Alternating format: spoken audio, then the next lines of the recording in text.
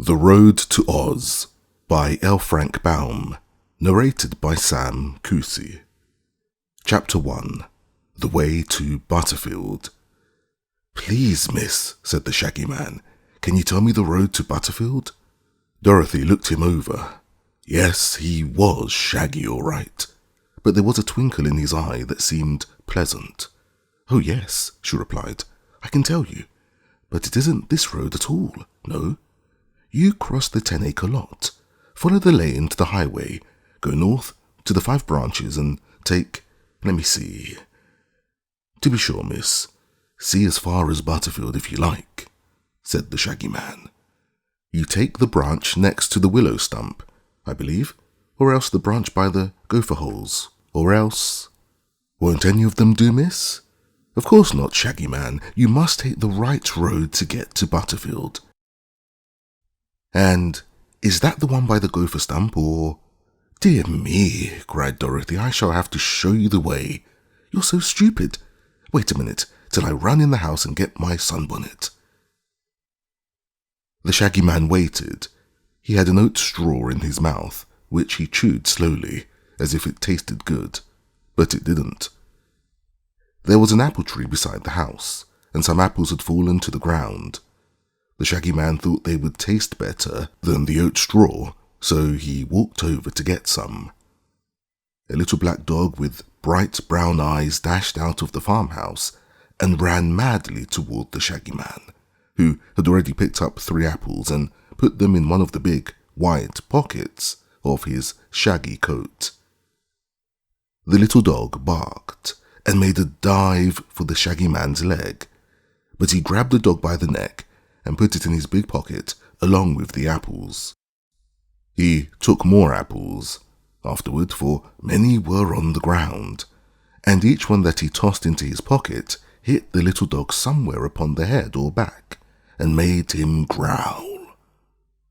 The little dog's name was Toto, and he was sorry he had been put in the Shaggy Man's pocket. Pretty soon, Dorothy came out of the house with her sunbonnet, and she called out, "Come on, Shaggy Man, if you want me to show you the road to Butterfield." She climbed the fence into the 10-acre lot, and he followed her, walking slowly and stumbling over the little hillocks in the pasture as if he was thinking of something else and did not notice them. "My, but you're clumsy," said the little girl. "Are your feet tired?" "No, miss, it's my whiskers. They tire very easily this warm weather," said he. "I wish it would snow, don't you?" "Of course not, Shaggy Man," replied Dorothy, giving him a severe look. "If it snowed in August, it would spoil the crop and the oats and the wheat, and then Uncle Henry wouldn't have any crops, and that would make him poor, and—" "Never mind," said the Shaggy Man. "It won't snow, I guess. Is this the lane?" "Yes," replied Dorothy, climbing another fence. "I'll go as far as the highway with you." "Thank you, miss. You're very kind for your size, I'm sure," said he gratefully. "It isn't everyone who knows the road to Butterfield," Dorothy remarked as she tripped along the lane, "but I've driven there many a time with Uncle Henry, and so I believe I could find it blindfolded." "Don't do that, miss," said the Shaggy Man earnestly. "You might make a mistake." "I won't," she answered, laughing. "Here's the highway. Now it's the the 3rd turn to the left, or else it's the 4th. Let's see. The first one is by the elm tree, and the second is by the gopher holes, and then—" "Then what?" he inquired, putting his hand in his coat pockets. Toto grabbed a finger and bit it. The Shaggy Man took his hand out of his pocket quickly and said, "Oh!" Dorothy did not notice. She was shading her eyes from the sun with her arm, looking anxiously down the road. "Come on," she commanded. "It's only a little way farther, so I may as well show you." After a while they came to the place where 5 roads branched in different directions. Dorothy pointed to one and said, "That's it, Shaggy Man." "I'm much obliged, miss," he said, and started along another road. "Not that one," she cried. "You're going wrong." He stopped. "I thought you said That other was the road to Butterfield, said he, running his fingers through his shaggy whiskers in a puzzled way. So it is, but I don't want to go to Butterfield, miss. You don't? Of course not. I wanted you to show me the road, so I shouldn't go there by mistake. Oh, where do you want to go then? I'm not particular, miss. This answer astonished the little girl, and it made her provoked too to think she had taken all this trouble for nothing. There are a good many roads here, observed the Shaggy Man, turning slowly around like a human windmill. Seems to me a person could almost go anywhere from this place. Dorothy turned around too and gazed in surprise. There were a good many roads, more than she had ever seen before. She tried to count them, knowing there ought to be 5, but when she had counted 17, she grew bewildered and stopped, for the roads were as many as the spokes of a wheel and ran in every direction from the place where they stood, so if she kept on counting she was likely to count some of the roads twice. Dear me, she exclaimed, there used to be only 5 roads, highway and all. And now, why, where's the highway, Shaggy Man? Can't say, miss, he responded, sitting down upon the ground as if tired with standing. Wasn't it here a minute ago? I thought so, she answered, greatly perplexed. And I saw the gopher holes too, and the dead stump, but they're not here now. These roads are all strange, and what a lot of them there are. Where do you suppose they all go to? Roads, observed the Shaggy Man, don't go anywhere. They stay in one place, so folks can walk on them. He put his hand in his side pocket and drew out an apple, quick, before Toto could bite him again. The little dog got his head out this time and said, "Oh!" so loudly that it made Dorothy jump. "Oh, Toto," she cried, "where did you come from?" "I brought him along," said the Shaggy Man. "What for?" she said. "To guard these apples in my pocket, miss, so no one would steal them." With one hand, the Shaggy Man held the apple, which he began eating, while with the other hand he pulled Toto out of his pocket and dropped him to the ground. Of course, Toto made for Dorothy at once, barking joyfully at his release from the dark pocket. When the child had patted his head lovingly, he sat down before her, his red tongue hanging out one side of his mouth, and looked up into her face, with his bright brown eyes, as if asking her what they should do next. Dorothy didn't know. She looked around her anxiously for some familiar landmark, but everything was strange. Between the branches of the many roads were green meadows and a few shrubs and trees, but she couldn't see anywhere the farmhouse from which she had just come, or anything she had ever seen before, except the Shaggy Man and Toto. Besides this, she had turned around and around so many times, trying to find out where she was, that now she couldn't even tell which direction the farmhouse ought to be in, and this began to worry her and make her feel anxious. "I'm afraid, Shaggy Man," she said, with a sigh, "that we're lost." "That's nothing to be afraid of," he replied, throwing away the core of his apple and beginning to eat another one. "Each of these roads must lead somewhere, or it wouldn't be here. So what does it matter?" "I want to go home," she said. "Well, why don't you?" said he. "I don't know which road to take." "That is too bad," he said, shaking his shaggy head gravely. "I wish I could help you, but I can't. I'm a stranger in these parts." "Seems as if I were too," she said, sitting down beside him. "It's funny. A few minutes ago I was home, and I just came to show you the way to Butterfield, so I shouldn't make a mistake and go there. And now I'm lost myself and don't know how to get home." "Have an apple," suggested the Shaggy Man, handing her one with pretty red cheeks. "I'm not hungry," said Dorothy, pushing it away. "But you may be tomorrow. Then you'll be sorry you didn't eat the apple," said he. "If I am, I'll eat the apple then," promised Dorothy. Perhaps there won't be any apple then, he returned, beginning to eat the red-cheeked one himself. Dogs sometimes can find their way home better than people, he went on. Perhaps your dog can lead you back to the farm. Will you, Toto? Asked Dorothy. Toto wagged his tail vigorously. All right, said the girl. Let's go home. Toto looked around a minute and dashed up one of the roads. Goodbye, Shaggy Man, called Dorothy, and ran after Toto. The little dog pranced briskly along for some distance when he turned around and looked at his mistress questioningly. Oh, don't expect me to tell you anything. I don't know the way, she said. You'll have to find it yourself. But Toto couldn't. He wagged his tail and sneezed and shook his ears and trotted back where they had left the Shaggy Man.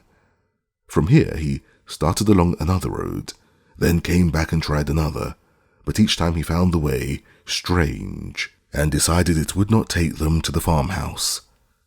Finally, when Dorothy had begun to tire with chasing after him, Toto sat down panting beside the Shaggy Man and gave up. Dorothy sat down too, very thoughtful. The little girl had encountered some queer adventures since she came to live at the farm, but this was the queerest of them all. To get lost in 15 minutes, so near to her home and in the unromantic state of Kansas, was an experience that fairly bewildered her. Will your folks worry?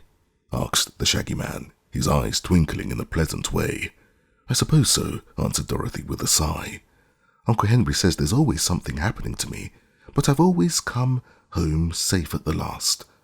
So perhaps he'll take comfort and think I'll come home safe this time. I'm sure you will, said the Shaggy Man, smilingly nodding at her. Good little girls never come to any harm, you know.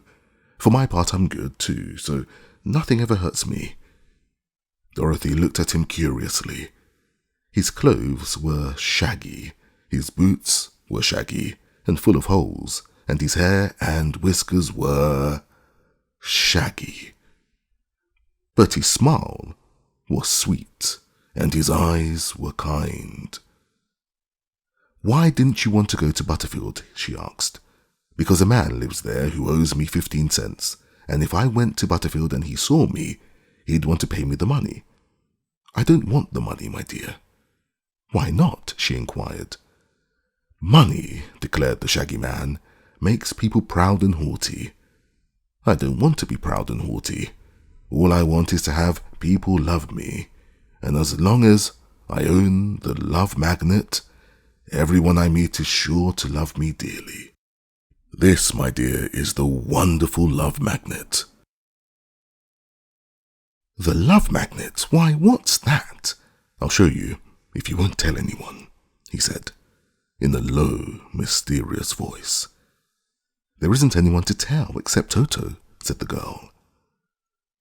The Shaggy Man searched in one pocket carefully, and in another pocket, and in a third. At last he drew out a small parcel wrapped in a crumpled paper and tied with a cotton string. He unwound the string, opened the parcel, and took out a bit of metal shaped like a horseshoe. It was dull and brown, and not very pretty. This, my dear, said he impressively, is the wonderful love magnet.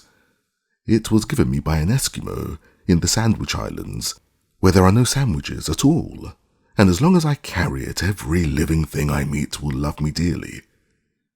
Why didn't the Eskimo keep it? She asked, looking at the magnet with interest.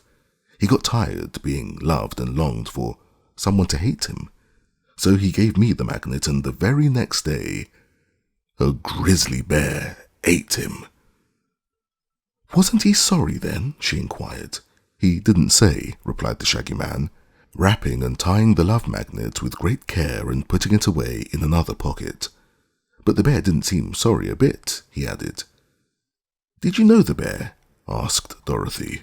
Yes, we used to play ball together in the Caviar Islands. The bear loved me because I had the love magnet. I couldn't blame him for eating the Eskimo because it was his nature to do so. Once, said Dorothy, I knew a hungry tiger who longed to eat fat babies because it was his nature too, but he never ate any because he had a conscience.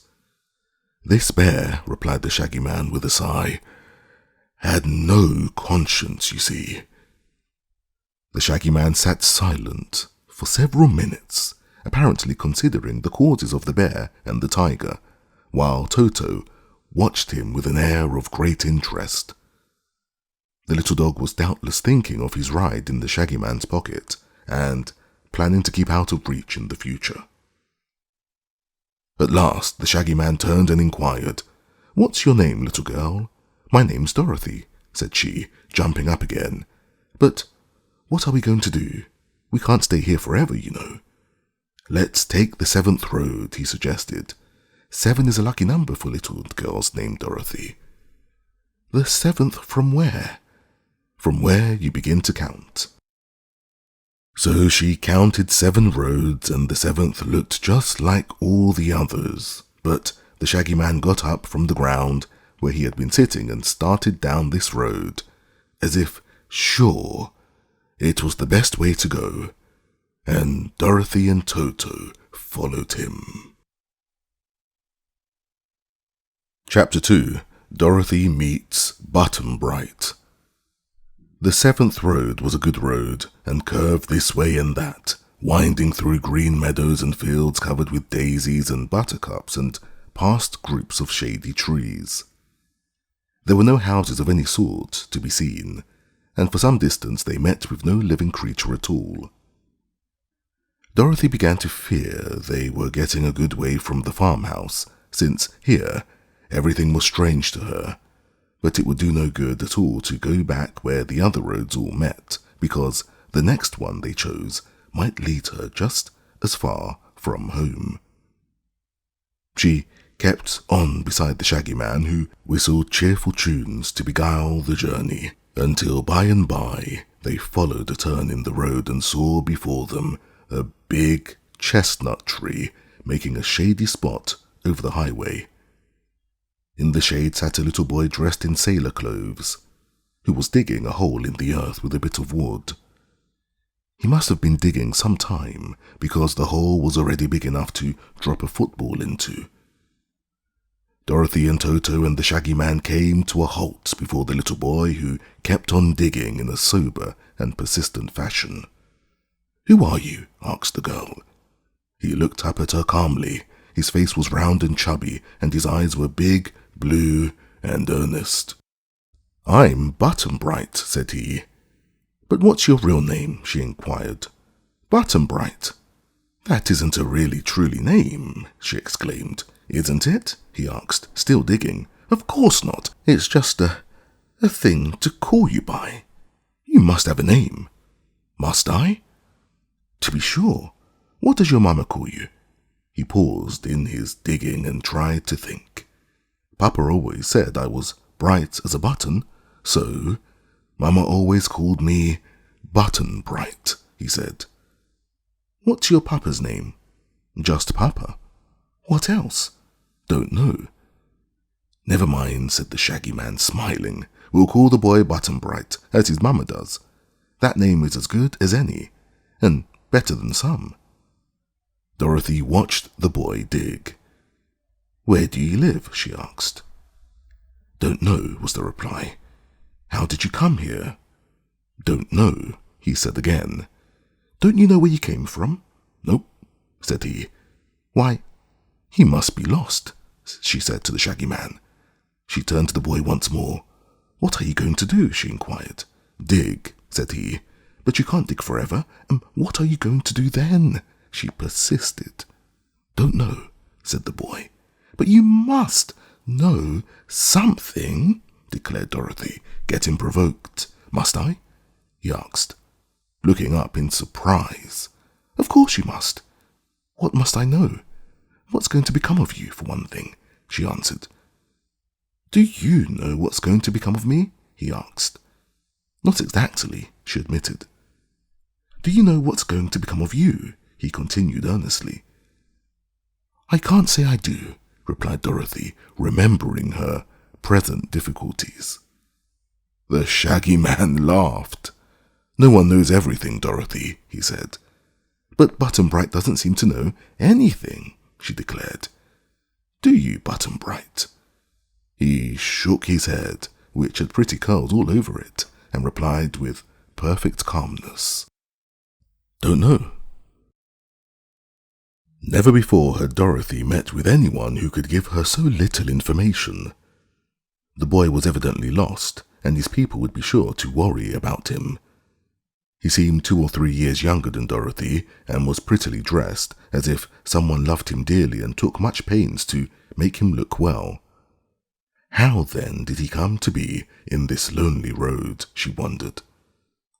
Near Button-Bright on the ground lay a sailor hat with a gilt anchor on the band. His sailor trousers were long and wide at the bottom, and the broad collar of his blouse had gold anchors sewed on its corners. The boy was still digging at the hole. Have you ever been to sea? Asked Dorothy. To see what? Answered Button-Bright. I mean, have you ever been where there's water? Yes, said Button-Bright. There's a well in our backyard. You don't understand, cried Dorothy. I mean, have you ever been on a big ship, floating on the big ocean? Don't know, said he. Then why do you wear sailor clothes? Don't know, he answered again. Dorothy was in despair. You're just awful stupid, Button-Bright, she said. Am I? He asked. Yes, you are. Why? Looking up at her with big eyes. She was going to say, don't know, but stopped herself in time. That's for you to answer, she replied. It's no use asking Button-Bright questions, said the Shaggy Man, who had been eating another apple. But someone ought to take care of the poor little chap, don't you think? So he'd better come along with us. Toto had been looking with great curiosity into the hole which the boy was digging, and growing more and more excited every minute, perhaps thinking that Button-Bright was after some wild animal. The little dog began barking loudly and jumped into the hole himself, where he began to dig with his tiny paws, making the earth fly in all directions. It spattered over the boy. Dorothy seized him and raised him to his feet, brushing his clothes with her hand. Stop that, Toto, she called. There aren't any mice or woodchucks in that hole, so don't be foolish. Toto stopped, sniffed at the hole suspiciously, and jumped out of it, wagging his tail as if he had done something important. Well, said the Shaggy Man, let's start on, or we won't get anywhere before night comes.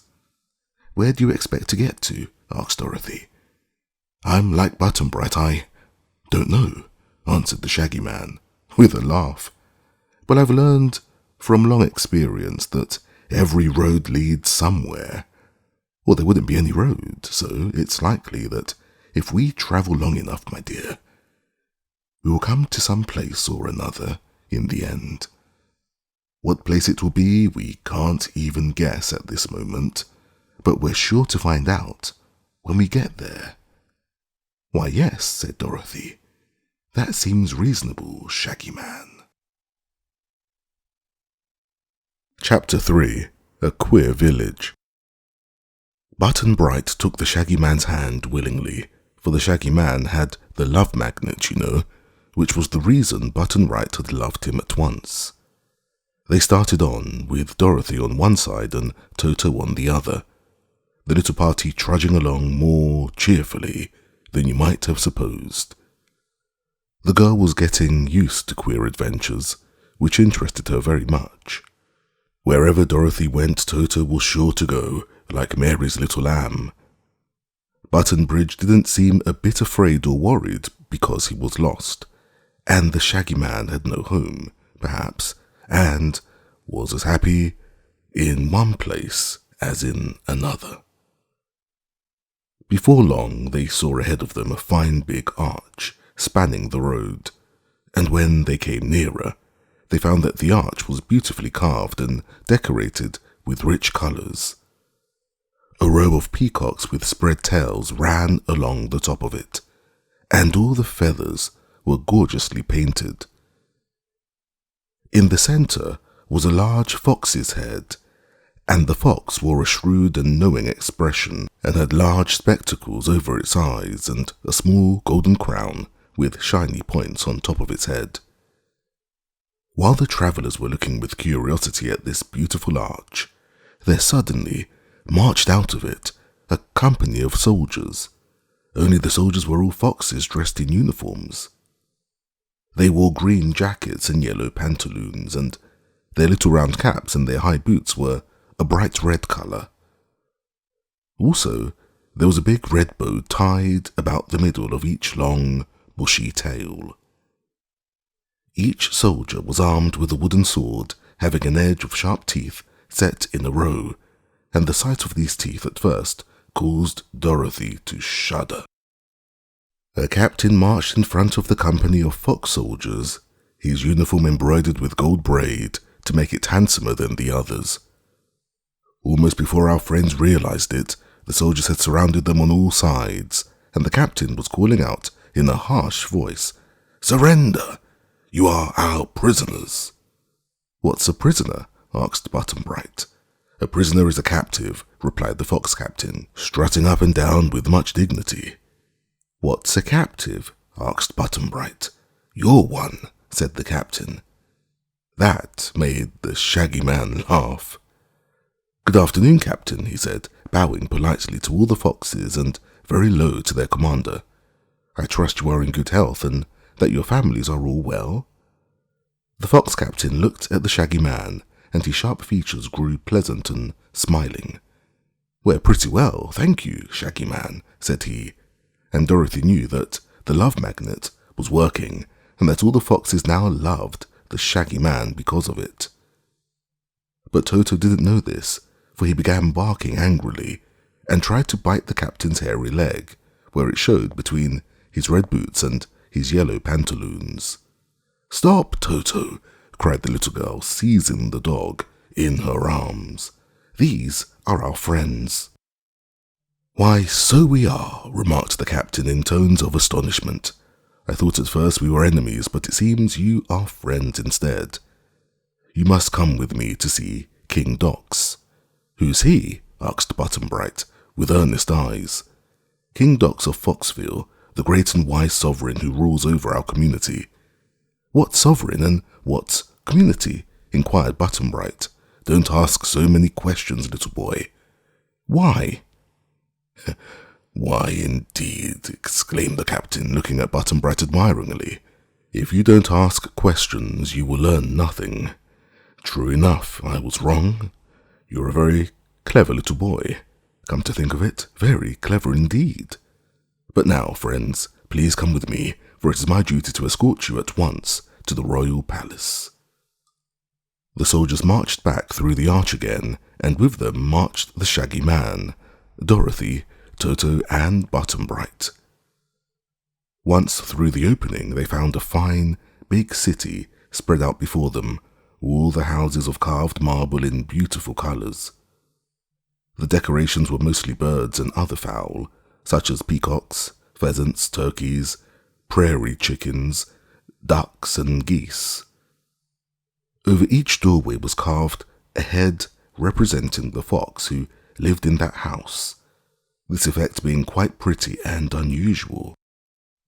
As our friends marched along, some of the foxes came out on the porches and balconies to get a view of the strangers. These foxes were all handsomely dressed, the girl foxes and women foxes wearing gowns of feathers woven together effectively and coloured in bright hues which Dorothy thought were quite artistic and decidedly attractive. Button-Bright stared until his eyes were big and round, and he would have stumbled and fallen more than once had not the Shaggy Man grasped his hand tightly. They were all interested, and Toto was so excited he wanted to bark every minute and to chase and fight every fox he caught sight of. But Dorothy held his little wiggling body fast in her arms and commanded him to be good and behave himself. So he finally quieted down, like a wise doggy, deciding there were too many foxes in Foxville to fight at one time. By and by, they came to a big square, and in the centre of the square stood the royal palace. Dorothy knew it at once because it had over its great door the carved head of a fox, just like the one she had seen on the arch, and this fox was the only one who wore a golden crown. There were many fox soldiers guarding the door, but they bowed to the captain and admitted him without question. The captain led them through many rooms, where richly dressed foxes were sitting on beautiful chairs or sipping tea, which was being passed around by fox servants in white aprons. They came to a big doorway covered with heavy curtains of cloth of gold. Beside this doorway stood a huge drum. The fox captain went to this drum and knocked his knees against it, first one knee and then the other, so that the drum said, "Boom, boom." "You must all do exactly what I do," ordered the captain. So the Shaggy Man pounded the drum with his knees, and so did Dorothy, and so did Button-Bright. The boy wanted to keep on pounding it with his little fat knees, because he liked the sound of it, but the captain stopped him. Toto couldn't pound the drum with his knees, and he didn't know enough to wag his tail against it, so Dorothy pounded the drum for him, and that made him bark, and when the little dog barked, the fox captain scowled. The golden curtains drew back far enough to make an opening, through which marched the captain with the others. The broad, long room they entered was decorated in gold with stainless glass windows of splendid colours. In the centre of the room, upon a richly carved golden throne, sat the Fox King, surrounded by a group of other foxes, all of whom wore great spectacles over their eyes, making them look solemn and important. Dorothy knew the king at once because she had seen his head carved on the arch and over the doorway of the palace. Having met with several other kings in her travels, she knew what to do and at once made a low bow before the throne. The Shaggy Man bowed too, and Button-Bright bobbed his head and said, "Hello." "Most wise and noble potentate of Foxville," said the captain, addressing the king in a pompous voice, "I humbly beg to report that I found these strangers on the road leading to your foxy majesty's dominions, and have therefore brought them before you, as is my duty." So, said the king, looking at them keenly. "What brought you here, strangers?" "Our legs, may it please your royal hairiness," replied the Shaggy Man. "What is your business here?" was the next question. "To get away as soon as possible," said the Shaggy Man. The king did not know about the magnet, of course, but it made him love the Shaggy Man at once. "Do just as you please about going away," he said, "but I'd like to show you the sights of my city, and to entertain your party while you are here. We feel highly honoured to have little Dorothy with us, I assure you, and we appreciate her kindness in making us a visit. For whatever country Dorothy visits is sure to become famous." This speech greatly surprised the little girl, who asked, "How did your majesty know my name?" "Why, everyone knows you, my dear," said the Fox King. "Don't you realize that? You are quite an important personage since Princess Ozma of Oz made you her friend. Do you know Ozma?" she asked, wondering. "I regret to say that I do not," he answered sadly, "but I hope to meet her soon. You know the Princess Ozma is to celebrate her birthday on the 21st of this month." "Is she?" said Dorothy. "I didn't know that." "Yes. It is to be the most brilliant royal ceremony ever held in any city in Fairyland, and I hope you will try to get me an invitation." Dorothy thought a moment. "I'm sure Ozma would invite you if I asked her," she said. "But how could you get to the Land of Oz and the Emerald City? It's a good way from Kansas." "Kansas!" he exclaimed, surprised. "Why, yes, we are in Kansas now, aren't we?" she returned. "What a queer notion," cried the Fox King, beginning to laugh. "Whatever made you think this is Kansas?" I left Uncle Henry's farm only about 2 hours ago, that's the reason, she said, rather perplexed. But tell me, my dear, did you ever see so wonderful a city as Foxville in Kansas? He questioned. No, Your Majesty. And haven't you travelled from Oz to Kansas in less than half a jiffy, by means of the silver shoes and the magic belt? Yes, Your Majesty, she acknowledged. Then, why do you wonder that an hour or two could bring you to Foxville, which is nearer to Oz than it is to Kansas? Dear me, exclaimed Dorothy. Is this another fairy adventure? It seems to be, said the Fox King, smiling. Dorothy turned to the Shaggy Man, and her face was grave and reproachful. Are you a magician, or a fairy in disguise? She asked. Did you enchant me when you asked the way to Butterfield? The Shaggy Man looked and shook his head. Whoever heard of a shaggy fairy? He replied. No, Dorothy, my dear, I'm not to blame for this journey in any way, I assure you. There's been something strange about me ever since I owned the love magnet, but I don't know what it is any more than you do. I didn't try to get you away from home at all. If you want to find your way back to the farm, I'll go with you willingly and do my best to help you. Never mind, said the little girl thoughtfully. There isn't so much to see in Kansas as there is here, and I guess Aunt Em won't be very much worried. That is, if I didn't stay away too long. That's right, declared the Fox King, nodding approval. Be contented with your lot, whatever it happens to be, if you are wise.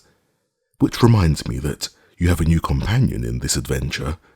He looks very clever and bright.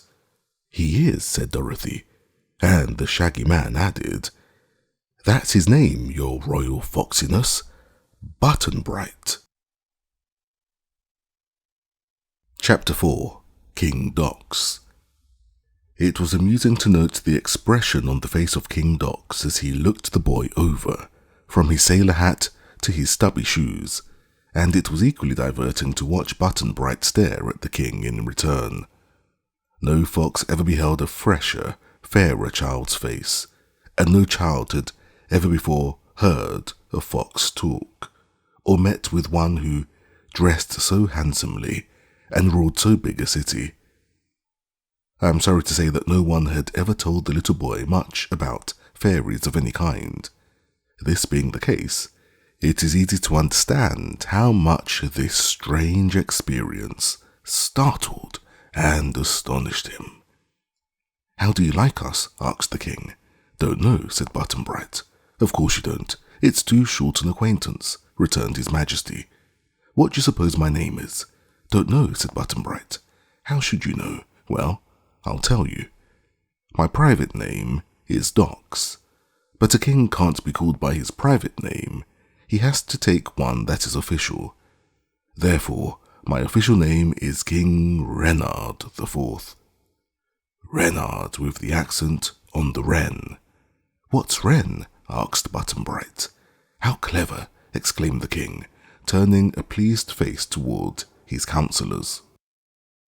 This boy is indeed remarkably bright. What's Ren? He asks. And of course Ren is nothing at all by itself. Yes, he is very bright indeed.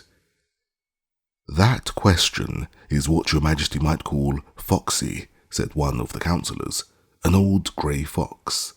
So it is, declared the king. Turning again to Button-Bright, he asked, Having told you my name, what would you call me? King Dox, said the boy. Why? 'Cause Ren's nothing at all, was the reply. Good, very good indeed. You certainly have a brilliant mind. Do you know why 2 and 2 make 4? No, said Button-Bright. Clever, clever indeed. Of course you don't know. Nobody knows why. We only know it's so, and we can't tell why it's so. Button-Bright, those curls and blue eyes do not go well with so much wisdom. They make you look too youthful and hide your real cleverness. Therefore, I will do you a great favour. I will confer upon you the head of a fox, so that you may hereafter look as bright as you really are. As he spoke, The king waved his paw toward the boy, and at once the pretty curls and fresh round face and big blue eyes were gone, while in their place a fox's head appeared upon Button-Bright's shoulders, a hairy head with a sharp nose, pointed ears, and keen little eyes. "Oh, don't do that," cried Dorothy, shrinking back from her transformed companion, with a shocked and dismayed face. "Too late, my dear, it's done.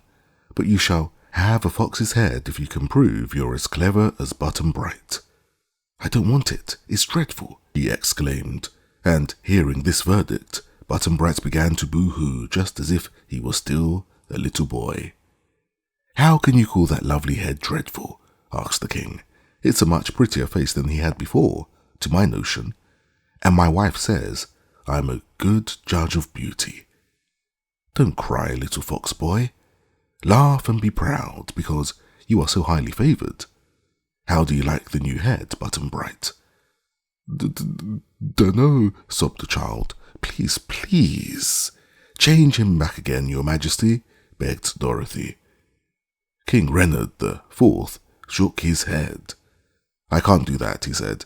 "I haven't the power, even if I wanted to. No, Button-Bright must wear his fox head, and he'll be sure to love it dearly as soon as he gets used to it."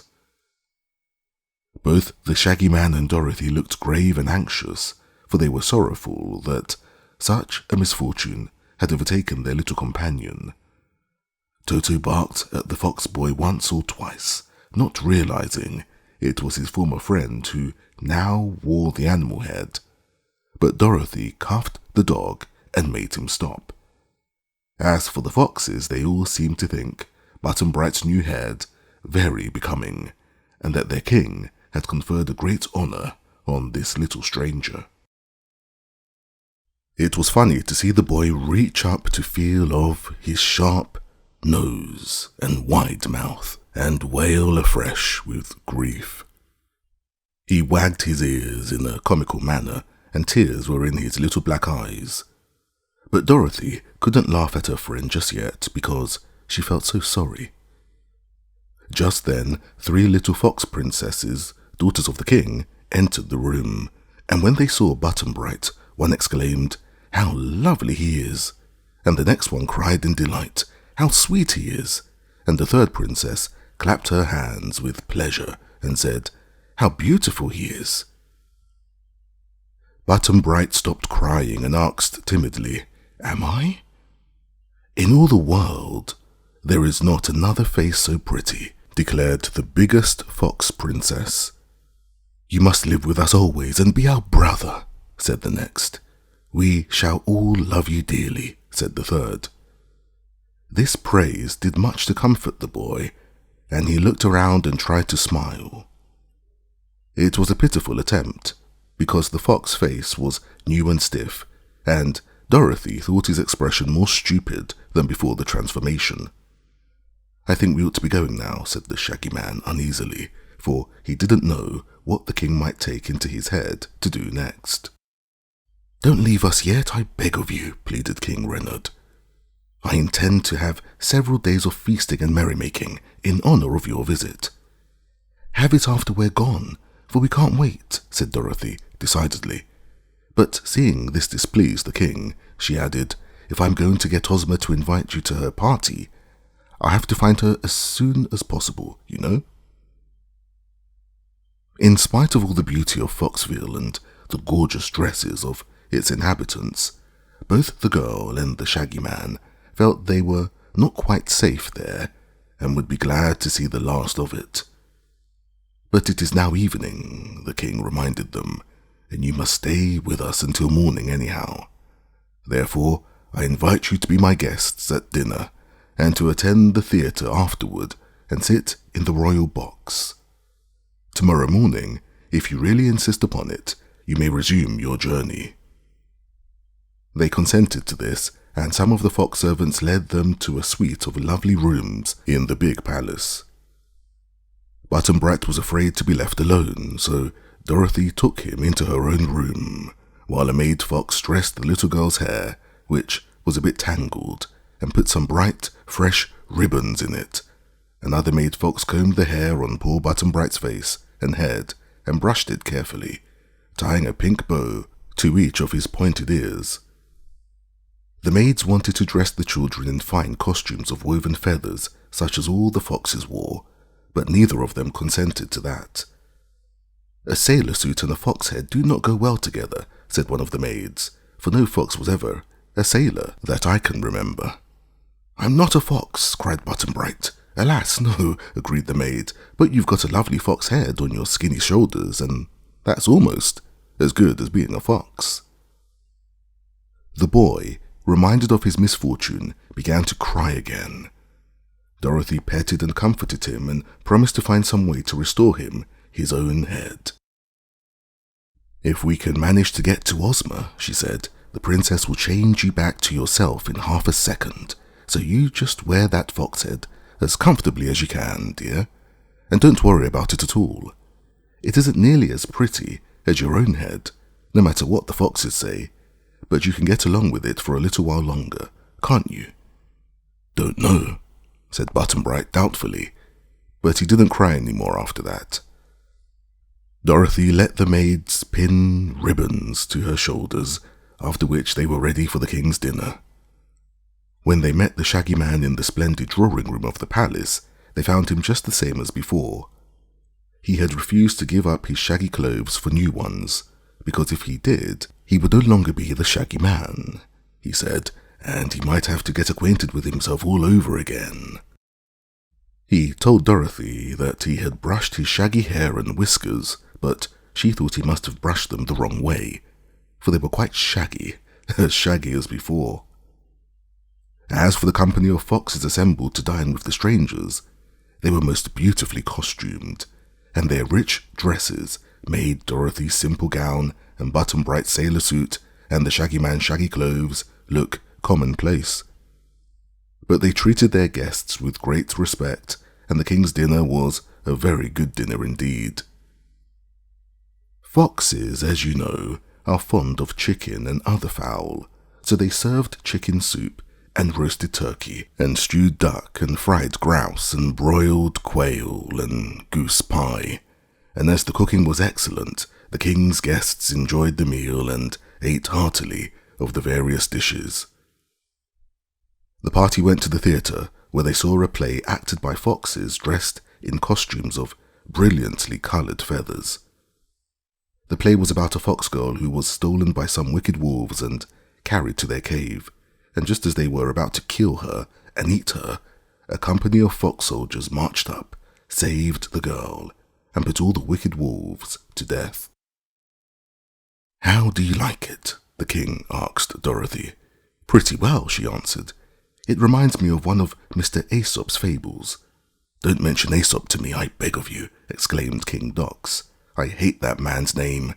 He wrote a good deal about foxes, but always made them out cruel and wicked, whereas we are gentle and kind, as you may see." "But his fables showed you to be wise and clever, and more shrewd than other animals," said the Shaggy Man thoughtfully. "So we are. There is no question about our knowing more than men do," replied the king proudly. "But we employ our wisdom to do good instead of harm, so that horrid Aesop did not know what he was talking about." They did not like to contradict him, because they felt he ought to know the nature of foxes better than men did, so they sat still and watched the play, and Button-Bright became so interested that, for the time, he forgot he wore a fox head. Afterward they went back to the palace and slept in soft beds stuffed with feathers, for the foxes raised many fowl for food, and used their feathers for clothing and to sleep upon. Dorothy wondered why the animals living in Foxville did not wear just their own hairy skins, as wild foxes do. When she mentioned it to King Dox, he said they clothed themselves because they were civilized. "But you were born without clothes," she observed, "and you don't seem to me to need them." "So were human beings born without clothes," he replied, "and until they became civilized, they wore only their natural skins. But to become civilized means to dress as elaborately and prettily as possible, and to make a show of your clothes so your neighbours will envy you. And for that reason, both civilized foxes and civilized human beings spent most of their time dressing themselves. I don't, declared the Shaggy Man. That is true, said the king, looking at him carefully, but perhaps you are not civilized. After a sound sleep and a good night's rest, they had their breakfasts with the king, and then bade his majesty goodbye. You've been kind to us, except poor Button-Bright, said Dorothy, and we've had a nice time in Foxville. Then, said King Dox, perhaps you'll be good enough to get me an invitation to Princess Ozma's birthday celebration. I'll try, she promised, if I see her in time. It's on the 21st, remember, he continued. And if you'll just see that I'm invited, I'll find a way to cross the dreadful desert into the marvelous land of Oz.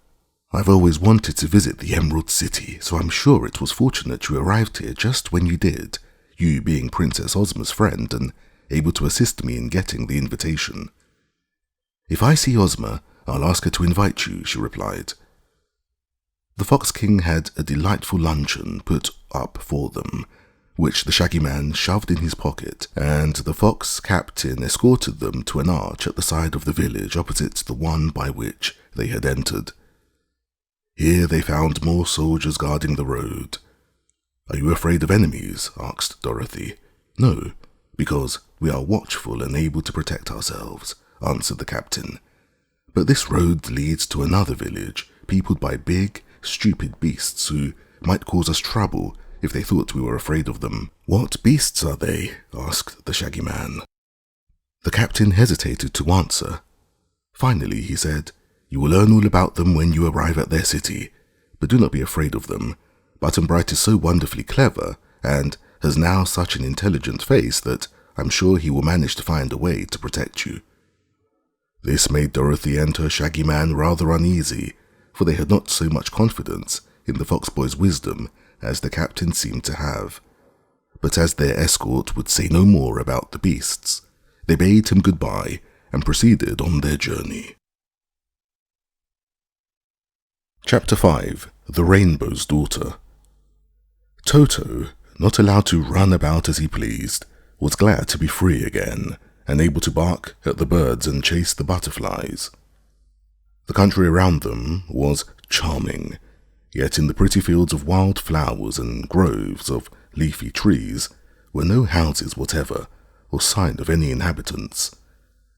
Birds flew through the air, and cunning white rabbits darted amongst the tall grasses and green bushes. Dorothy noticed even the ants toiling busily along the roadway, bearing gigantic loads of clover seed, but of people there were none at all. They walked briskly on for an hour or two, for even little Button-Bright was a good walker and did not tire easily. At length, as they turned a curve in the road, they beheld just before them a curious sight. A little girl, radiant and beautiful, shapely as a fairy and exquisitely dressed, was dancing gracefully in the middle of the lonely road, whirling slowly this way and that, her dainty feet twinkling in sprightly fashion. She was clad in flowing, fluffy robes of soft material that reminded Dorothy of woven cobwebs, only it was coloured in soft tintings of violet, rose, topaz, olive, azure, and white mingled together most harmoniously in stripes which melted one into the other with soft blendings. Her hair was like spun gold and floated around her in a cloud, no strand being fastened or confined by either pin or ornament or ribbon. Filled with wonder and admiration, our friends approached and stood watching this fascinating dance. The girl was no taller than Dorothy, although more slender, nor did she seem any older than our little heroine.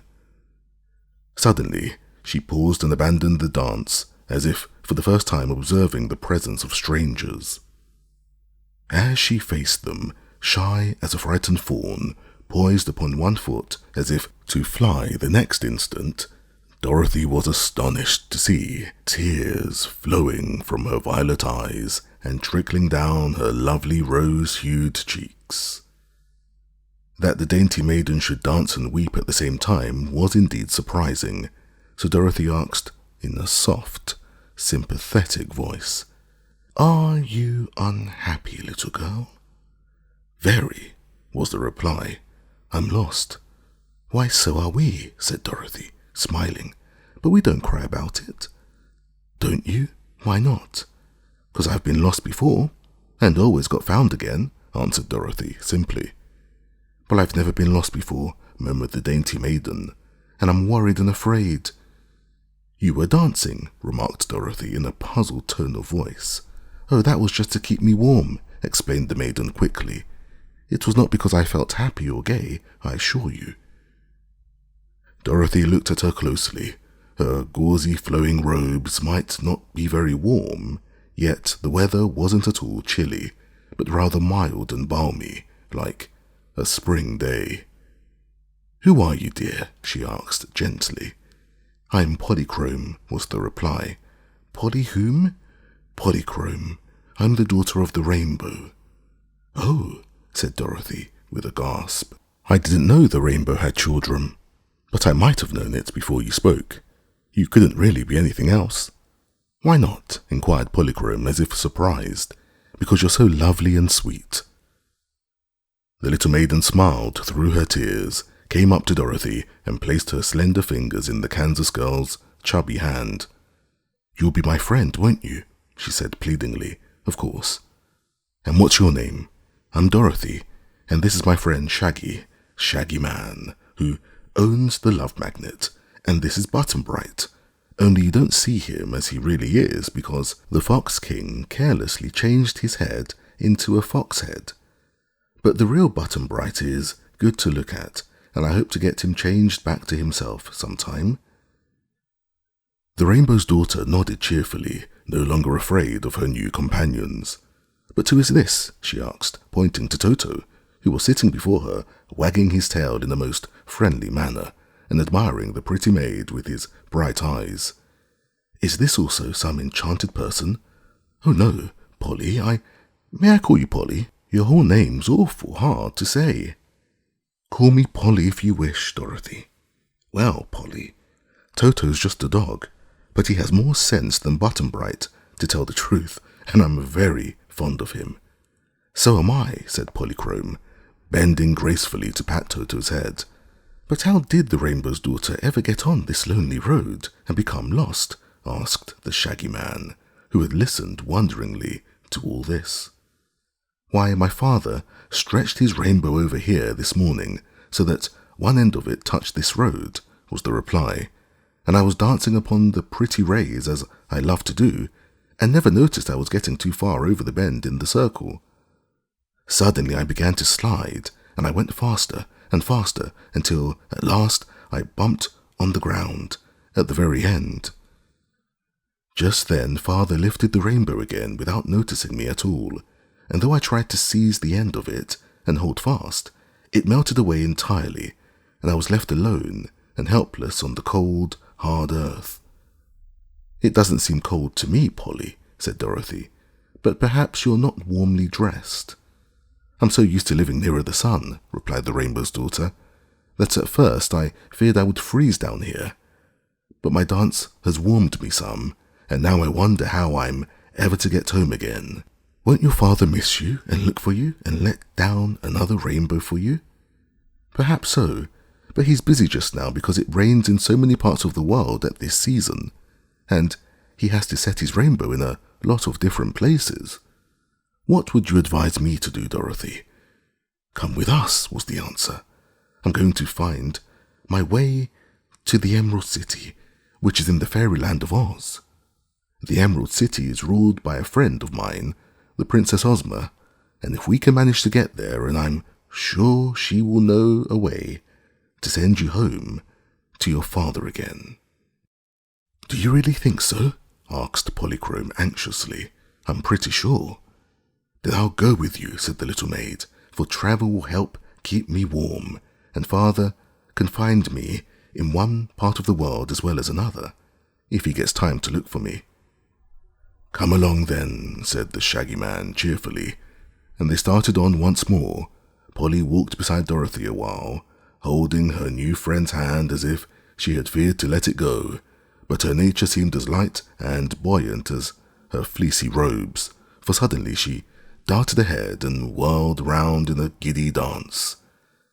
Then she tripped back to them with sparkling eyes and smiling cheeks, having regained her usual happy mood and forgotten all her worry about being lost. They found her a charming companion, and her dancing and laughter, for she laughed at times like the tinkling of a silver bell, did much to enliven their journey and keep them contented. Chapter 6. The City of Beasts. When noon came, they opened the Fox King's basket of luncheon and found a nice roasted turkey with cranberry sauce and some slices of bread and butter. As they sat on the grass by the roadside, the Shaggy Man cut up the turkey with his pocket knife and passed slices of it around. "Haven't you any dewdrops or mist cakes or cloud buns?" asked Polychrome longingly. "Of course not," replied Dorothy. "We eat solid things down here on the earth. But there is a bottle of cold tea. Try some, won't you?" The Rainbow's Daughter watched Button Bright devour one leg of the turkey.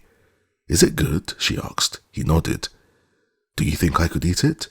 "Not this," said Button Bright. "But I mean another piece?" "Don't know," he replied.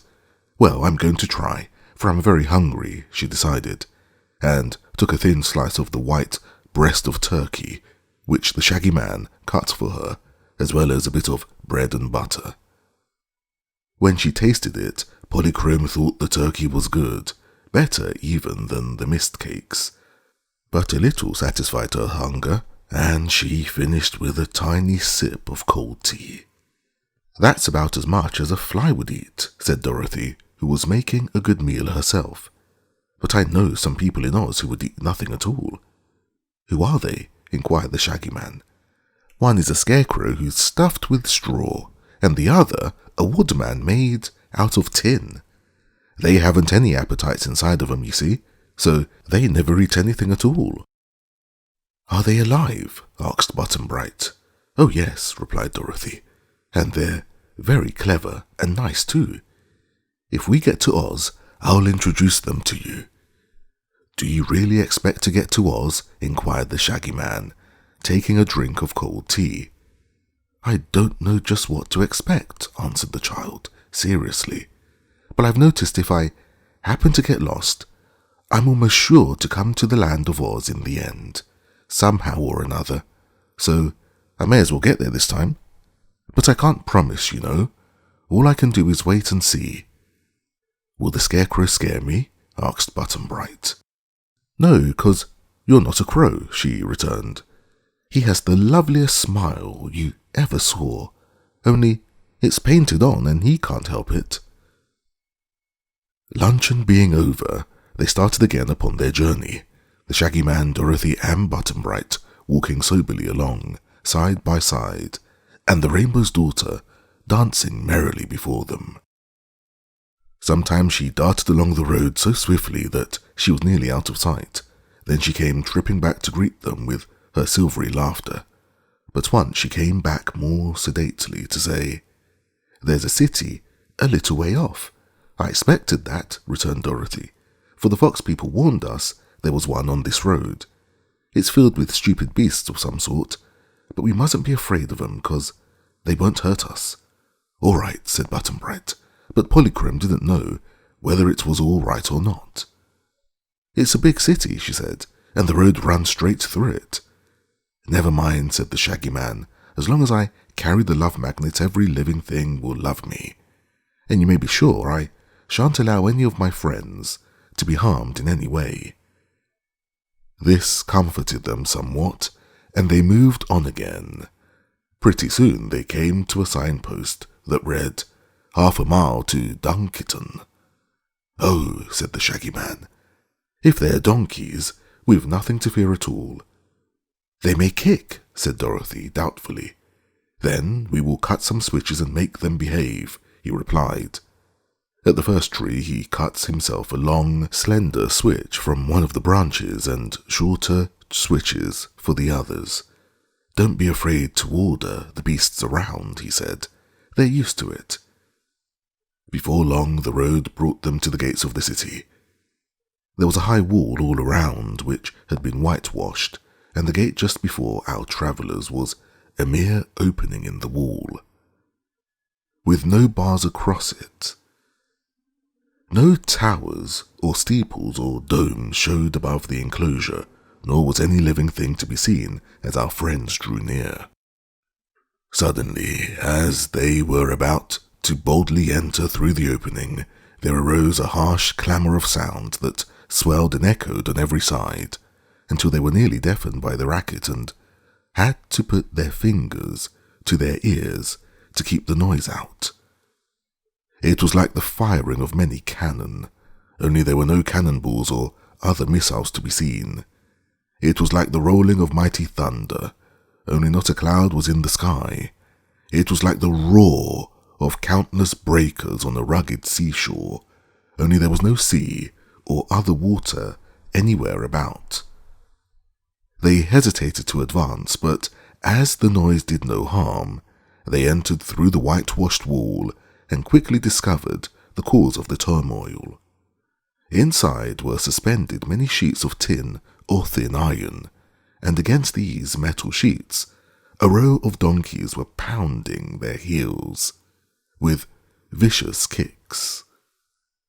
The Shaggy Man ran up to the nearest donkey and gave the beast a sharp blow with his switch. "Stop that noise," he shouted, and the donkey stopped kicking the metal sheet and turned its head to look with surprise at the Shaggy Man. He switched the next donkey and made him stop, and then the next, so that gradually the rattling of heels ceased and the awful noise subsided. The donkey stood in a group and eyed the strangers with fear and trembling. "What do you mean by making such a racket?" asked the Shaggy Man sternly. "We were scaring away the foxes," said one of the donkeys meekly. "Usually they run fast enough when they hear the noise, which makes them afraid."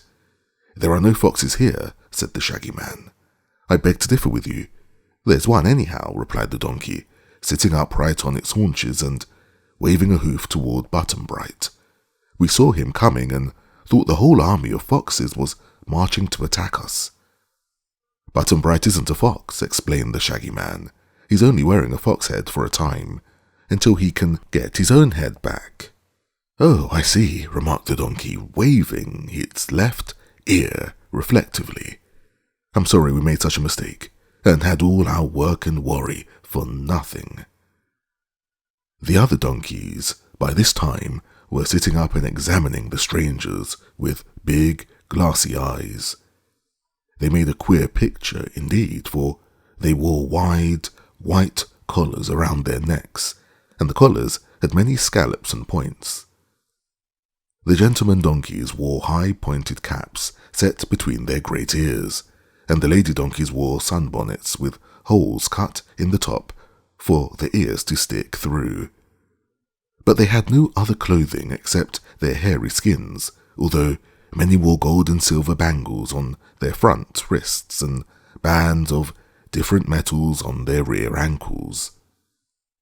When they were kicking, they had braced themselves with their front legs, but now they all stood or sat upright on their hind legs and used their front ones as arms. Having no fingers or hands, the beasts were rather clumsy, as you may guess, but Dorothy was surprised to observe how many things they could do with their stiff, heavy hoofs.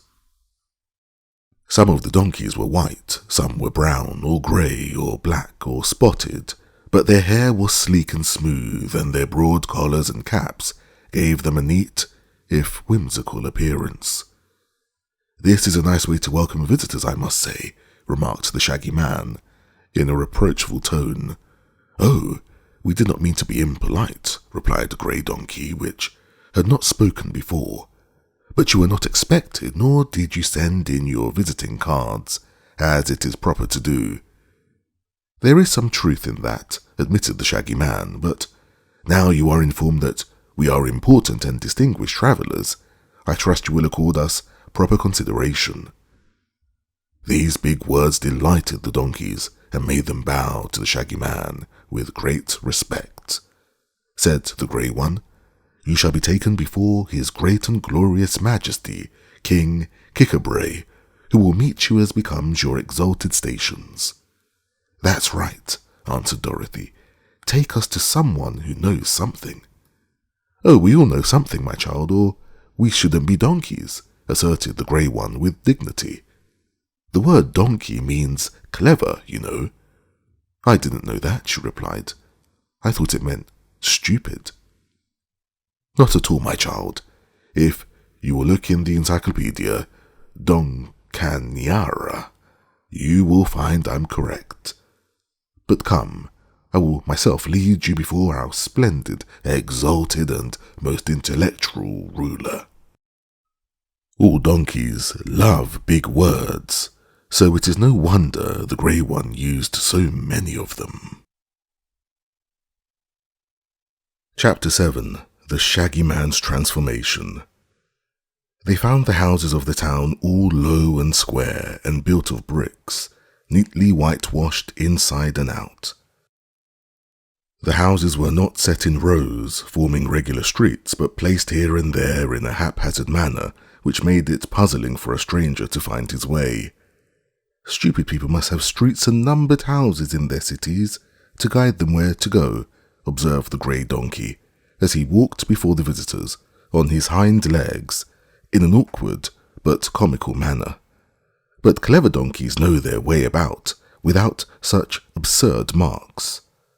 Moreover, a mixed city is much prettier than one with straight streets." Dorothy did not agree with this, but she said nothing to contradict it. Presently she saw a sign on a house that read, "Madame de Viker Hoofist," and she asked the conductor, "What's a hoofist, please?" "One who reads your fortune in your hoofs," replied the grey donkey. "Oh, I see," said the little girl. "You are quite civilized here." "Dunkerton," he replied, "is the center of the world's highest civilization." They came to a house where 2 youthful donkeys were whitewashing the wall, and Dorothy stopped a moment to watch them. They dipped the ends of their tails, which were much like paint brushes, into a pail of whitewash, backed up against the house, and wagged their tails right and left until the whitewash was rubbed on the wall, after which they dipped these funny brushes in the pail again and repeated the performance. "That must be fun," said Button-Bright. "No, it's work," replied the donkey, "but we make our youngsters do all the whitewashing to keep them out of mischief." "Don't they go to school?" asked Dorothy. "All donkeys are born wise," was the reply, "so the only school we need is the school of experience. Books are only fit for those who know nothing, and so are obliged to learn things from other people. In other words, the more stupid one is, the more he thinks he knows," observed the Shaggy Man. The grey donkey paid no attention to this speech because he had just stopped before a house which had painted over the doorway a pair of hoofs, with a donkey tail between them, and a rude crown and sceptre above. "I'll see if His Magnificent Majesty, King Kikabray, is at home," said he. He lifted his head and called, "Whew!" 3 times in a shocking voice, turning about and kicking with his heels against the panel of the door. For a time there was no reply. Then the door opened far enough to permit a donkey's head to stick out and look at them. It was a white head with big, awful ears and round, solemn eyes. "Have the foxes gone?" it asked in a trembling voice. "They haven't been here, most stupendous Majesty," replied the grey one. "The new arrivals proved to be travellers of distinction." "Oh," said the king, in a relieved tone of voice, "let them come in." He opened the door wide and the party marched into a big room, which Dorothy thought looked quite unlike a king's palace. There were mats of woven grasses on the floor and the place was clean and neat, But His Majesty had no other furniture at all, perhaps because he didn't need it. He squatted down in the centre of the room, and the little brown donkey ran and brought a big gold crown, which it placed on the monarch's head, and a golden staff, with a jewelled ball at the end of it, which the king held between his front hoofs as he sat upright. "Now then," said His Majesty, waving his long ears gently to and fro, "tell me why you are here, and what you expect me to do for you." He eyed Button-Bright rather sharply, as if afraid of the little boy's queer head, though it was the Shaggy Man who undertook to reply. "Most noble and supreme ruler of Dunkerton," he said, trying not to laugh in the solemn king's face, "we are strangers travelling through your dominions, and have entered your magnificent city, because the road led through it, and there was no way to go around.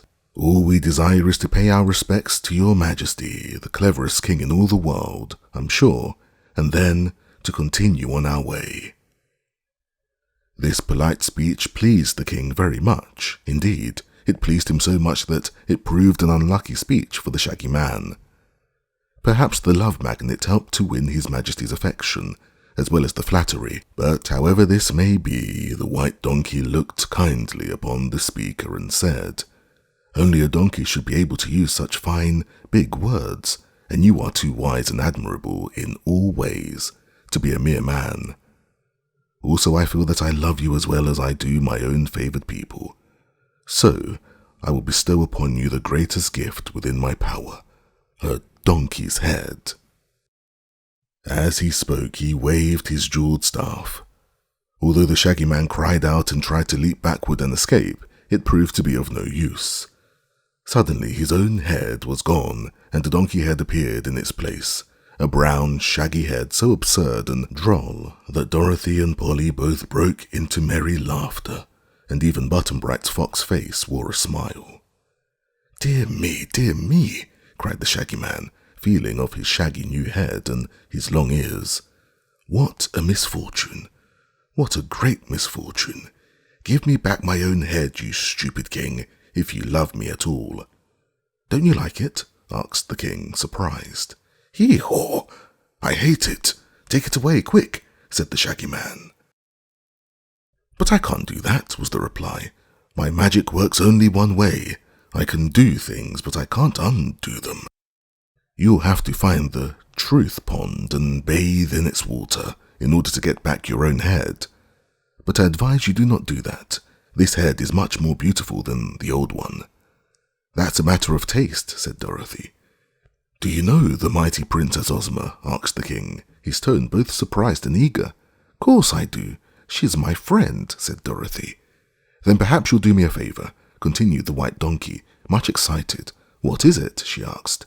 "Perhaps you can get me an invitation to Princess Ozma's birthday celebration, which will be the grandest royal function ever held in Fairyland. I'd love to go." "You deserve punishment rather than reward for giving me this dreadful head," said the Shaggy Man sorrowfully.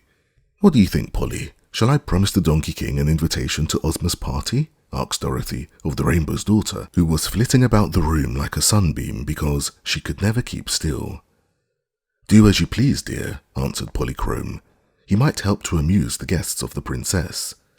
Then, if you will give us some supper and a place to sleep tonight, and let us get started on our journey early tomorrow morning," said Dorothy to the king, "I'll ask Ozma to invite you, if I happen to get to Oz."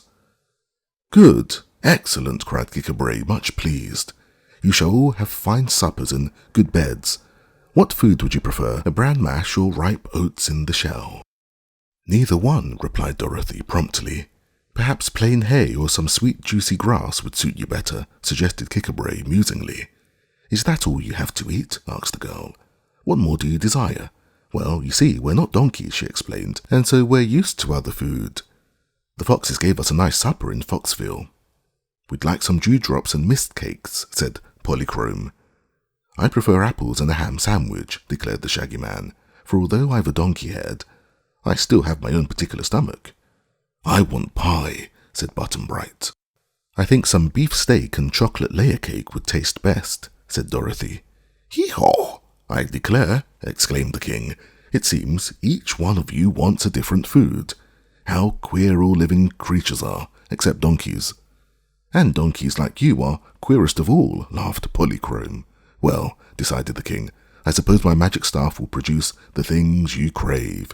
If you are lacking in good taste, it is not my fault.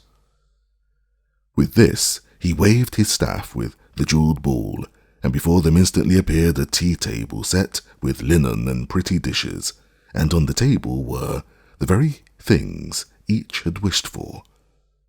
Dorothy's beefsteak was smoking hot, and the Shaggy Man's apples were plump and rosy-cheeked. The king had not thought to provide chairs, so they all stood in their places round the table and ate with good appetite, being hungry. The Rainbow's daughter found 3 tiny dewdrops on a crystal plate, and Button-Bright had a big slice of apple pie, which he devoured eagerly. Afterward, the king called the brown donkey, which was his favourite servant, and bade it lead his guests to the vacant house where they were to pass the night. It had only one room and no furniture, except beds of clean straw and a few mats of woven grasses. But our travellers were contented with these simple things because they realized it was the best the Donkey King had to offer them. As soon as it was dark, they lay down on the mats and slept comfortably until morning. At daybreak, there was a dreadful noise throughout the city. Every donkey in the place brayed. When he heard this, the Shaggy Man woke up and called out, "Hee-haw!" as loud as he could. "Stop that!" said Button-Bright in a cross voice. Both Dorothy and Polly looked at the Shaggy Man reproachfully. "I couldn't help it, my dears," he said, as if ashamed of his bray, "but I'll try not to do it again." Of course they forgave him, for as he still had the love magnet in his pocket, they were all obliged to love him as much as ever. They did not see the king again, but Kikabray remembered them, for a table appeared again in their room with the same food upon it as on the night before. "Don't want pie for breakfast," said Button-Bright. "I'll give you some of my beefsteak," proposed Dorothy. "There's plenty for us all." That suited the boy better, but the Shaggy Man said he was content with his apples and sandwiches, although he ended the meal by eating Button-Bright's pie. Polly liked her dewdrops and mist cakes better than any other food, so they all enjoyed an excellent breakfast. Toto had the scraps left from the beefsteak, and he stood up nicely on his hind legs, while Dorothy fed them to him. Breakfast ended, they passed through the village to the side opposite that by which they had entered, the brown servant donkey guiding them through the maze of scattered houses. There was the road again, leading far away into the unknown country beyond. "King Kikabray says you must not forget his invitation," said the brown donkey as they passed through the opening in the wall. "I shan't," promised Dorothy. Perhaps no one ever beheld a more strangely assorted group than the one which now walked along the road, through pretty green fields and past groves of feathery pepper trees and fragrant mimosa. Polychrome, her beautiful gauzy robes floating around her like a rainbow cloud, went first, dancing back and forth and darting, now here to pluck a wildflower or there to watch a beetle crawl across the path. Toto ran after her at times, barking joyously the while, only to become sober again and trot along at Dorothy's heels. The little Kansas girl walked along, holding Button-Bright's hand clasped in her own, and the wee boy, with his fox head covered by the sailor hat, presented an odd appearance. Strangest of all, perhaps, was the Shaggy Man, with his shaggy donkey head, who shuffled along in the rear with his hands thrust deep in his big pockets. None of the party was really unhappy. All were straying in an unknown land and had suffered more or less annoyance and discomfort, but they realized they were having a fairy adventure in a fairy country and were much interested in finding out what would happen next. Chapter 8. The Musica. About the middle of the forenoon, they began to go up a long hill. By and by, this hill suddenly dropped down into a pretty valley, where the travellers saw, to their surprise, a small house standing by the roadside. It was the first house they had seen, and they hastened into the valley to discover who lived there. No one was in sight as they approached, but when they began to get nearer the house, they heard queer sounds coming from it. They could not make these out at first, but as they became louder, our friends thought they heard a sort of music like that made by a wheezy hand organ. The music fell upon their ears in this way: twiddle widdle iddle bum bum bum bum bum bum, twiddle tiddle tiddle bum bum pa. "What is it? A band or a mouth organ?" asked Dorothy. "Don't know," said Button Bright. "Sounds to me like a played-out phonograph," said the Shaggy Man, lifting his enormous ears to listen. "Oh, there just couldn't be a funny graph in Fairyland," cried Dorothy. "It's rather pretty, isn't it?" asked Polychrome, trying to dance to the strains. "Twiddle twiddle widdle bum bum bum bum," came the music to their ears, more distinctly as they drew nearer the house. Presently they saw a little fat man sitting on a bench before the door. He wore a red braided jacket that reached to his waist, a blue waistcoat, and white trousers with gold stripes down the sides. On his bald head was perched a little round red cap, held in place by a rubber elastic underneath his chin. His face was round, his eyes a faded blue, and he wore white cotton gloves. The man leaned on a stout gold-headed cane, bent forward on his seat to watch his visitors approach. Singularly enough, the musical sounds they had heard seemed to come from the inside of the fat man himself, for he was playing no instrument, nor was any to be seen near him. They came up and stood in a row, staring at him, and he stared back while the queer sounds came from him as before. Twiddle iddle iddle bum bum bum bum, twiddle iddle iddle bum bum pa. "Why, he's a regular musicer," said Button Bright. "What's a musicer?" asked Dorothy. "Him," said the boy. Hearing this, the fat man sat up a little stiffer than before, as if he had received a compliment, and still came the sounds. Twiddle widdle iddle bum bum. "Stop it!" cried Shaggy Man, earnestly. "Stop that dreadful noise." The fat man looked at him sadly and began his reply. When he spoke, the music changed and the words seemed to accompany the notes. He said, or rather sang, "It isn't a noise that you hear, but music harmonic and clear. My breath makes me play like an organ all day. That bass note is in my left ear." "How funny!" exclaimed Dorothy. "He says his breath makes the music." "That's all nonsense," declared the Shaggy Man. But now the music began again, and they all listened carefully. "My lungs are full of reeds like those, in organs, therefore, I suppose. If I breathe in or out my nose, the reeds are bound to play. So, as I breathe to live, you know, I squeeze out music as I go. I'm very sorry this is so. Forgive me, my piping pray." "Poor man," said Polychrome. "He can't help it. What a great misfortune it is." "Yes," replied the Shaggy Man. "We are only obliged to hear this music a short time, until we leave him and go away.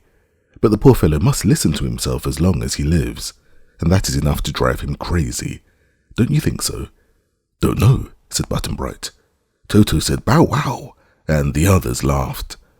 "Perhaps that's why he lives all alone," suggested Dorothy. "Yes, if he had neighbours, they might do him an injury," responded the Shaggy Man. All this while, the little fat musicer was breathing the notes, tiddle tiddle iddle bum, as they had to speak loud in order to hear themselves. The Shaggy Man said, "Who are you, sir?" The reply came in the shape of this sing-song: "I'm Allegro da Campo, a very famous man. Just find another high or low to match me if you can. Some people try but can't to play and have to practice every day. But I've been musical, always, since first my life began." "Why, I believe he's proud of it," exclaimed Dorothy, "and seems to me I've heard worse music than he makes." "Where?" asked Button-Bright. "I forgot just now, but Mr. DeCampo is certainly a strange person, isn't he? And perhaps he's the only one of his kind in all the world." This praise seemed to please the little fat musicker, for he swelled out his chest, looked important, and sang as follows. "I wear no band around me, and yet I am a band. I do not strain to make my strains, but, on the other hand, my toot is always destitute of flat or other errors. To see sharp and be natural are, for me, but minor terrors." "I don't quite understand that," said Polychrome, with a puzzled look, "but perhaps it's because I'm accustomed only to the music of the spheres." "What's that?" asked Button-Bright. "Oh, Polly means the atmosphere and hemisphere, I suppose," explained Dorothy. "Oh," said Button-Bright. "Bow wow," said Toto. But the musicker was still breathing his constant om-bom-bom, om-bom-bom, and it seemed to jar on the Shaggy Man's nerves. "Stop it, can't you?" he cried angrily. "Or breathe in a whisper, or put a clothespin on your nose. Do something anyhow." But the fat one, with a look, continued to sing. The Shaggy Man had to laugh at this, and when he laughed he stretched his donkey mouth wide open. Said Dorothy, "I don't know how good his poetry is, but it seems to fit the notes, so that's all that can be expected." "I like it," said Button-Bright, who was staring hard at the musicker, his little legs spread wide apart. To the surprise of his companions, the boy asked this long question. "If I swallowed a mouth organ, what would I be?" "An organette," said the Shaggy Man. "But come, my dears, I think the best thing we can do is to continue on our journey before Button-Bright swallows anything. We must try to find that land of Oz, you know." Hearing this speech, the musicker sang quickly. "If you go to the Hand of Oz, please take me along, because on Ozma's birthday I'm anxious to play the loveliest song ever was." "No, thank you," said Dorothy. "We prefer to travel alone. But if I see Ozma, I'll tell her you want to come to her birthday party." "Let's be going," urged the Shaggy Man anxiously. Polly was already dancing along the road far in advance, and the others turned to follow her. Toto did not like the fat musicker and made a grab for his chubby leg. Dorothy quickly caught up the growling little dog and hurried after her companions, who were walking faster than usual in order to get out of hearing. They had to climb a hill, and until they got to the top, they could not escape the musicer's monotonous piping. As they passed the brow of the hill, however, and descended on the other side, the sounds gradually died away, whereat they all felt much relieved. "I'm glad I don't have to live with that organ man, aren't you, Polly?" said Dorothy. "Yes, indeed," answered the Rainbow's Daughter. "He's nice," declared Button-Bright soberly. "I hope your Princess Ozma won't invite him to her birthday celebration," remarked the Shaggy Man, "for the fellow's music would drive her guests all crazy." "You've given me an idea, Button-Bright. I believe the musicker must have swallowed an accordion in his youth." "What's accordion?" asked the boy. "It's a kind of pleating," explained Dorothy, putting down the dog. Toto ran away at a mad gallop to chase a bumblebee. Chapter 9. Facing Scoodlers. The country wasn't so pretty now. Before the travellers appeared a rocky plain covered with hills on which grew nothing green. They were nearing some low mountains too, and the road, which before had been smooth and pleasant to walk upon, grew rough and uneven. Button-Bright's little feet stumbled more than once, and Polychrome ceased her dancing because the walking was now so difficult that she had no trouble to keep warm. It had become afternoon, yet there wasn't a thing for their luncheon except 2 apples which the Shaggy Man had taken from the breakfast table. He divided these into 4 pieces and gave a portion to each of his companions. Dorothy and Button-Bright were glad to get theirs, but Polly was satisfied with a small bite, and Toto did not like apples. "Do you know," asked the Rainbow's Daughter, "if this is the right road to the Emerald City?" "No, I don't," replied Dorothy, "but it's the only road in this part of the country, so we may as well go to the end of it." "It looks now as if it might end pretty soon," remarked the Shaggy Man, "and what shall we do if it does?" "Don't know," said Button-Bright. "If I had my magic belt," replied Dorothy thoughtfully, "it could do us a lot of good just now." "What is your magic belt?" asked Polychrome. "It's a thing I captured from the Gnome King one day, and it can do most any wonderful thing.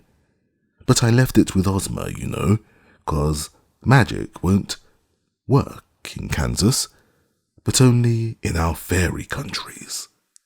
"Is this a fairy country?" asked Button-Bright. "I should think you'd know," said the little girl gravely. "If it wasn't a fairy country, you couldn't have a fox head, and the Shaggy Man couldn't have a donkey head, and the Rainbow's Daughter would be invisible." "What's that?" asked the boy. "You don't seem to know anything, Button-Bright. Invisible is a thing you can't see." "Then Toto's invisible," declared the boy, and Dorothy found he was right. Toto had disappeared from view, but they could hear him barking furiously among the heaps of grey rock ahead of them. They moved forward a little faster to see what the dog was barking at, and found perched upon a point of rock by the roadside a curious creature. It had the form of a man, middle-sized and rather slender and graceful, but as it sat silent and motionless upon the peak, they could see that its face was black as ink, and it wore a black cloth costume made like a union suit and fitting tight to its skin. Its hands were black too, and its toes curled down like a bird's. The creature was black all over except its hair, which was fine and yellow, banged in front across the black forehead and cut close at the sides. The eyes, which were fixed steadily upon the barking dog, were small and sparkling, and looked like the eyes of a weasel. "What in the world do you suppose it is?" asked Dorothy in a hushed voice, as the little group of travellers stood watching the strange creature. "Don't know," said Button-Bright. The thing gave a jump and turned half around, sitting in the same place but with the other side of its body facing them. Instead of being black, it was now pure white, with a face like that of a clown in a circus, and hair of a brilliant purple. The creature could bend either way, and its white toes now curled the same way the black ones on the other side had done. "It has a face both front and back," whispered Dorothy, wonderingly. "Only there's no back at all, but 2 fronts."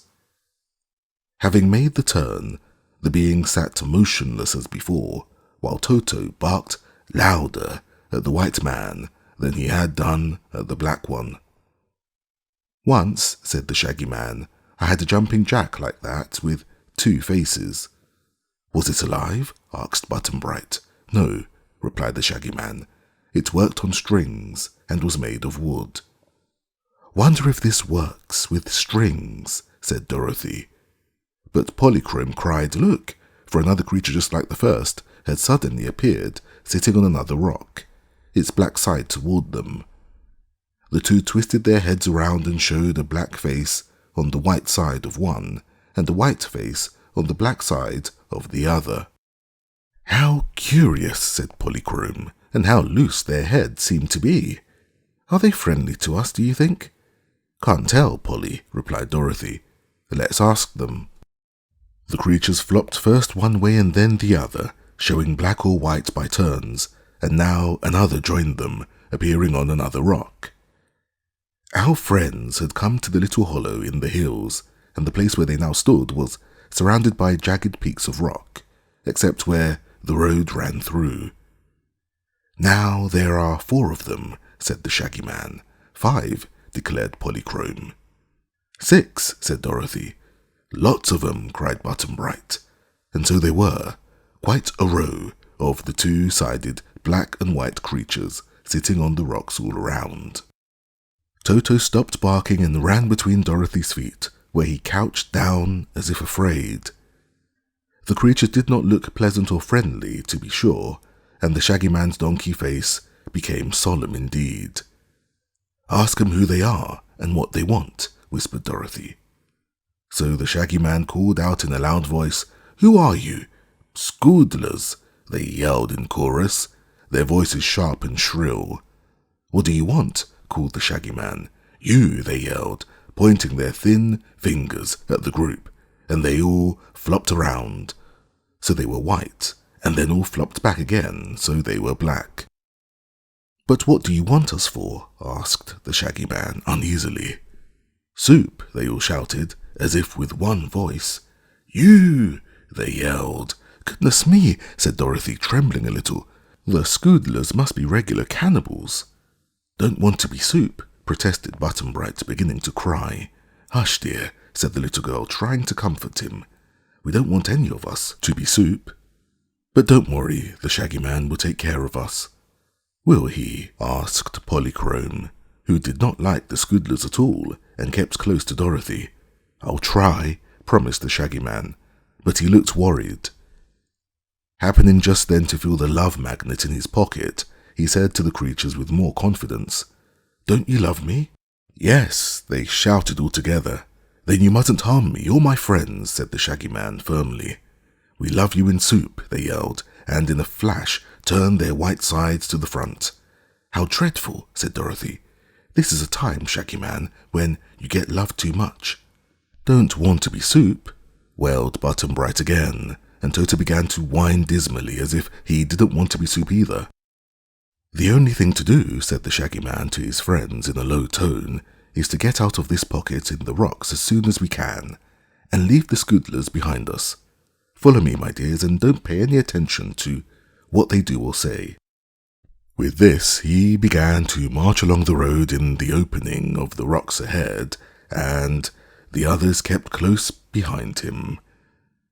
But the Scoodlers closed up in front, as if to bar their way, and so the Shaggy Man stooped down and picked up a loose stone, which he threw at the creatures to scare them from the path. At this, the Scoodlers raised a howl. 2 of them picked their heads from their shoulders and hurled them at the Shaggy Man with such a force that he fell over in a heap, greatly astonished. The 2 now ran forward with swift leaps, caught up their heads and put them on again, after which they sprang back to their positions on the rocks. Chapter 10. Escaping the Soup Kettle. The Shaggy Man got up and felt of himself to see if he was hurt, but he was not. One of the heads had struck his breast and the other his left shoulder, yet though they had knocked him down, the heads were not hard enough to bruise him. "Come on," he said firmly. "We've got to get out of here some way," and forward he started again. The Scoodlers began yelling and throwing their heads in great numbers at our frightened friends. The Shaggy Man was knocked over again, and so was Button Bright, who kicked his heels against the ground and howled as loud as he could, although he was not hurt a bit. One head struck Toto, who first yelped and then grabbed the head by an ear and started running away with it. The Scoodlers, who had thrown their heads, began to scramble down and run to pick them up with wonderful quickness, but the one whose head Toto had stolen found it hard to get it back again. The head couldn't see the body with either pair of its eyes because the dog was in the way, so the headless Scoodler stumbled around over the rocks and tripped on them more than once in its effort to regain its top. Toto was trying to get outside the rocks and rolled the head down the hill, but some of the other Scoodlers came to the rescue of their unfortunate comrade and pelted the dog with their own heads until he was obliged to drop his burden and hurry back to Dorothy. The little girl and the Rainbow's daughter had both escaped the shower of heads, but they saw now that it would be useless to try to run away from the dreadful Scoodlers. "We may as well submit," declared the Shaggy Man in a rueful voice as he got upon his feet again. He turned toward their foes and asked, "What do you want us to do?" "Come," they cried in a triumphant chorus, and at once sprang from the rocks and surrounded their captives on all sides. One funny thing about the Scoodlers was they could walk in either direction, coming or going, without turning around, because they had two faces, and, as Dorothy said, two front sides, and their feet were shaped like the letter T upside down. They moved with great rapidity, and there was something about their glittering eyes and contrasting colours and removable heads that inspired the poor prisoners with horror and made them long to escape.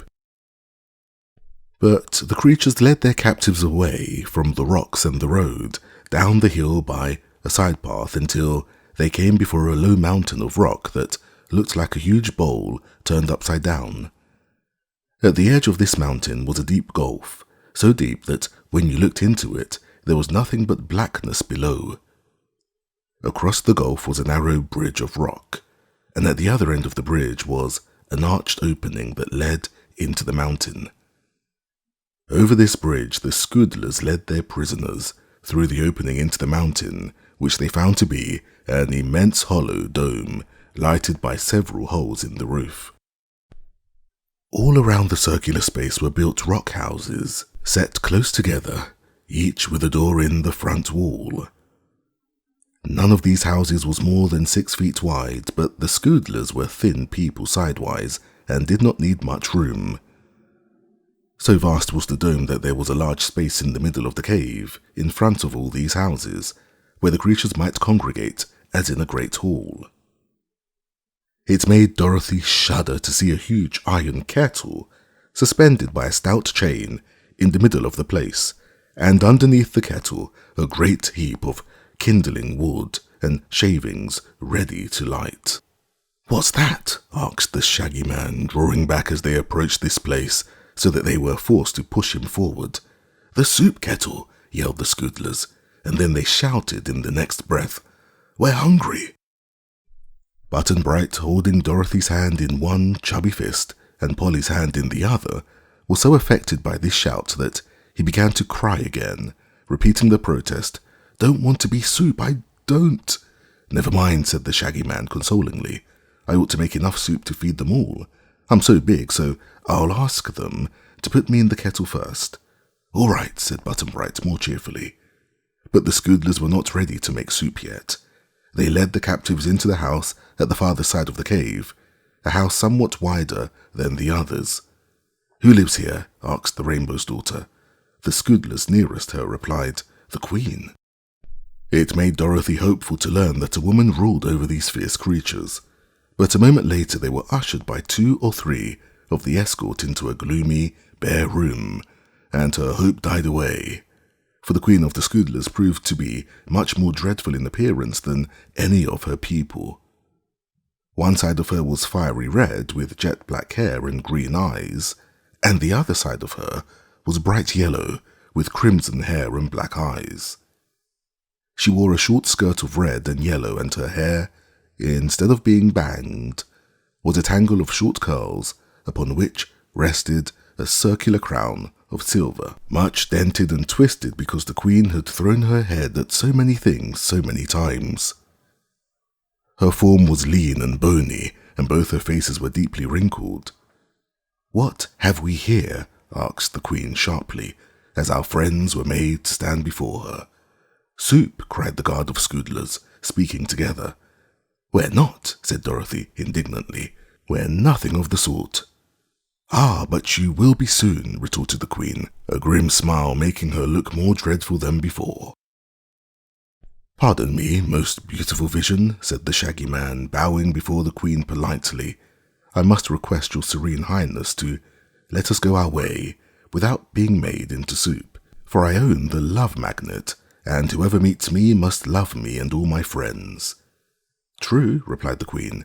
"We love you very much, so much that we intend to eat your broth with real pleasure. But tell me, do you think I'm so beautiful?" "You won't be at all beautiful if you eat me," he said, shaking his head sadly. "Handsome is as handsome does, you know." The Queen turned to Button-Bright. "Do you think I'm beautiful?" she asked. "No," said the boy. "You're ugly." "I think you're a fright," said Dorothy. "If you could see yourself, you'd be terribly scared," added Polly. The Queen scowled at them and flopped from her red side to her yellow side. "Take them away," she commanded the guard, "and at 6 o'clock run them through the meat chopper, and start the soup kettle boiling. And put plenty of salt in the broth this time, or I'll punish the cook severely." "Any onions, Your Majesty?" asked one of the guard. "Plenty of onions and garlic and a dash of red pepper." "Now go." The Scoodlers led the captives away and shut them up in one of the houses, leaving only a single Scoodler to keep guard. The place was a sort of storehouse, containing bags of potatoes and baskets of carrots, onions and turnips. "These," said their guard, pointing to the vegetables, "we used to flavour our soups with." The prisoners were rather disheartened by this time, for they saw no way to escape and did not know how soon it would be 6 o'clock, and time for the meat chopper to begin work. But the Shaggy Man was brave, and did not intend to submit to such a horrid fate without a struggle. "I'm going to fight for our lives," he whispered to the children, "for if I fell, we will be no worse off than before, and to sit here quietly until we are made into soup would be foolish and cowardly." The Scoodler on guard stood near the doorway, turning first his white side toward them, and then his black side, as if he wanted to show all of his greedy 4 eyes the sight of so many fat prisoners. The captives sat in a sorrowful group at the other end of the room, except Polychrome, who danced back and forth in the little place to keep herself warm, for she felt the chill of the cave. Whenever she approached the Shaggy Man, he would whisper something in her ear, and Polly would nod her pretty head as if she understood. The Shaggy Man told Dorothy and Button-Bright to stand before him while he emptied the potatoes out of one of the sacks. When this had been secretly done, little Polychrome, dancing near to the guard, suddenly reached out her hand and slapped his face, the next instant whirling away from him quickly to rejoin her friends. The angry Scoodler at once picked off his head and hurled it at the Rainbow's Daughter, but the Shaggy Man was expecting that, and caught the head very neatly, putting it in the sack, which he tied at the mouth. The body of the guard, not having the eyes of its head to guide it, ran here and there in an aimless manner, and the Shaggy Man easily dodged it and opened the door. Fortunately, there was no one in the big cave at that moment, so he told Dorothy and Polly to run as fast as they could for the entrance and out across the narrow bridge. "I'll carry Button-Bright," he said, for he knew the little boy's legs were too short to run fast. Dorothy picked up Toto and then seized Polly's hand and ran swiftly toward the entrance of the cave. The Shaggy Man perched Button-Bright on his shoulders and ran after them. They moved so quickly and their escape was so wholly unexpected that they had almost reached the bridge when one of the Scoodlers looked out of his house and saw them. The creature raised a shrill cry that brought all its fellows bounding out of the numerous doors, and at once they started in chase. Dorothy and Polly had reached the bridge and crossed it when the Scoodlers began throwing their heads. One of their queer missiles struck the Shaggy Man on his back and nearly knocked him over. But he was at the mouth of the cave now, so he set down Button-Bright and told the boy to run across the bridge to Dorothy. Then the Shaggy Man turned around and faced his enemies, standing just outside the opening, and as fast as they threw their heads at him, he caught them and tossed them into the black gulf below.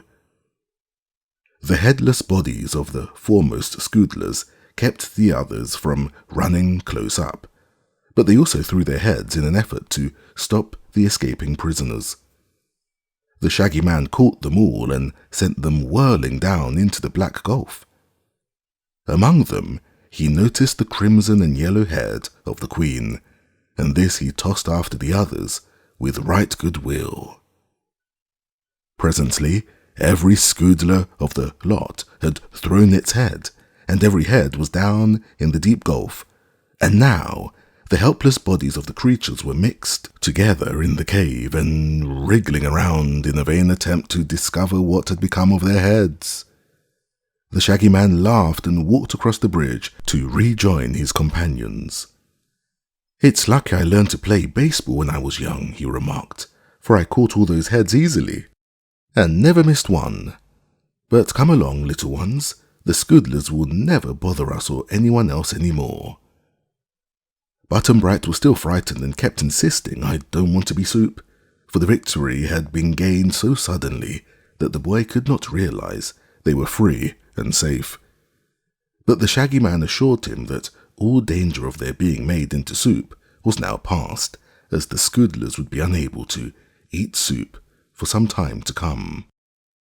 So now, anxious to get away from the horrid gloomy cave as soon as possible, they hastened up the hillside and regained the road just beyond the place where they had first met the Scoodlers, and you may be sure they were glad to find their feet on the old familiar path again. Chapter 11. Johnny Do It Does It. "It's getting awful rough walking," said Dorothy as they trudged along. Button-Bright gave a deep sigh and said he was hungry. Indeed, all were hungry, and thirsty too, for they had eaten nothing but the apples since breakfast, so their steps lagged and they grew silent and weary. At last, they slowly passed over the crest of a barren hill, and saw before them a line of green trees with a strip of grass at their feet. An agreeable fragrance was wafted toward them. Our travellers, hot and tired, ran forward on beholding this refreshing sight, and were not long in coming to the trees. Here they found a spring of pure bubbling water, around which the grass was full of wild strawberry plants, their pretty red berries ripe and ready to eat. Some of the trees bore yellow oranges and some russet pears, so the hungry adventurers suddenly found themselves provided with plenty to eat and to drink. They lost no time in picking the biggest strawberries and ripest oranges, and soon had feasted to their heart's content. Walking beyond the line of trees, they saw before them a fearful, dismal desert, everywhere grey sand. At the edge of this awful waste was a large white sign with black letters neatly painted upon it, and the letters made these words: "All persons are warned not to venture upon this desert, for the deadly sands will turn any living flesh to dust in an instant. Beyond this barrier is the Land of Oz, but no one can reach the beautiful country there because of these destroying sands." "Oh," said Dorothy, when the Shaggy Man had read this sign aloud, "I've seen this desert before, and it's true no one can live who tries to walk upon the sands." "Then we mustn't try it," answered the Shaggy Man thoughtfully. "But as we can't go ahead and there's no use going back, what shall we do next?" "I don't know," said Button-Bright.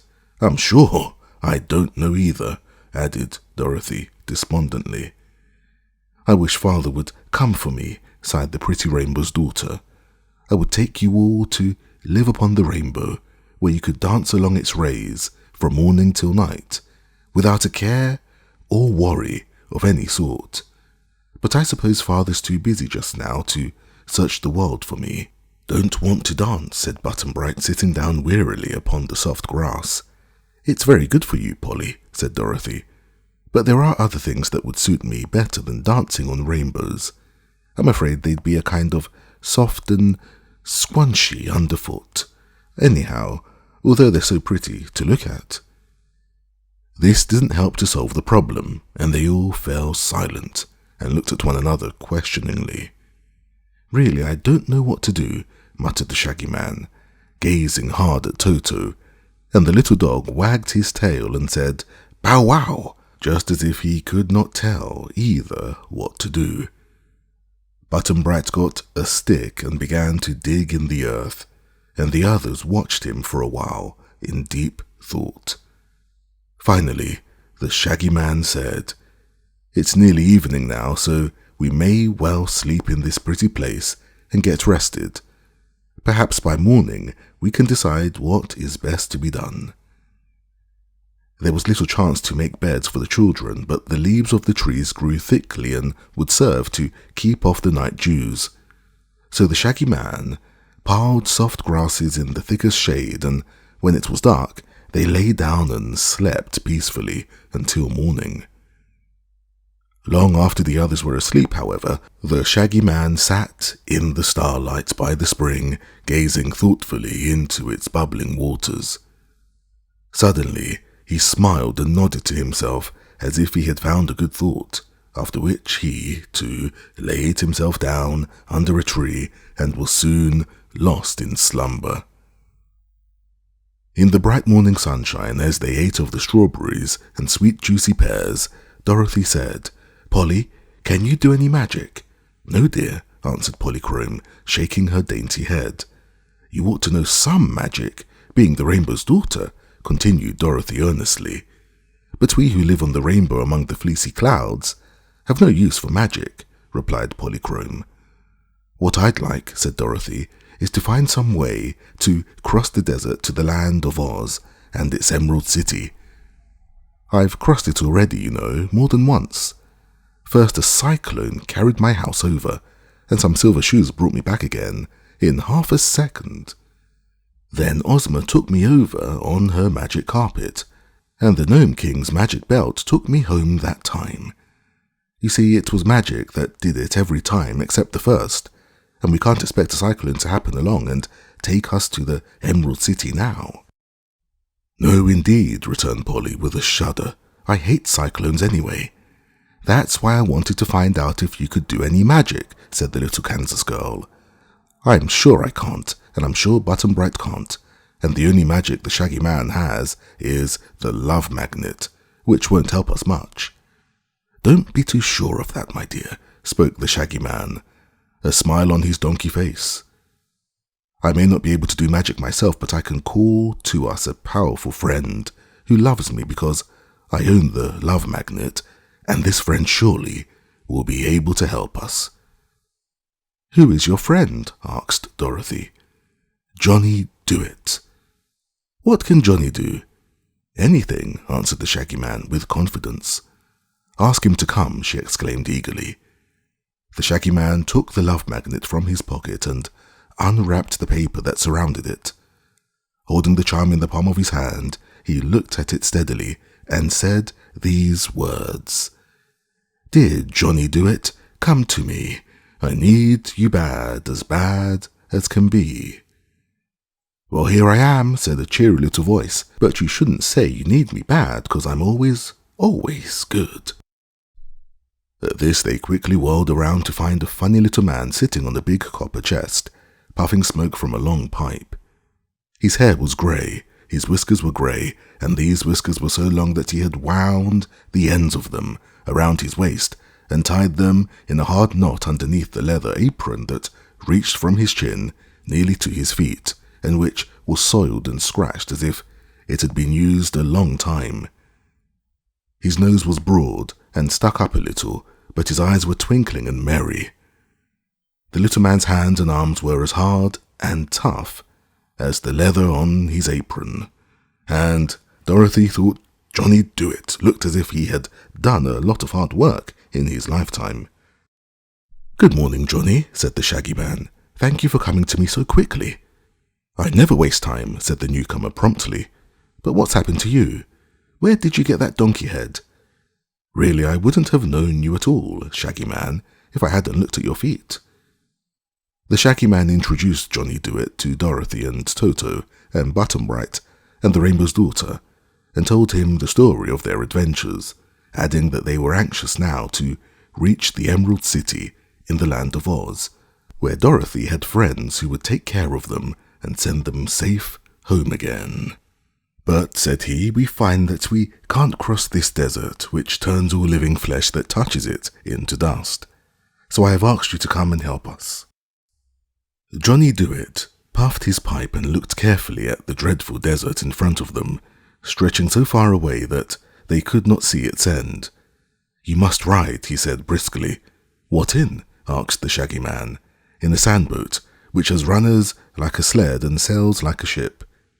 The wind will blow you swiftly across the desert, and the sand cannot touch your flesh to turn it into dust." "Good," cried Dorothy, clapping her hands delightedly. "That was the way the magic carpet took us across. We didn't have to touch the horrid sand at all." "But where is the sandboat?" asked the Shaggy Man, looking all around him. "I'll make you one," said Johnny Do-It. As he spoke, he knocked the ashes from his pipe and put it in his pocket. Then he unlocked the copper chest and lifted the lid, and Dorothy saw it was full of shining tools of all sorts and shapes. Johnny Do-It moved quickly now, so quickly that they were astonished at the work he was able to accomplish. He had in his chest a tool for everything he wanted to do, and these must have been magic tools because they did their work so fast and so well. The man hummed a little song as he worked, and Dorothy tried to listen to it. She thought the words were something like these: "The only way to do a thing is do it when you can, and do it cheerfully and sing, and work and think and plan. The only real unhappy one is he who dares to shirk. The only really happy one is he who cares to work." Whatever Johnny Do-It was singing, he was certainly doing things, and they all stood by and watched him in amazement. He seized an axe and in a couple of chops felled a tree. Next he took a saw and in a few minutes sawed the tree trunk into broad long boards. He then nailed the boards together into the shape of a boat about 12 feet long and 4 feet wide. He cut from another tree a long slender pole which, when trimmed of its branches and fastened upright in the center of the boat, served as a mast. From the chest he drew a coil of rope and a big bundle of canvas, and with these, still humming his song, he rigged up a sail, arranging it so it could be raised or lowered upon the mast. Dorothy fairly gasped with wonder to see the thing grow so speedily before her eyes, and both Button-Bright and Polly looked on with the same absorbed interest. "It ought to be painted," said Johnny Do-It, tossing his tools back into his chest, "for that would make it look prettier. But though I can paint it for you in 3 seconds, it would take an hour to dry, and that's a waste of time." "We don't care how it looks," said the Shaggy Man, "if only it will take us across the desert." "It will do that," declared Johnny Do-It. "All you need worry about is tipping over. Did you ever sail a ship?"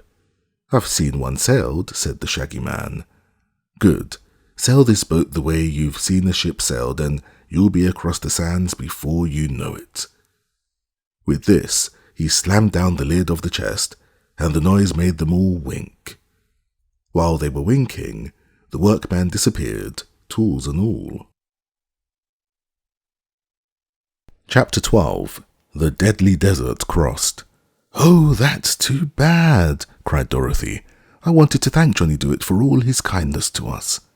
"He hasn't time to listen to thanks," replied the Shaggy Man, "but I'm sure he knows we are grateful. I suppose he's already at work in some other part of the world." They now looked more carefully at the sandboat and saw that the bottom was modelled with 2 sharp runners which would glide through the sand. The front of the boat was pointed like the bow of a ship, and there was a rudder at the stern to steer by.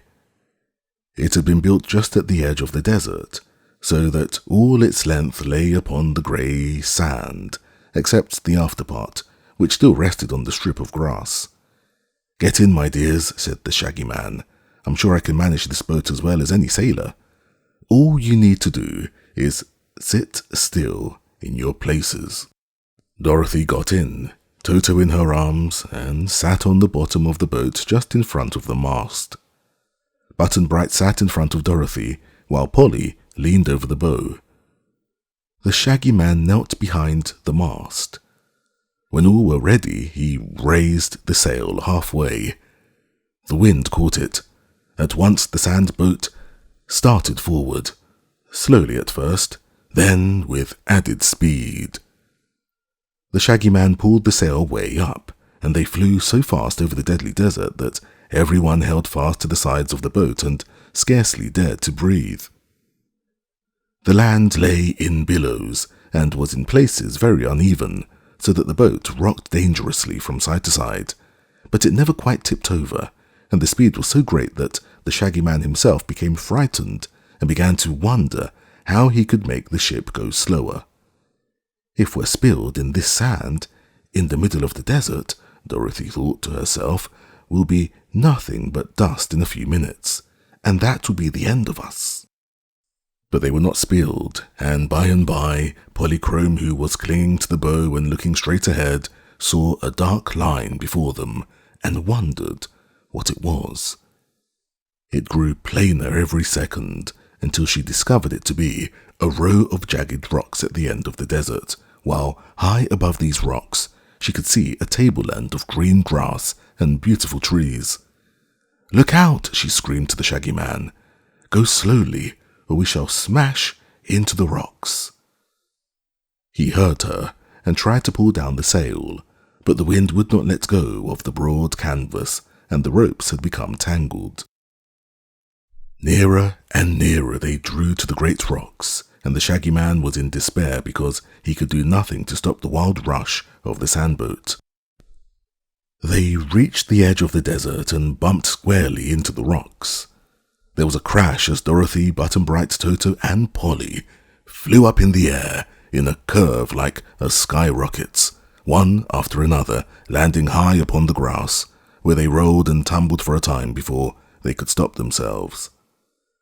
The Shaggy Man flew after them, head first, and lighted in a heap beside Toto, who, being much excited at the time, seized one of the donkey ears between his teeth and shook and worried it as hard as he could, growling angrily. The Shaggy Man made the little dog let go and sat up to look around him. Dorothy was feeling one of her front teeth, which was loosened by knocking against her knee as she fell. Polly was looking sorrowfully at a rent in her pretty gauze gown, and Button-Bright's fox head had struck fast in a gopher hole, and he was wiggling his little fat legs frantically in an effort to get free.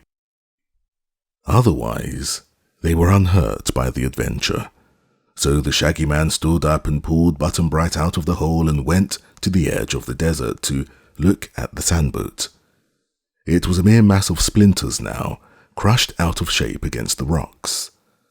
The wind had torn away the sail and carried it to the top of a tree, a tall tree, where the fragments of it fluttered like a white flag. "Well," he said cheerfully, "we're here. But where the here is, I don't know." "It must be some part of the land of Oz," observed Dorothy, coming to his side. "Must it? Course it must. We're across the desert, aren't we? And somewhere in the middle of Oz is the Emerald City." "To be sure," said the Shaggy Man, nodding. "Let's go there. But I don't see any people about to show us the way," she continued. "Let's hunt for them," he suggested. "There must be people somewhere, but perhaps they did not expect us and so are not at hand to give us a welcome." Chapter 13. The Truth Pond. They now made a more careful examination of the country around them. All was fresh and beautiful after the sultriness of the desert, and the sunshine and sweet, crisp air were delightful to the wanderers. Little mounds of yellowish green were away at the right, while on the left waved a group of tall leafy trees, bearing yellow blossoms that looked like tassels and pom-poms. Among the grasses carpeting the ground were pretty buttercups and cowslips and marigolds. After looking at these a moment, Dorothy said reflectively, "We must be in the country of the Winkies, for the colour of that country is yellow, and you will notice that most everything here is yellow that has any colour at all." "But I thought this was the land of Oz," replied the Shaggy Man, as if greatly disappointed. "So it is," she declared, "but there are 4 parts of the land of Oz. The North country is purple, and it's the country of the Gillikins. The East country is blue, and that's the country of the Munchkins. Down at the south is the red country of the Quadlings, and here, in the west, the yellow country of the Winkies. This is the part that is ruled by the Tin Woodman, you know." "Who's he?" asked Button-Bright. "Why, he's the Tin Man I told you about. His name is Nick Chopper, and he has a lovely heart, given him by the wonderful wizard." "Where does he live?" asked the boy. "The wizard? Oh, he lives in the Emerald City, which is just in the middle of Oz, where the corners of the 4 countries meet." "Oh," said Button-Bright, puzzled by this explanation. "We must be some distance from the Emerald City," remarked the Shaggy Man. "That's true," she replied, "so we'd better start on and see if we can find any of the Winkies. They're nice people," she continued, as the little party began walking toward the group of trees, "and I came here once with my friends the Scarecrow, and the Tin Woodman, and the Cowardly Lion, to fight a wicked witch who had made all the Winkies her slaves." "Did you conquer her?" asked Polly. "Why, I melted her with a bucket of water, and that was the end of her," replied Dorothy. "After that the people were free, you know, and they made Nick Chopper, that's the Tin Woodman, their emperor." "What's that?" asked Button-Bright. "Emperor? Oh, it's something like an alderman, I guess." "Oh," said the boy. "But I thought Princess Ozma ruled Oz," said the Shaggy Man. "So she does. She rules the Emerald City and all the 4 countries of Oz, but each country has another little ruler, not so big as Ozma. It's like the officers of an army, you see. The little rulers are all captains, and Ozma's the general." By this time, they had reached the trees, which stood in a perfect circle and just far enough apart so that their thick branches touched or shook hands, as Button-Bright remarked.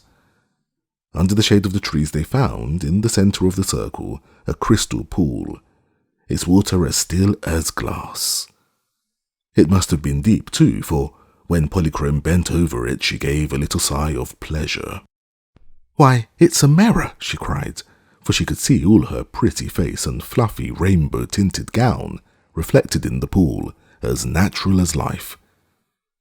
Dorothy bent over too, and began to arrange her hair, blown by the desert wind into straggling tangles.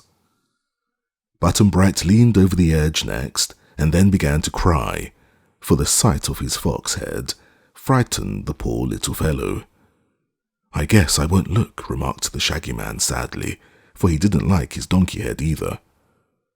While Polly and Dorothy tried to comfort Button-Bright, the Shaggy Man sat down near the edge of the pool, where his image could not be reflected, and stared at the water thoughtfully. As he did this, he noticed a silver plate fastened to a rock just under the surface of the water, and on the silver plate was engraved these words, "The Truth Pond." "Ah!" cried the Shaggy Man, springing to his feet with eager joy. "We've found it! At last!" "Found what?" asked Dorothy, running to him. "The Truth Pond. Now at last I may get rid of this frightful head, for we were told, you remember, that only the Truth Pond could restore to me my proper face." "Me too," shouted Button-Bright, trotting up to them. "Of course," said Dorothy, "it will cure you both of your bad heads, I guess. Isn't it lucky we found it?" "It is indeed," replied the Shaggy Man. "I hated dreadfully to go to the Princess Ozma looking like this, and she's to have a birthday celebration too." Just then a splash startled them, for Button-Bright, in his anxiety to see the pool that would cure him, had stepped too near the edge and tumbled heels over head into the water. Down he went, out of sight entirely, so that only his sailor hat floated to the top of the Truth Pond. He soon bobbed up, and the Shaggy Man seized him by his sailor collar and dragged him to the shore, dripping and gasping for breath. They all looked upon the boy wonderingly, for the fox head with its sharp nose and pointed ears was gone, and in its place appeared the chubby round face and blue eyes and pretty curls that had belonged to Button Bright before King Dox of Foxville transformed him. "Oh, what a darling!" cried Polly, and would have hugged the little one had he not been so wet. Their joyful exclamations made the child rub the water out of his eyes and look at his friends questioningly. "You're all right now, dear," said Dorothy. "Come and look at yourself." She led him to the pool, and although there were still a few ripples on the surface of the water, he could see his reflection plainly. "It's me," he said, in a pleased yet awed whisper. "Of course it is," replied the girl, "and we're all as glad as you are, Button Bright." "Well," announced the Shaggy Man, "it's my turn next." He took off his shaggy coat and laid it on the grass and dived headfirst into the truth pond. When he came up, the donkey head had disappeared, and the Shaggy Man's own shaggy head was in its place, with the water dripping in little streams from his shaggy whiskers. He scrambled ashore and shook himself to get off some of the wet, and then leaned over the pool to look admiringly at his reflected face. "I may not be strictly beautiful even now," he said to his companions, who watched him with smiling faces, "but I'm so much handsomer than any donkey that I feel as proud as I can be." "You're all right, Shaggy Man," declared Dorothy, "and Button Bright is all right too. So let's thank the Truth Pond for being so nice, and start on our journey to the Emerald City." "I hate to leave it," murmured the Shaggy Man with a sigh. "A Truth Pond wouldn't be a bad thing to carry around with us." But he put on his coat and started with the others in search of someone to direct them on their way. Chapter 14. Tick-Tock and Billina. They had not walked far across the flower-strewn meadows when they came upon a fine road leading toward the northwest and winding gracefully among the pretty yellow hills. "That way," said Dorothy, "must be the direction of the Emerald City. We'd better follow the road until we meet someone or come to a house." The sun soon dried Button Bright's sailor suit and the Shaggy Man's shaggy clothes, and so pleased were they at regaining their own heads that they did not mind at all the brief discomfort of getting wet. "It's good to be able to whistle again," remarked the Shaggy Man, "for those donkey lips were so thick I could not whistle a note with them." He warbled a tune as merrily as any bird. "You'll look more natural at the birthday celebration too," said Dorothy, happy in seeing her friends so happy. Polychrome was dancing ahead in her usual sprightly manner, whirling gaily along the smooth, level road until she passed from sight around the curve of one of the mounds. Suddenly they heard her exclaim, "Oh!" and she appeared again, running toward them at full speed. "What's the matter, Polly?" asked Dorothy, perplexed. There was no real need for the Rainbow's Daughter to answer, for turning the bend in the road there came, advancing slowly toward them, a funny, round man made of burnished copper, gleaming brightly in the sun. Perched on the copper man's shoulder sat a yellow hen, with fluffy feathers and a pearl necklace around her throat. "Oh, Tick-Tock!" cried Dorothy, running forward. When she came to him, the copper man lifted the little girl in his copper arms and kissed her cheek with his copper lips. "Oh, Billina!" cried Dorothy in a glad voice, and the yellow hen flew to her arms to be hugged and petted by turns. The others were curiously crowding around the group, and the girl said to them, "It's Tick-Tock and Billina, and oh, I'm so glad to see them again." "Welcome to Oz," said the copper man in a monotonous voice. Dorothy sat right down in the road, the yellow hen in her arms, and began to stroke Billina's back. Said the hen, "Dorothy, dear, I've some wonderful news to tell you." "Tell it quick, Billina," said the girl. Just then, Toto, who had been growling to himself in a cross way, gave a sharp bark and flew at the yellow hen, who ruffled her feathers and let out such an angry screech that Dorothy was startled. "Stop, Toto! Stop that this minute!" she commanded. "Can't you see that Billina is my friend?" In spite of this warning, had she not grabbed Toto quickly by the neck, the little dog would have done the yellow hen a mischief. And even now he struggled madly to escape Dorothy's grasp. She slapped his cars once or twice and told him to behave, and the yellow hen flew to Tick-Tock's shoulder again, where she was safe. "What a brute," croaked Billina, glaring down at the little dog. "Toto isn't a brute," replied Dorothy, "but at home Uncle Henry has to whip him sometimes for chasing the chickens. Now look here, Toto," she added, holding up her fingers and speaking sternly to him. "You've got to understand that Billina is one of my dearest friends and mustn't be hurt, now or ever." Toto wagged his tail as if he understood. "The miserable thing can't talk," said Billina, with a sneer. "Yes, he can," replied Dorothy. "He talks with his tail, and I know everything he says. If you could wag your tail, Billina, you wouldn't need words to talk with." "Nonsense," said Billina. "It isn't nonsense at all. Just now Toto says he's sorry, and that he'll try to love you for my sake. Don't you, Toto?" "Oh," said Toto, wagging his tail again. "Well, I've such wonderful news for you, Dorothy," cried the yellow hen.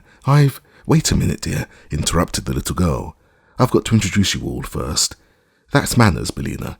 This," turning to her travelling companions, "is Mr. Tick-Tock, who works by machinery, 'cause his thoughts wind up, and his talk winds up, and his action winds up, like a clock."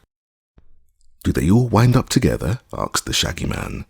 "No, each one separate, but he works just lovely, and Tick-Tock was a good friend to me once, and saved my life, and Billina's life too."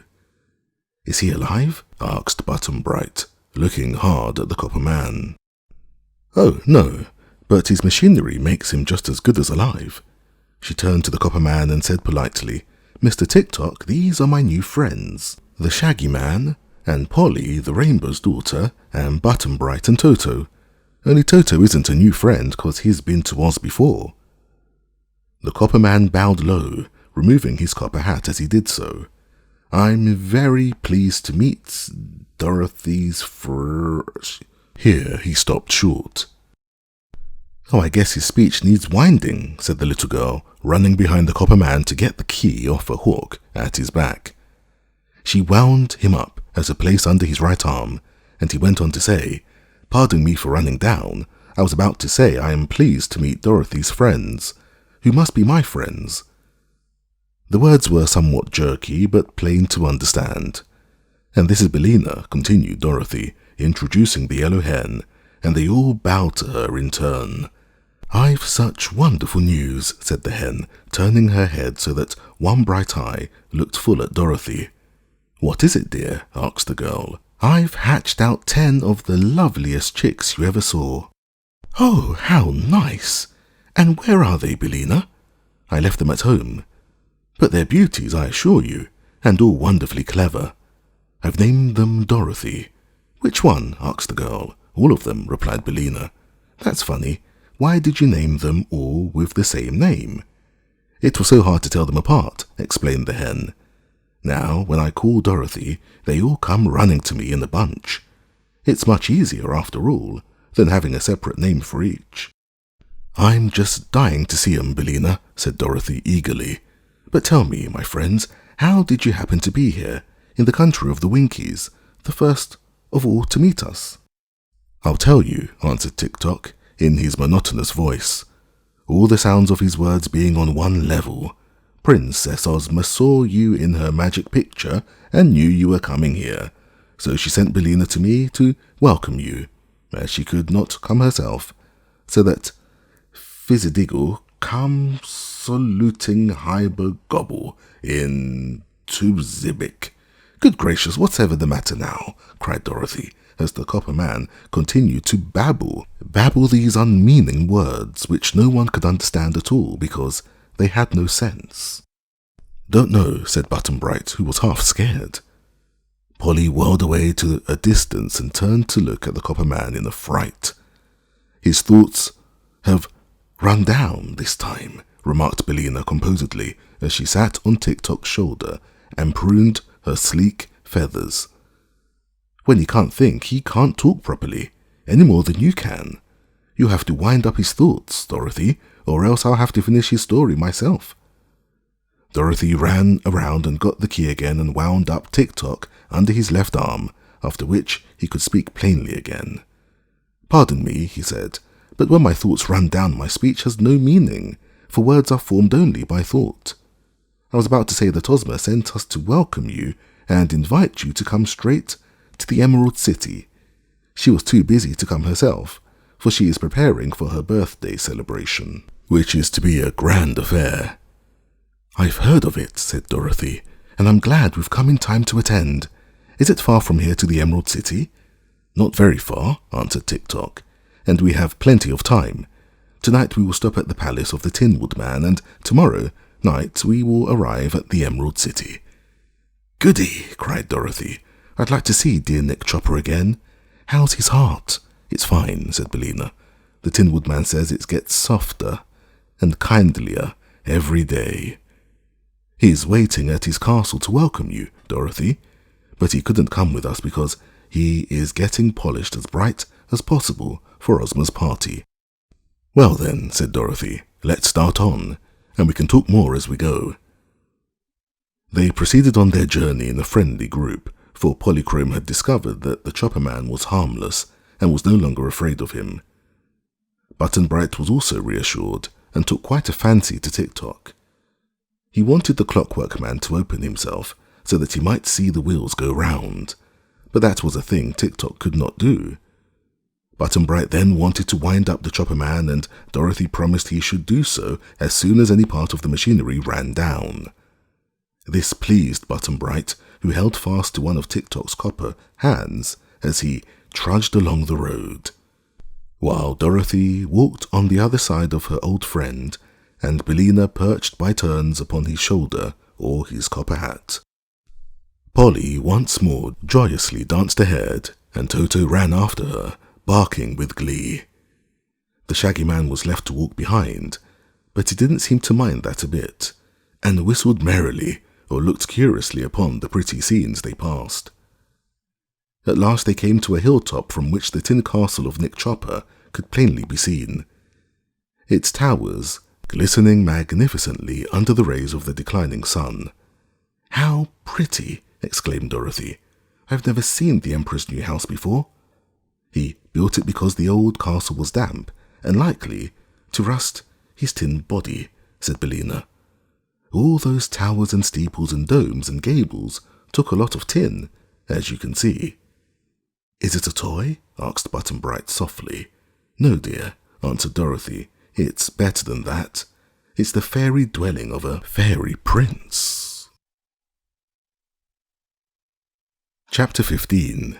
The Emperor's Tin Castle. The grounds around Nick Chopper's new house were laid out in pretty flower beds, with fountains of crystal water and statues of tin representing the Emperor's personal friends. Dorothy was astonished and delighted to find a tin statue of herself standing on a tin pedestal at a bend in the avenue leading up to the entrance. It was life-size and showed her in her sunbonnet with her basket on her arm, just as she had first appeared in the Land of Oz. "Oh, Toto, you're there too!" she exclaimed, and sure enough there was the tin figure of Toto lying at the tin at Dorothy's feet. Also Dorothy saw figures of the Scarecrow and the Wizard and Ozma and of many others, including Tick-Tock. They reached the grand tin entrance to the Tin Castle, and the Tin Woodman himself came running out of the door to embrace little Dorothy and give her a glad welcome.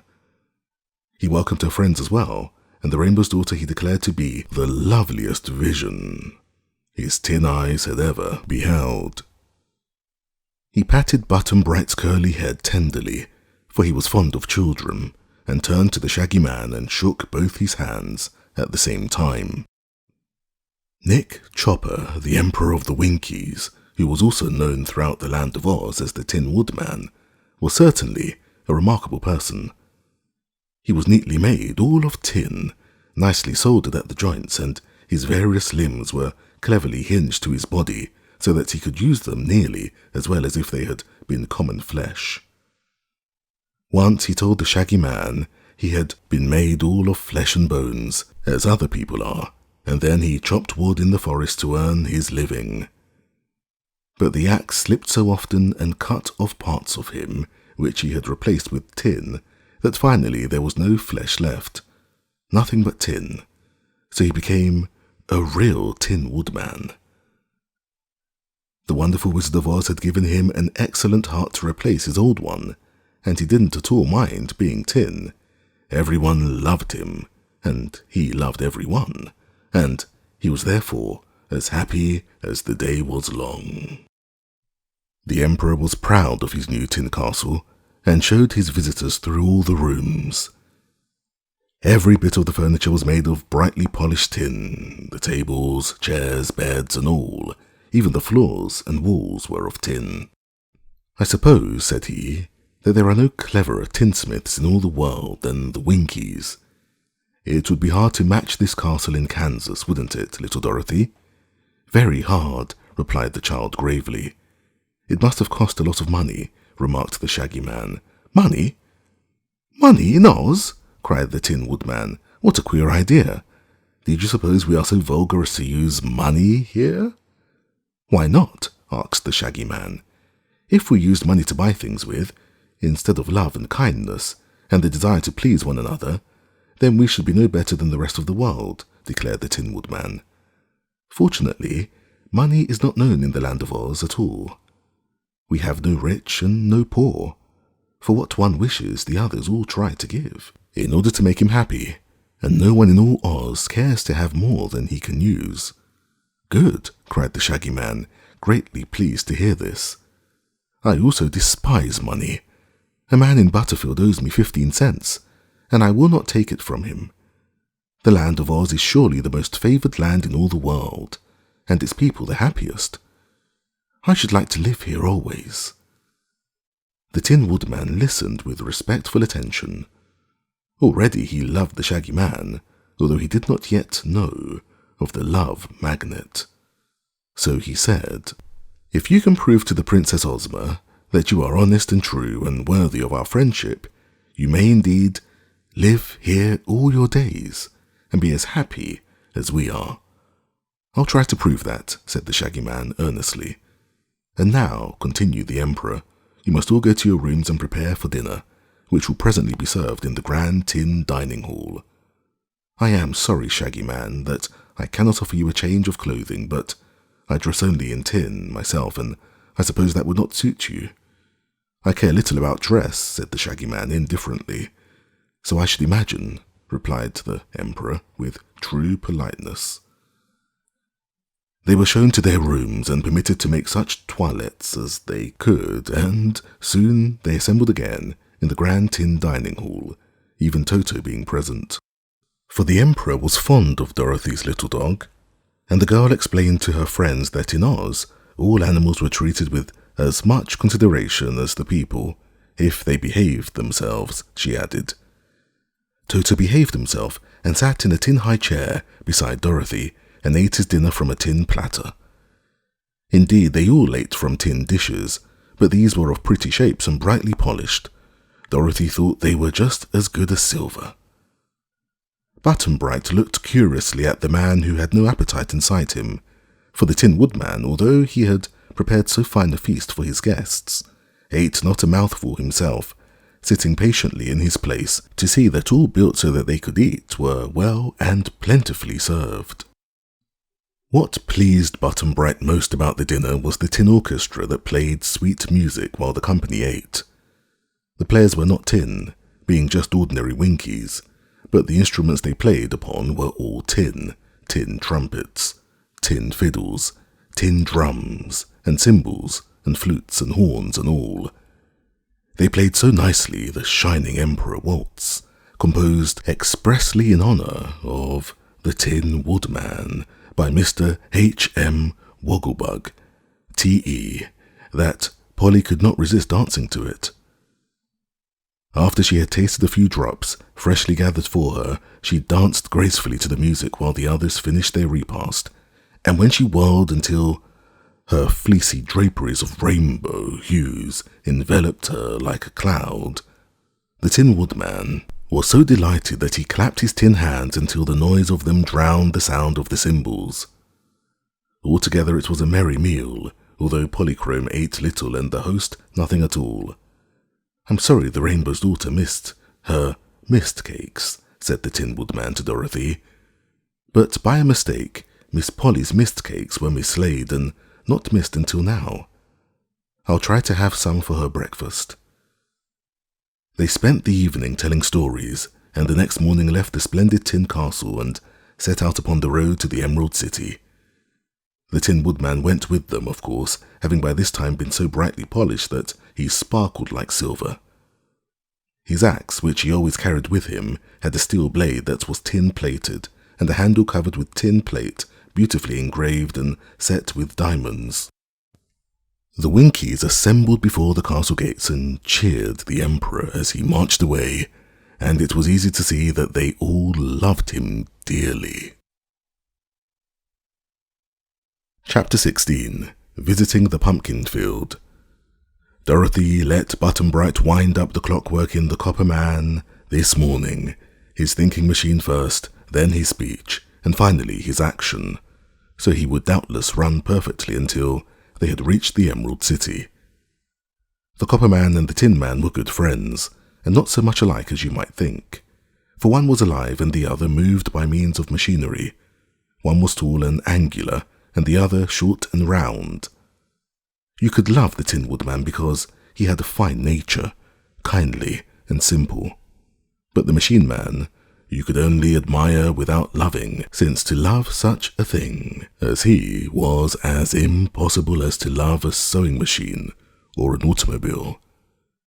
Yet Tick-Tock was popular with the people of Oz because he was so trustworthy, reliable and true. He was sure to do exactly what he was wound up to do, at all times and in all circumstances. Perhaps it is better to be a machine that does its duty than a flesh and blood person who will not, for a dead truth is better than a live falsehood. About noon, the travellers reached a large field of pumpkins, a vegetable quite appropriate to the yellow country of the Winkies, and some of the pumpkins which grew there were of remarkable size. Just before they entered upon this field, they saw 3 little mounds that looked like graves, with a pretty headstone to each one of them. "What is this?" asked Dorothy in wonder. "It's Jack Pumpkinhead's private graveyard," replied the Tin Woodman. "But I thought nobody ever died in Oz," she said. "Nor do they, although if one is bad, he may be condemned and killed by the good citizens," he answered. Dorothy ran over to the little graves and read the words engraved upon the tombstones. The first one said, "Here lies the mortal part of Jack Pumpkinhead, which spoiled April 9th. Then she went on to the next stone, which read, "Here lies the mortal part of Jack Pumpkinhead, which spoiled October 2nd. On the third stone were carved these words, "Here lies the mortal part of Jack Pumpkinhead, which spoiled January 24th.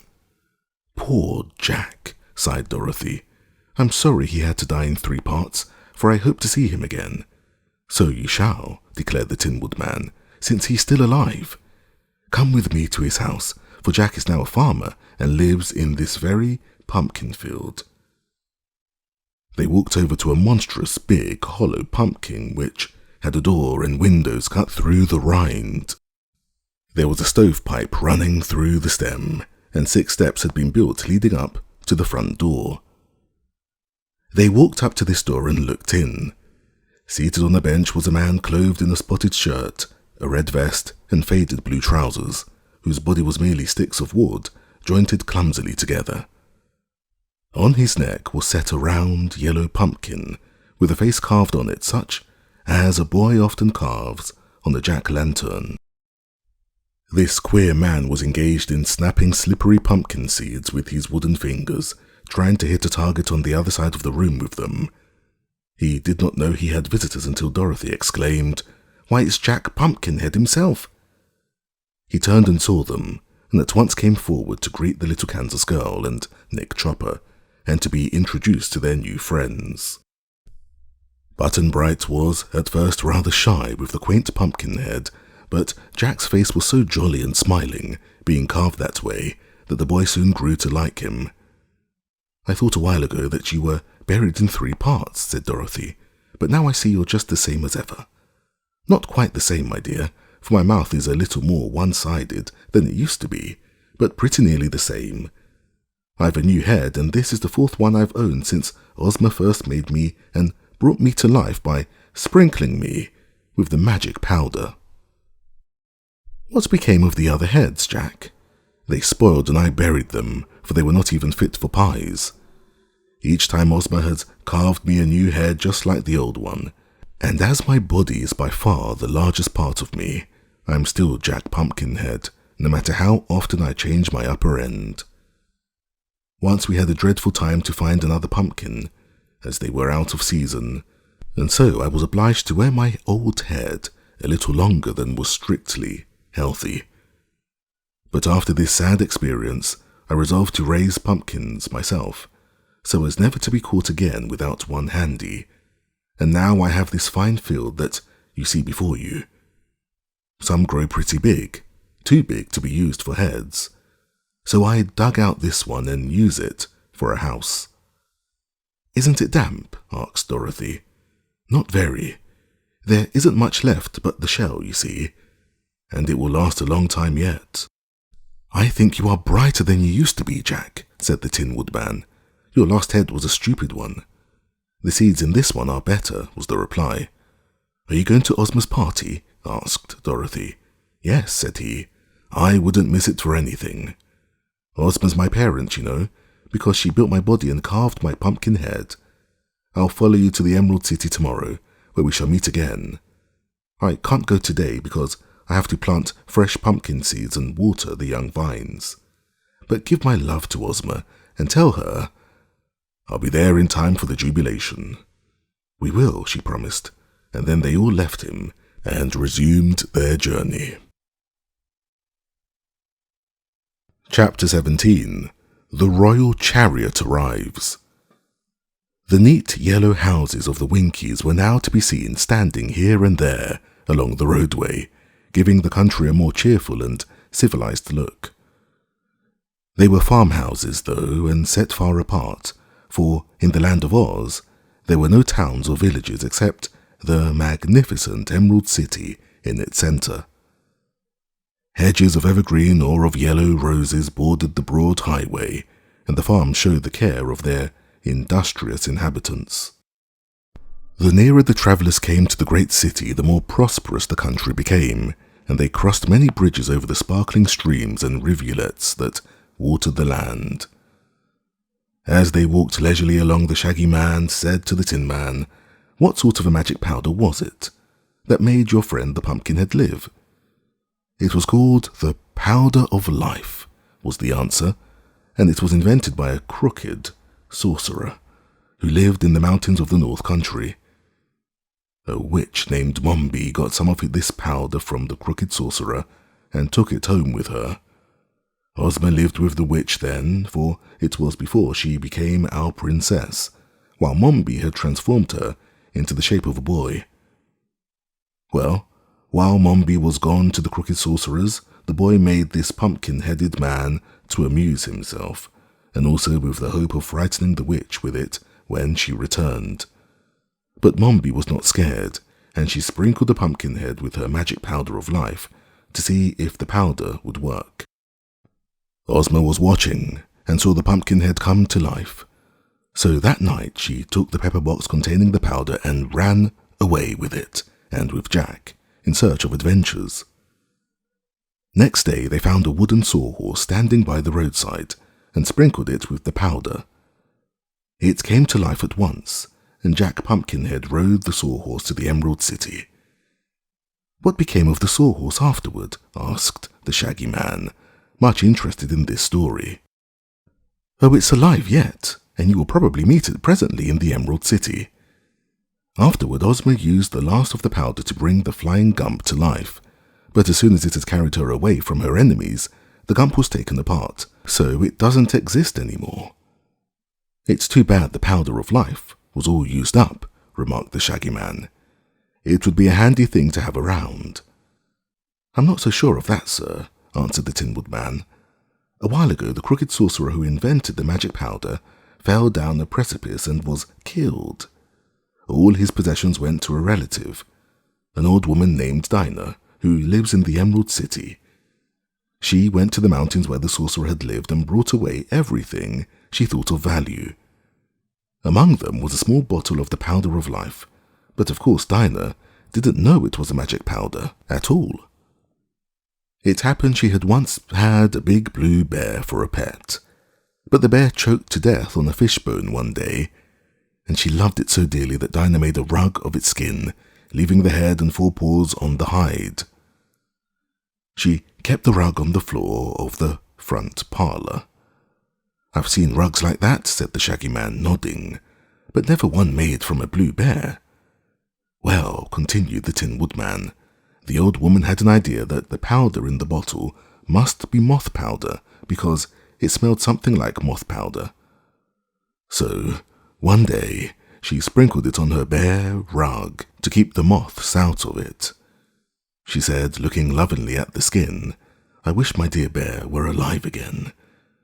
To her horror, the bear rug at once came to life, having been sprinkled with the magic powder, and now this live bear rug is a great trial to her and makes her a lot of trouble.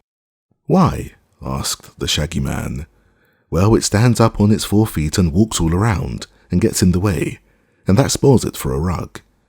It can't speak, although it is alive, for while its head might say words, it has no breath in the solid body to push the words out of its mouth. It's a very slimsy affair altogether, that bear rug, and the old woman is sorry it came to life. Every day she has to scold it and make it lie down flat on the parlour floor to be walked upon. But sometimes when she goes to market, the rug will hump up its back skin and stand on its 4 feet and trot along after her. I should think Dinah would like that, said Dorothy. Well, she doesn't, because everyone knows it isn't a real bear, but just a hollow skin, and so of no actual use in the world except for a rug, answered the Tin Woodman. Therefore I believe it is a good thing that all the magic powder of life is now used up, as it cannot cause any more trouble. Perhaps you're right, said the Shaggy Man thoughtfully. At noon, they stopped at a farmhouse where it delighted the farmer and his wife to be able to give them a good luncheon. The farm people knew Dorothy, having seen her when she was in the country before, and they treated the little girl with as much respect as they did the Emperor, because she was a friend of the powerful Princess Ozma.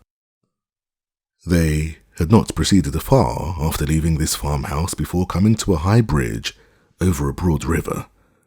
This river, the Tin Woodman informed them, was the boundary between the country of the Winkies and the territory of the Emerald City.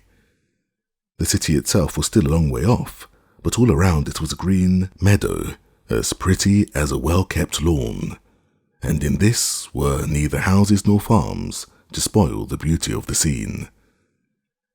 From the top of the high bridge they could see far away the magnificent spires and splendid domes of the superb city, sparkling like brilliant jewels as they towered above the emerald walls.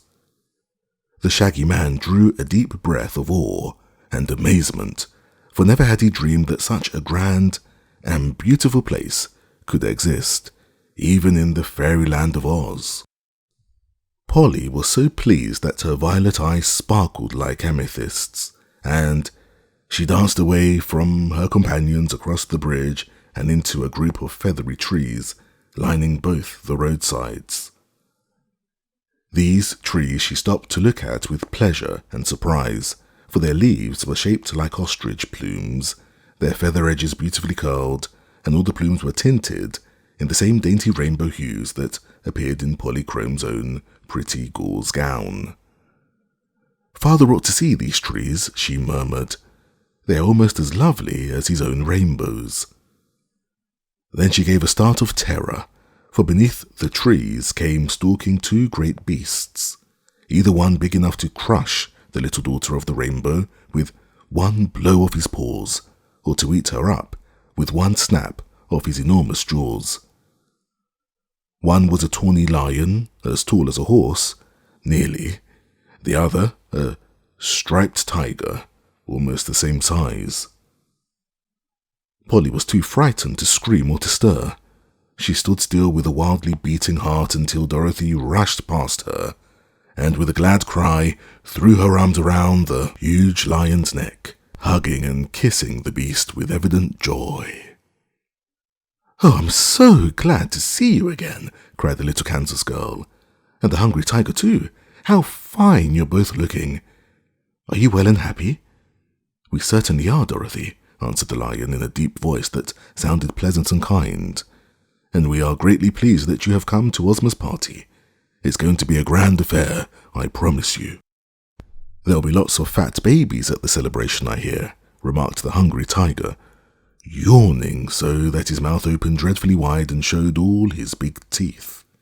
Sharp teeth, of course. But of course I can't eat any of them. "Is your conscience still in good order?" asked Dorothy anxiously. "Yes, it rules me like a tyrant," answered the tiger, sorrowfully. "I can imagine nothing more unpleasant than to own a conscience," and he winked slyly at his friend the lion. "You're fooling me," said Dorothy with a laugh. "I don't believe you'd eat a baby if you lost your conscience. Come here, Polly," she called, "and be introduced to my friends." Polly advanced rather shyly.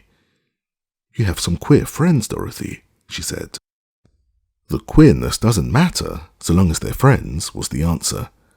"This is the Cowardly Lion, who isn't a coward at all, but just thinks he is. The wizard gave him some courage once, and he has part of it left." The lion bowed with great dignity to Polly. "You are very lovely, my dear," said he. "I hope we shall be friends when we are better acquainted."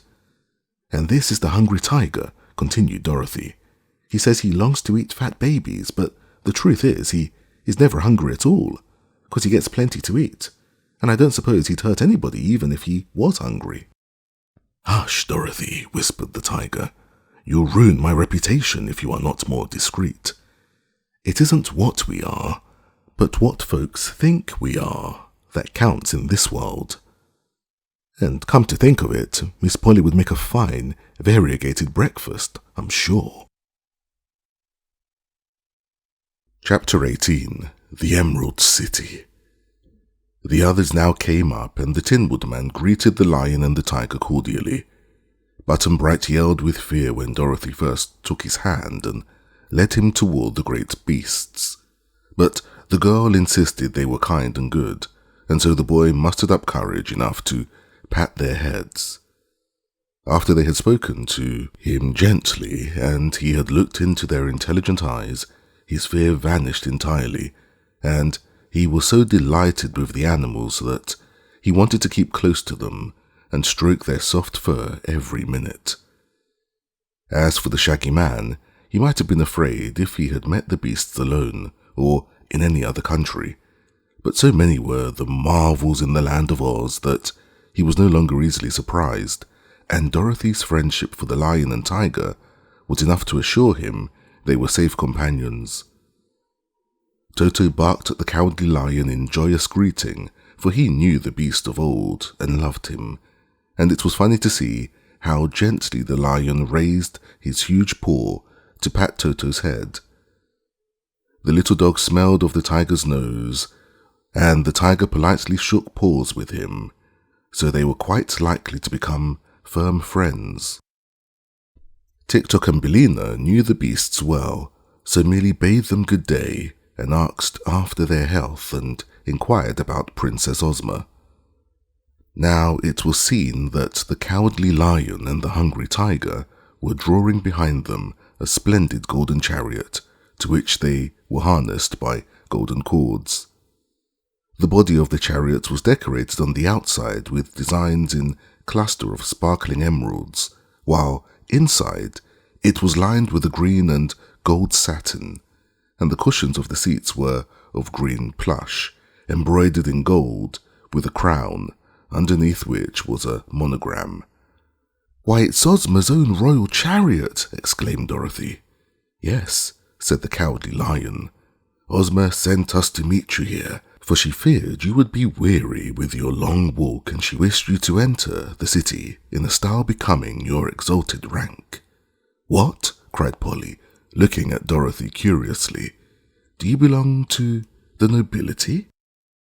"Just in Oz I do," said the child, "'cause Ozma made me a princess, you know.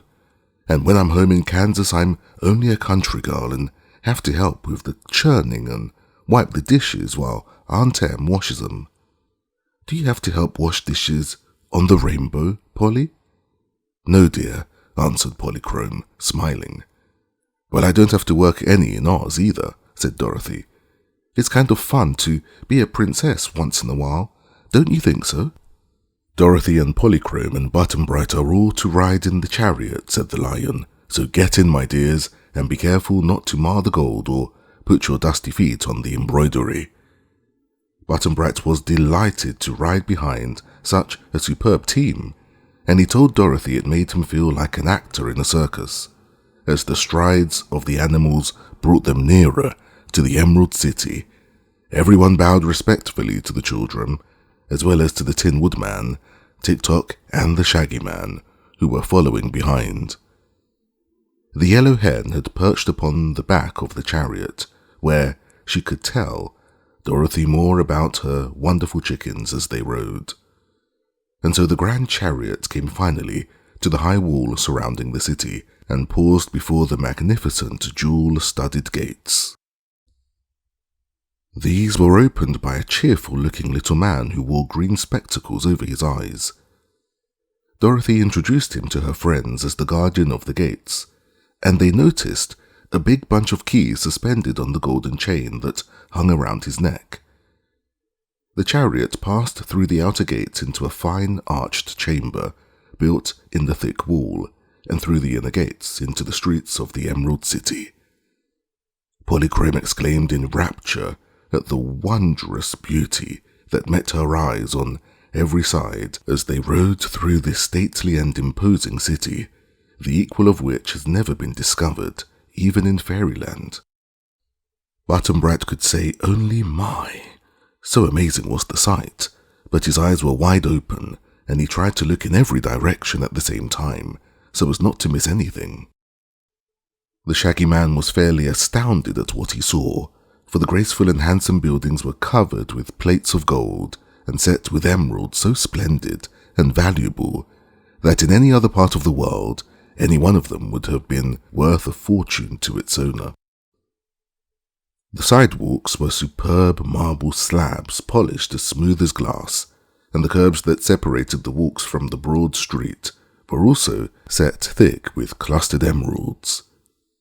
There were many people on these walks, men, women, and children, all dressed in handsome garments of silk or satin or velvet with beautiful jewels. Better even than this, all seemed happy and contented, for their faces were smiling and free from care, and music and laughter might be heard on every side.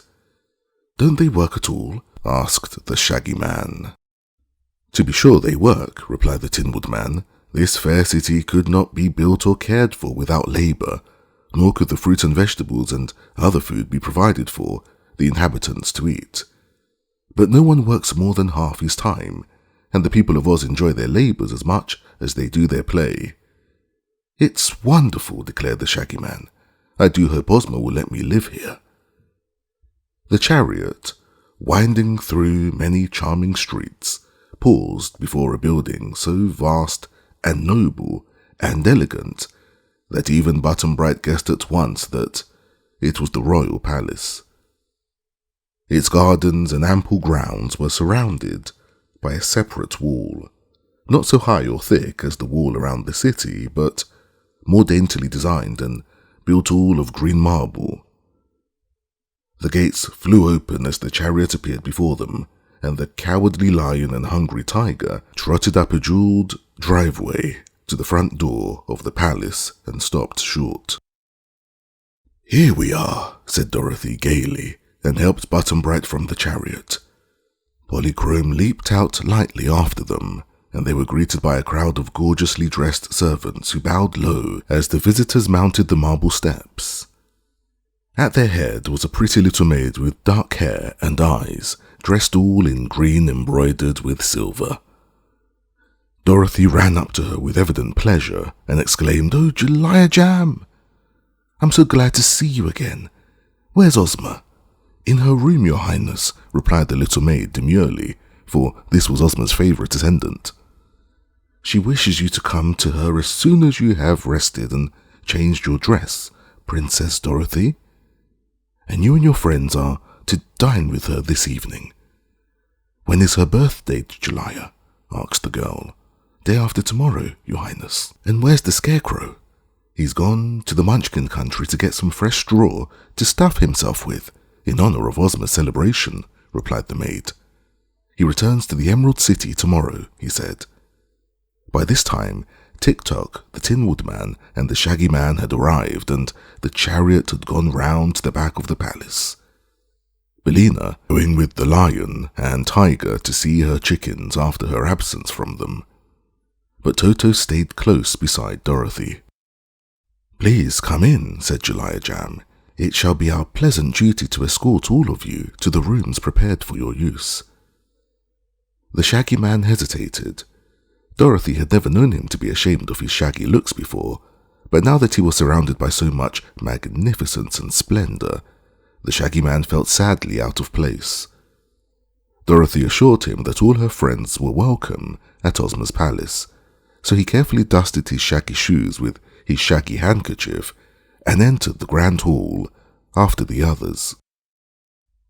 Tick-Tock lived at the royal palace, and the Tin Woodman always had the same broom whenever he visited Ozma, so these two went at once to remove the dust of the journey from their shining bodies. Dorothy also had a pretty suite of rooms which she always occupied when in the Emerald City, but several servants walked ahead politely to show the way, although she was quite sure she could find the rooms herself. She took Button-Bright with her, because he seemed too small to be left alone in such a big palace, but Julia Jam herself ushered the beautiful daughter of the rainbow to her apartments, because it was easy to see that Polychrome was used to splendid palaces, and was therefore entitled to a special attention. Chapter 19. The Shaggy Man's Welcome. The Shaggy Man stood in the great hall, his shaggy hat in his hands, wondering what would become of him. He had never been a guest in a fine palace before. Perhaps he had never been a guest anywhere. In the big, cold, outside world, people did not invite shaggy men to their homes, and this Shaggy Man of ours had slept more in hay lofts and stables than in comfortable rooms. When the others left the great hall, he eyed the splendidly dressed servants of the Princess Ozma as if he expected to be ordered out, but one of them bowed before him as respectfully as if he had been a prince, and said, "Permit me, sir, to conduct you to your apartments." The Shaggy Man drew a long breath and took courage. "Very well," he answered, "I'm ready." Through the big hall they went, up the grand staircase carpeted thick with velvet, and so along a wide corridor to a carved doorway. Here the servant paused, and opening the door said with polite deference, "Be good enough to enter, sir, and make yourself at home in the rooms our royal Ozma had ordered be prepared for you. Whatever you see is for you to use and enjoy as if your own. The princess dines at 7, and I shall be here in time to lead you to the drawing room, where you will be privileged to meet the lovely ruler of Oz. Is there any command in the meantime with which you desire to honor me?" "No," said the Shaggy Man, "but I'm much obliged." He entered the room and shut the door, and for a time stood in bewilderment, admiring the grandeur before him. He had been given one of the handsomest apartments in the most magnificent palace in the world, and you cannot wonder that his good fortune astonished and awed him until he grew used to his surroundings. The furniture was upholstered in cloth of gold, with the royal crown embroidered upon it in scarlet. The rug upon the marble floor was so thick and soft that he could not hear the sound of his own footsteps, and upon the walls were splendid tapestries woven with scenes from the land of Oz. Books and ornaments were scattered about in profusion, and the Shaggy Man thought he had never seen so many pretty things in one place before. In one corner played a tinkling fountain of perfumed water, and in another was a table bearing a golden tray loaded with freshly gathered fruit, including several of the red-cheeked apples that the Shaggy Man loved. At the farther end of this charming room was an open doorway, and he crossed over to find himself in a bedroom containing more comforts than the Shaggy Man had ever before imagined.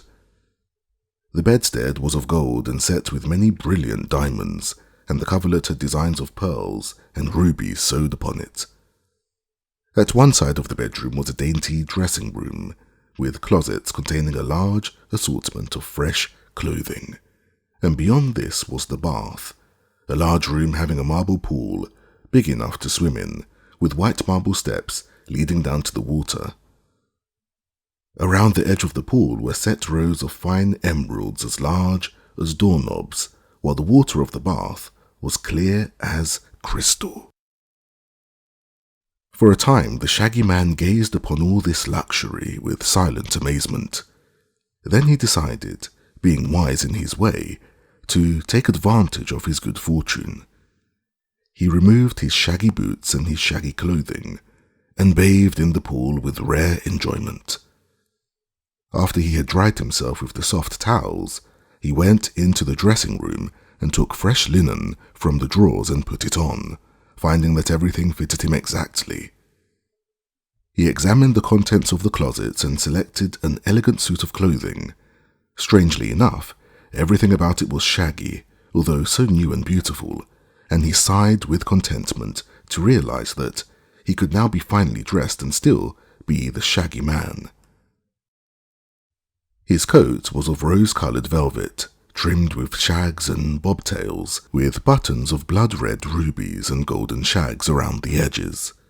His vest was a shaggy satin of a delicate cream colour, and his knee breeches of rose velvet, trimmed like the coat. Shaggy creamy stockings of silk and shaggy slippers of rose leather, with ruby buckles, completed his costume, and when he was thus attired, the Shaggy Man looked at himself in a long mirror with great admiration. On a table he found a mother-of-pearl chest decorated with silver vines and flowers of clustered rubies, and on the cover was a silver plate engraved with these words, "The Shaggy Man, his box of ornaments."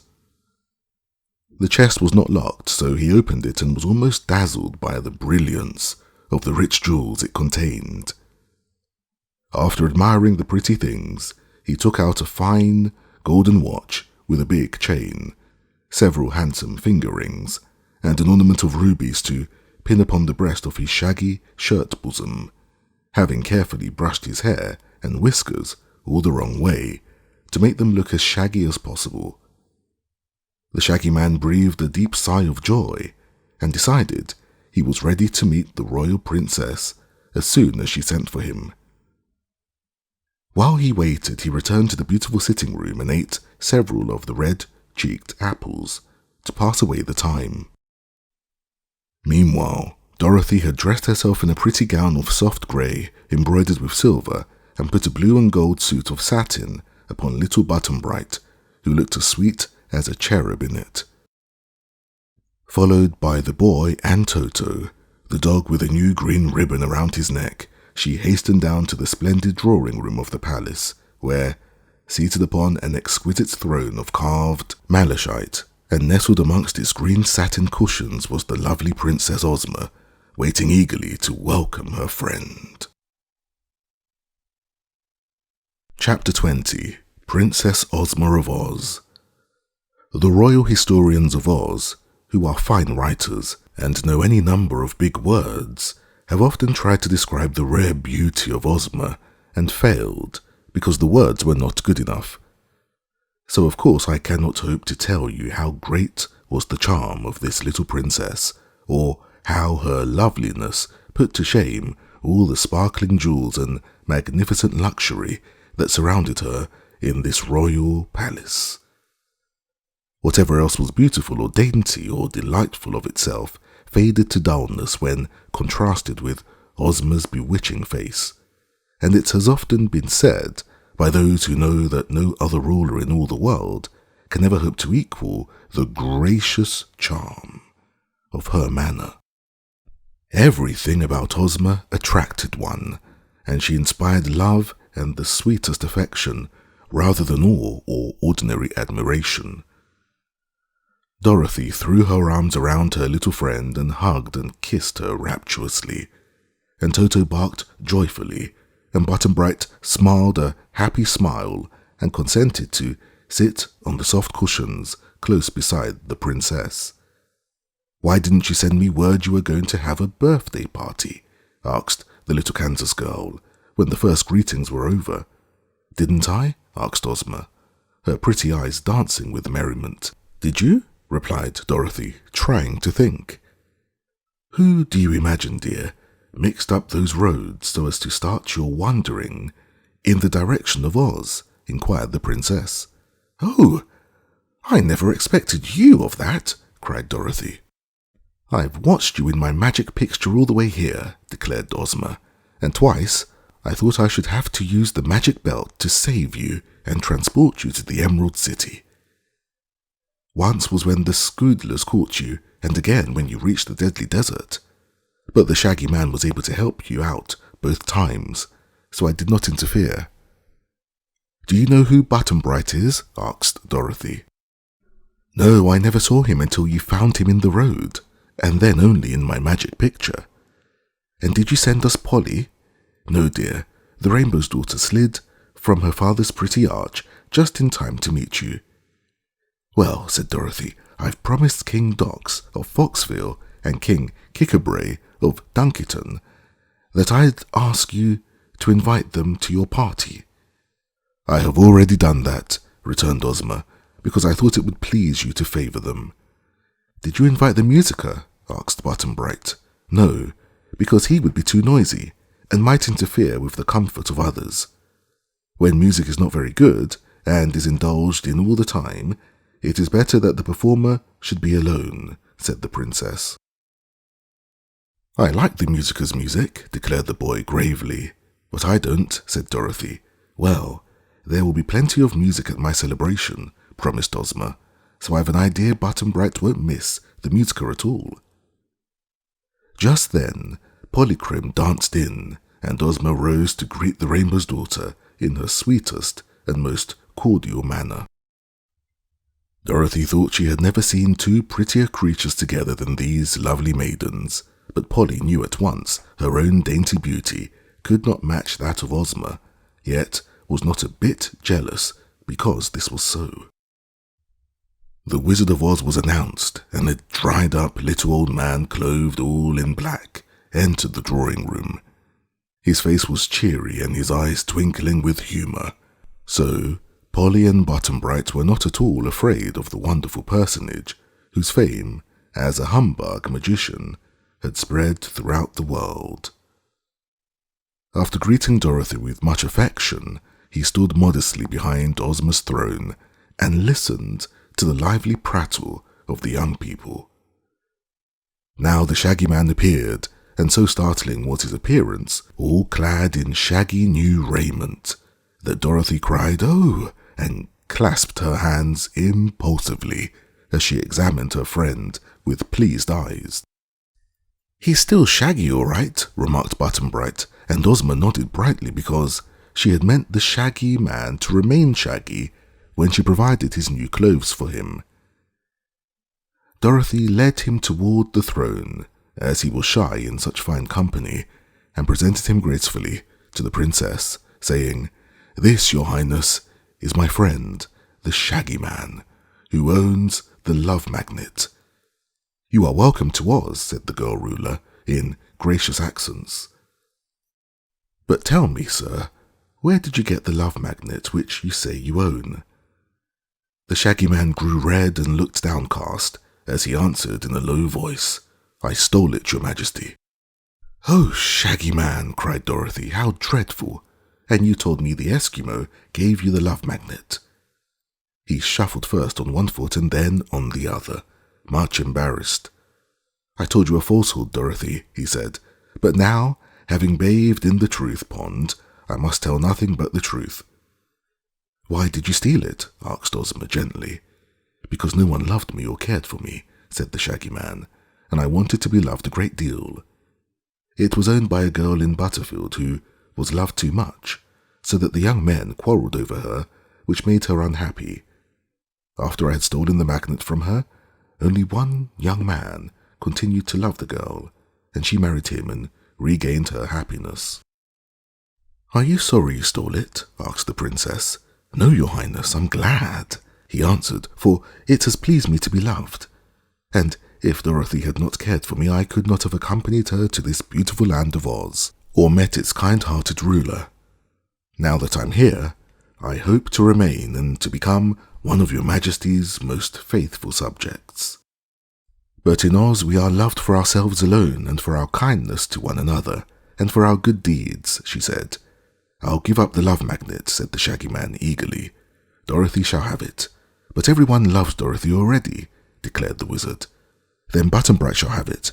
"Don't want it," said the boy promptly. "Then I'll give it to the wizard, for I'm sure the lovely Princess Ozma does not need it."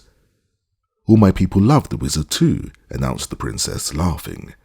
"So we will hang the love magnet over the gates of the Emerald City, that whoever shall enter or leave the gates may be loved and loving." "That is a good idea," said the Shaggy Man. "I agreed to it most willingly." Those assembled now went into dinner, which you may imagine was a grand affair, and afterward Ozma asked the wizard to give them an exhibition of his magic. The wizard took 8 tiny white piglets from an inside pocket and set them on the table. One was dressed like a clown and performed funny antics, and the others leaped over the spoons and dishes and ran around the table like racehorses and turned handsprings and were so sprightly and amusing that they kept the company in one roar of merry laughter. The wizard had trained these pets to do many curious things, and they were so little and so cunning and so soft that Polychrome loved to pick them up as they passed near her place and fondle them as if they were kittens. It was late when the entertainment ended, and they separated to go to their rooms. "Tomorrow," said Ozma, "my invited guests will arrive, and you will find among them some interesting and curious people, I promise you. The next day will be my birthday, and the festivities will be held on the broad green just outside the gates of the city, where all my people can assemble without being crowded." "I hope the Scarecrow won't be late," said Dorothy anxiously. "Oh, he is sure to return tomorrow," answered Ozma.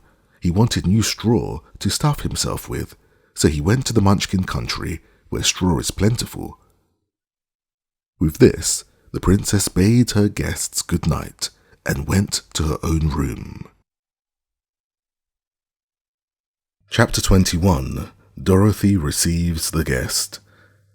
Next morning, Dorothy's breakfast was served in her own pretty sitting room, and she sent to invite Polly and the Shaggy Man to join her and Button-Bright at the meal. They came gladly, and Toto also had breakfast with them, so that the little party that had travelled together to Oz was once more reunited.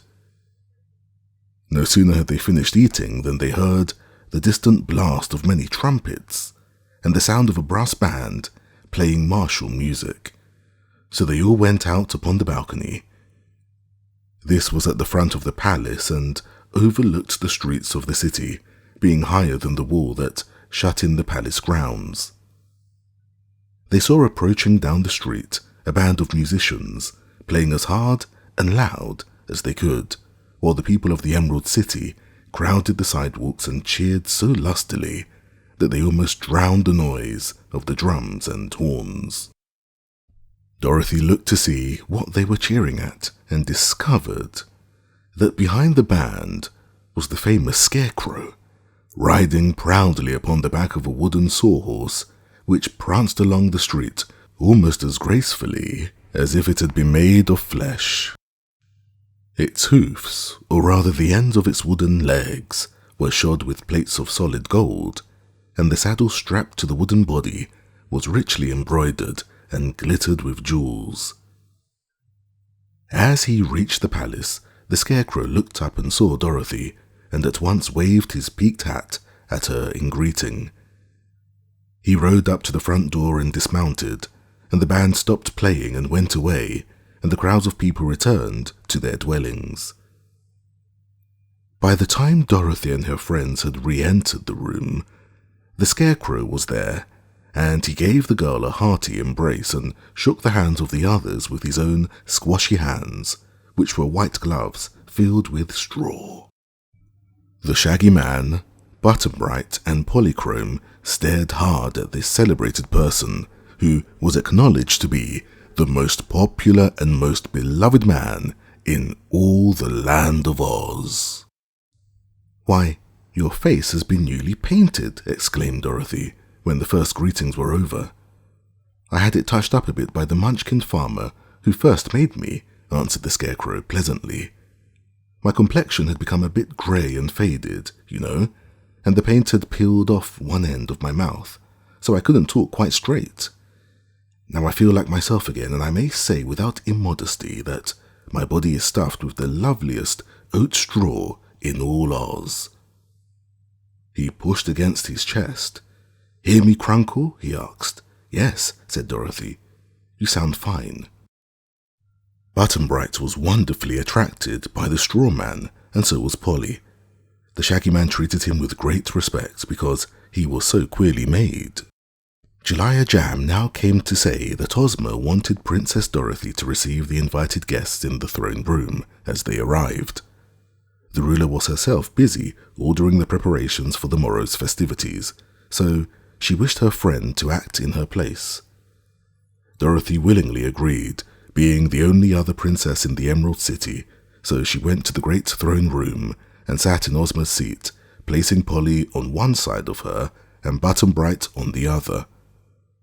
The Scarecrow stood at the left of the throne and the Tin Woodman at the right, while the Wonderful Wizard and the Shaggy Man stood behind. The Cowardly Lion and the Hungry Tiger came in with bright new bows of ribbon on their collars and tails. After greeting Dorothy affectionately, the huge beasts lay down at the foot of the throne.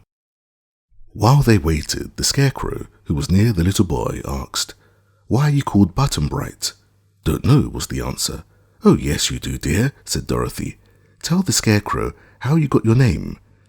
"Papa always said I was bright as a button, so Mama always called me Button-Bright," announced the boy. "Where is your Mama?" asked the Scarecrow. "Don't know," said Button-Bright. "Where is your home?" asked the Scarecrow. "Don't know," said Button-Bright. "Don't you want to find your Mama again?" asked the Scarecrow. "Don't know," said Button-Bright calmly. The Scarecrow looked thoughtful. "Your papa may have been right," he observed, "but there are many kinds of buttons, you see.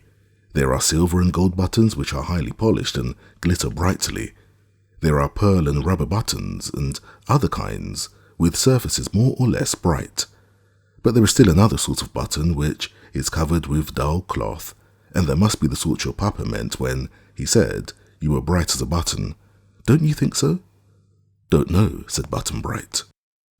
Jack Pumpkinhead arrived wearing a pair of new white kid gloves, and he brought a birthday present for Ozma consisting of a necklace of pumpkin seeds. In each seed was a set of sparkling carolite, which is considered the rarest and most beautiful gem that exists. The necklace was in a plush case, and Jellia Jam put it on a table with the Princess Ozma's other presents. Next came a tall, beautiful woman, clothed in a splendid trailing gown, trimmed with exquisite lace as fine as cobweb. This was the important sorceress known as Glinda the Good, who had been of great assistance to both Ozma and Dorothy. There was no humbug about her magic, you may be assured, and Glinda was as kind as she was powerful. She greeted Dorothy most lovingly and kissed Button Bright and Polly and smiled upon the Shaggy Man, after which Jellia Jam led the sorceress to one of the most magnificent rooms of the royal palace and appointed 50 servants to wait upon her. The next arrival was Mr. H.M. Wogglebug, T.E., the H.M. meaning highly magnified and the T.E. meaning thoroughly educated. The Wogglebug was head professor at the Royal College of Oz, and he had composed a fine ode in honor of Ozma's birthday. This he wanted to read to them, but the Scarecrow wouldn't let him. Soon they heard a clucking sound and a chorus of cheep cheep, and a servant threw open the door to allow Billina and her 10 fluffy chicks to enter the throne room. As the yellow hen marched proudly at the head of her family, Dorothy cried, "Oh, you lovely things," and ran down from her seat to pet the little yellow downy balls. Billina wore a pearl necklace, and around the neck of each chicken was a tiny gold chain holding a locket with the letter D engraved upon the outside. "Open the lockets, Dorothy," said Billina. The girl obeyed and found a picture of herself in each locket. "They were named after you, my dear," continued the yellow hen, "so I wanted all my chickens to wear your picture. Come here, Dorothy, this minute," she cried, for the chickens were scattered and wandering all around the big room. They obeyed the call at once and came running as fast as they could, fluttering their fluffy wings in a laughable way. It was lucky that Billina gathered the little ones under her soft breast just then, for Tick-Tock came in and tramped up to the throne on his flat copper feet. "I'm all wound up and working finely," said the Clockwork Man to Dorothy. "I can hear him tick," declared Button Bright. "You are quite the polished gentleman," said the Tin Woodman. "Stand up here beside the Shaggy Man, Tick-Tock, and help receive the company." Dorothy placed soft cushions in a corner for Billina and her chicks, and had just returned to the throne and seated herself when playing of the royal band outside the palace announced the approach of distinguished guests. And my, how they did stare when the High Chamberlain threw open the doors and the visitors entered the throne room. First walked the gingerbread man, neatly formed and baked into a lovely brown tint. He wore a silk hat and carried a candy cane prettily striped with red and yellow.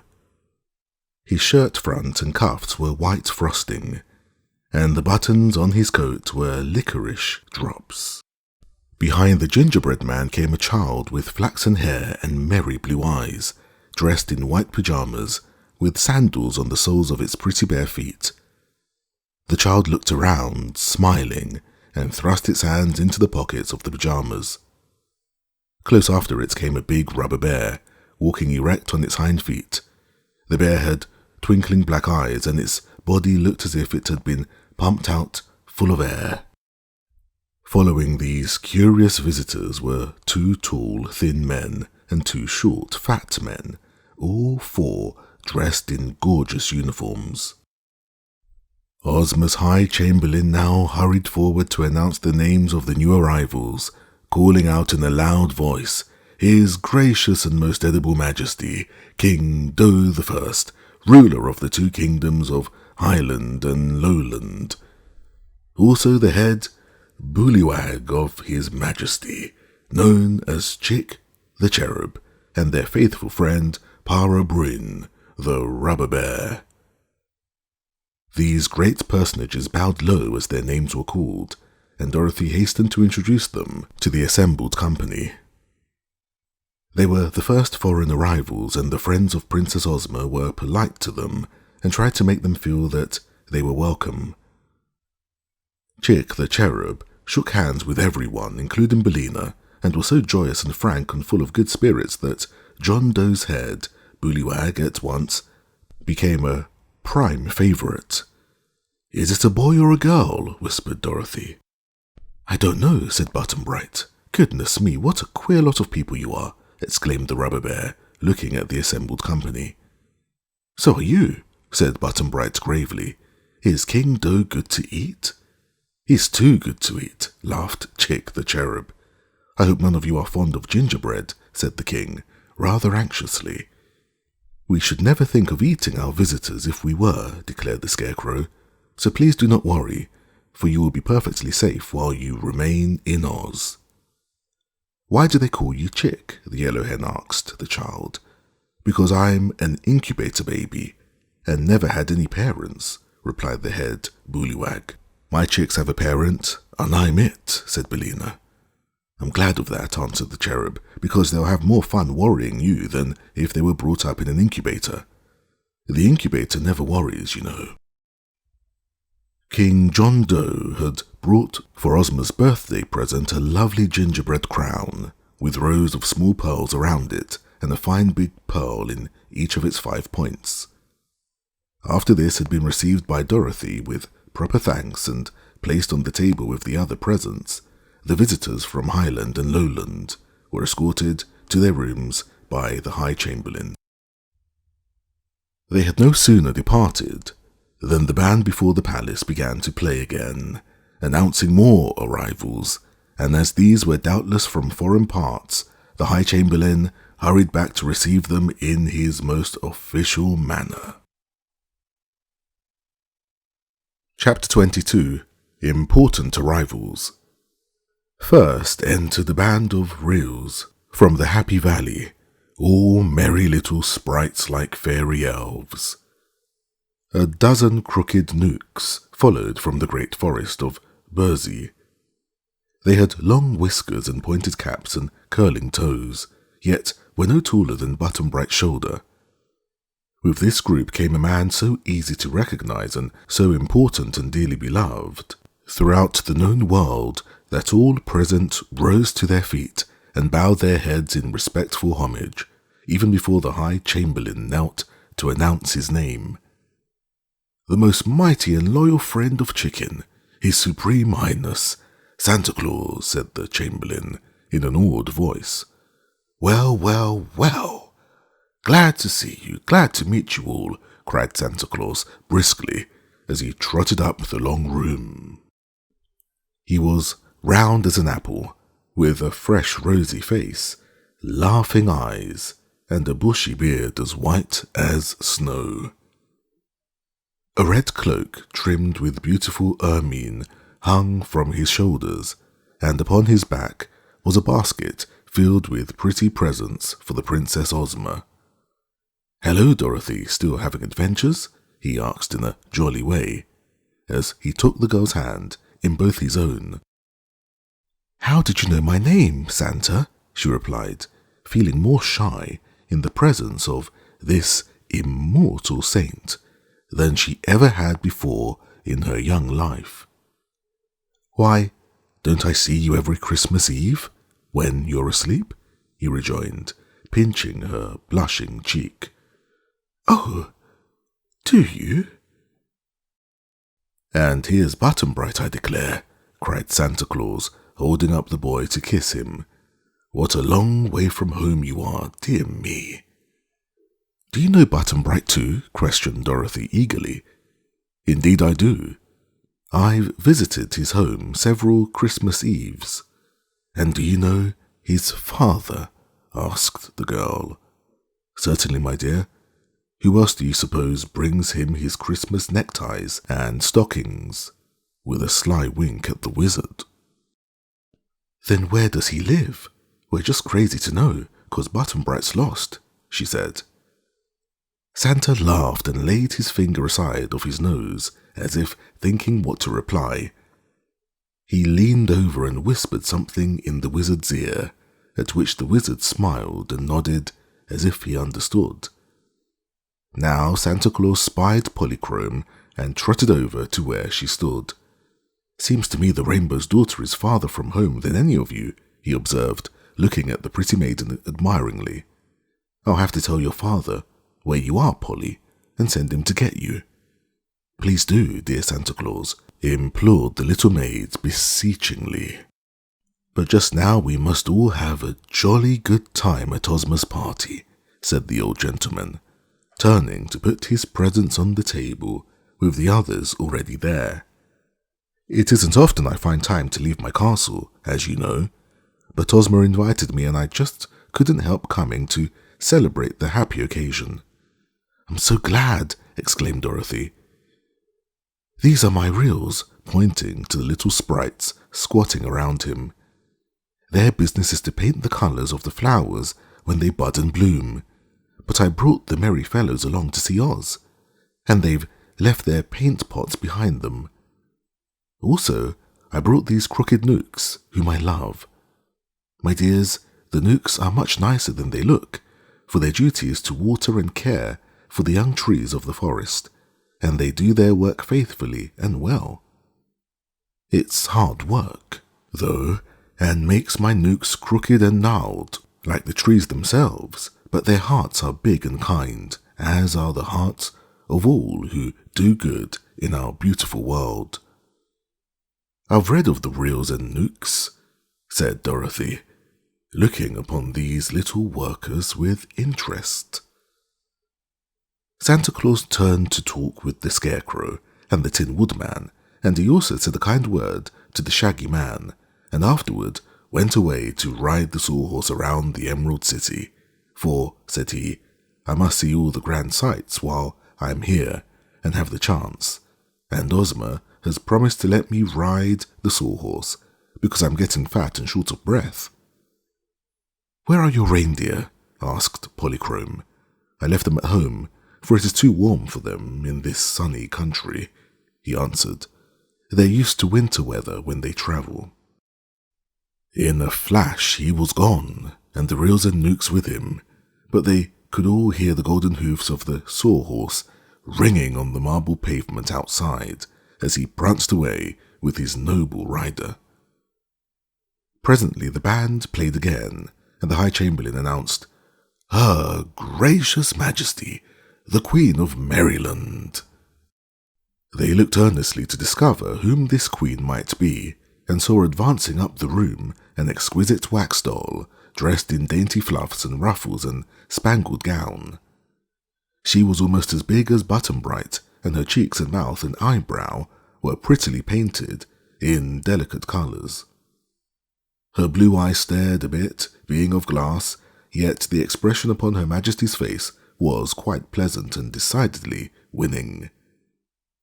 With the Queen of Merryland were 4 wooden soldiers, 2 stalking ahead of her with much dignity, and 2 following behind, like a royal bodyguard. The soldiers were painted in bright colours and carried wooden guns, and after them came a fat little man who attracted attention at once, although he seemed modest and retiring.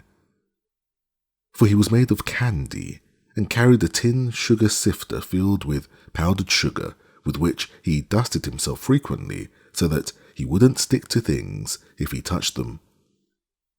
The High Chamberlain had called him the Candy Man of Merryland, and Dorothy saw that one of his thumbs looked as if it had been bitten off by someone who was fond of candy and couldn't resist the temptation. The Wax Doll Queen spoke prettily to Dorothy and the others, and sent her loving greetings to Ozma before she retired to the rooms prepared for her. She had brought a birthday present wrapped in tissue paper and tied with pink and blue ribbons, and one of the wooden soldiers placed it on the table with the other gifts.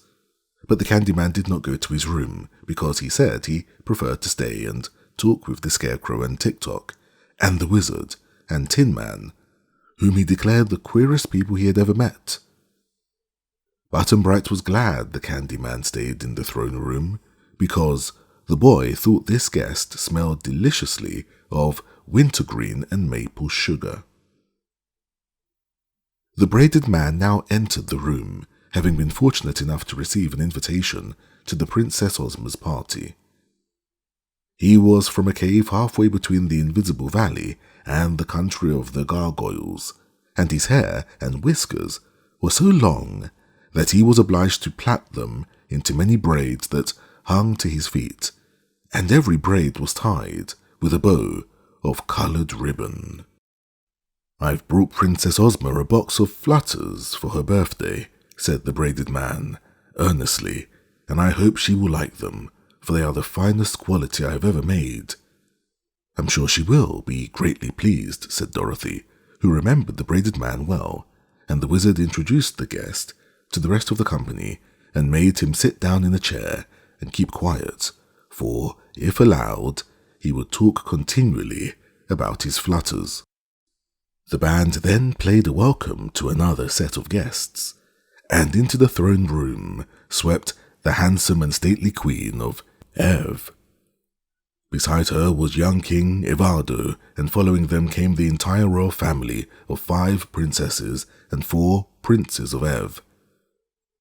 The kingdom of Ev lay just across the deadly desert to the north of Oz, and once Ozma and her people had rescued the Queen of Ev and her 10 children from the Gnome King, who had enslaved them.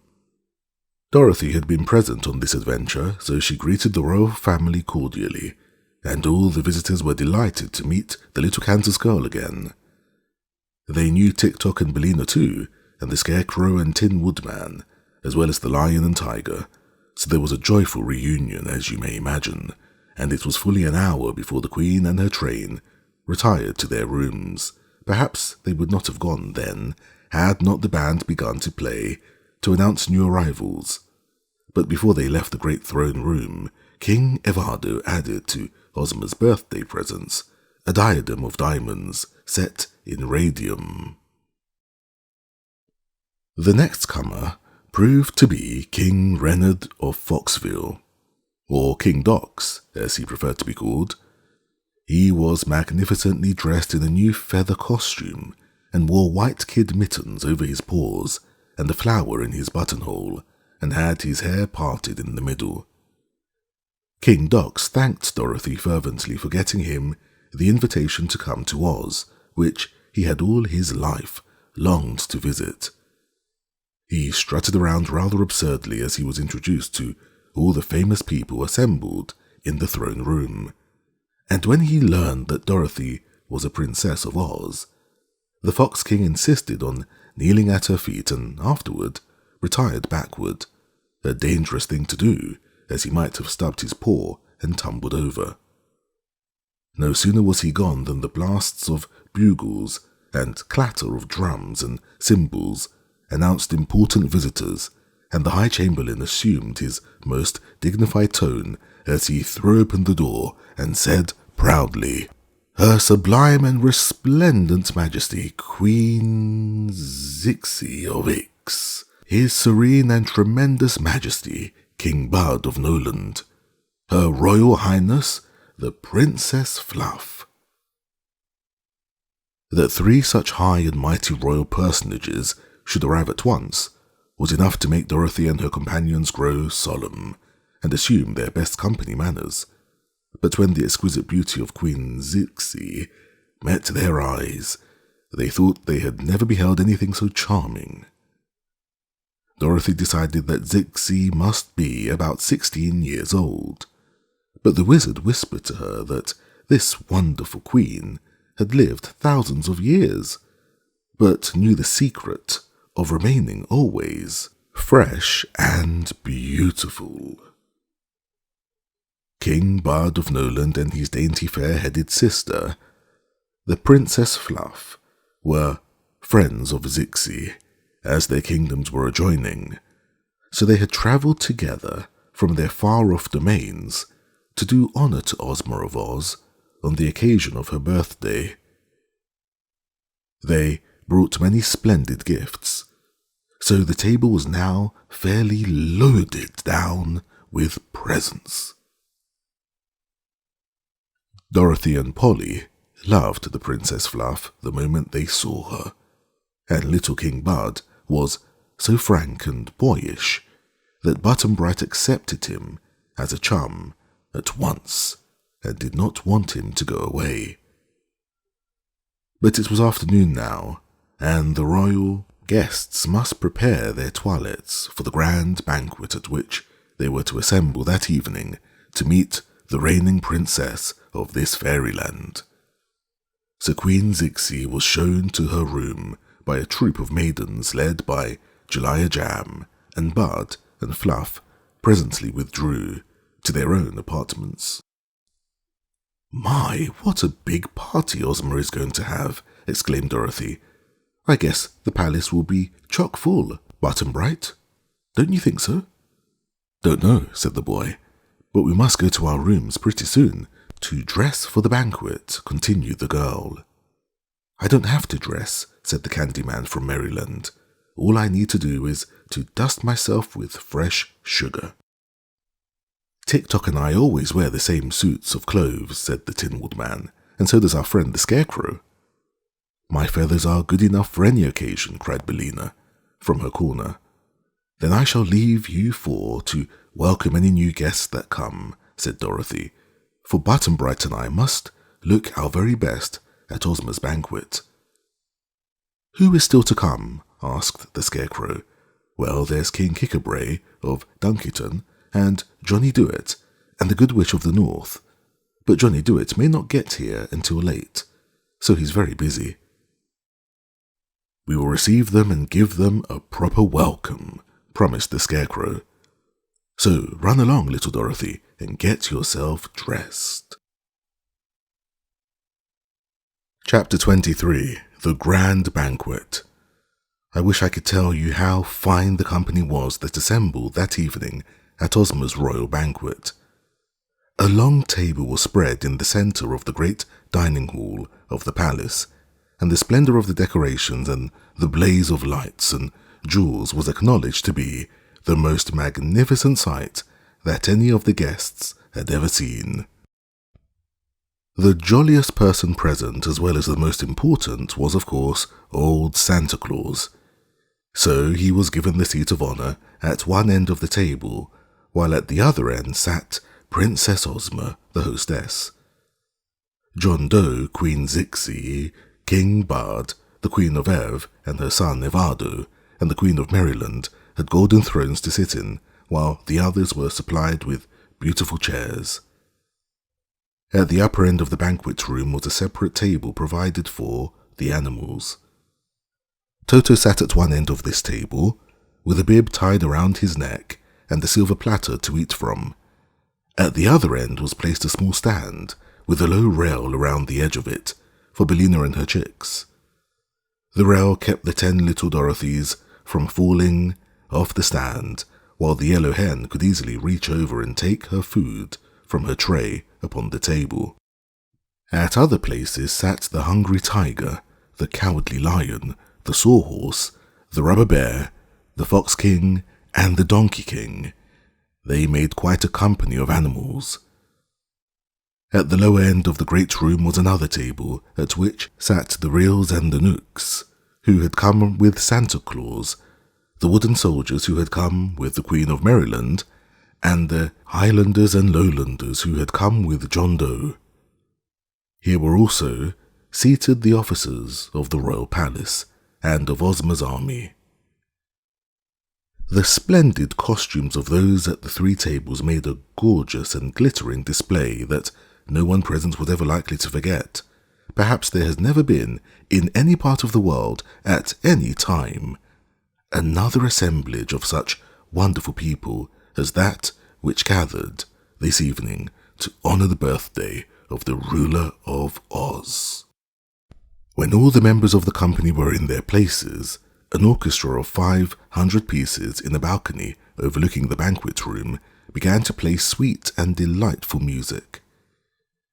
Then a door draped with royal green opened, and in came the fair and girlish Princess Ozma, who now greeted her guests in person for the first time.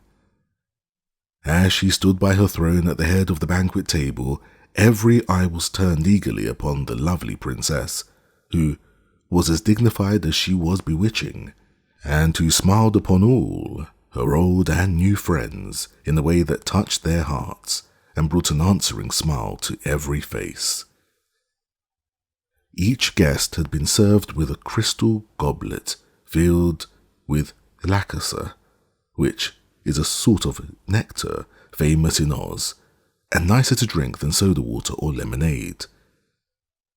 Santa now made a pretty speech in verse, congratulating Ozma on having a birthday, and asking everyone present to drink to the health and happiness of their dearly beloved hostess.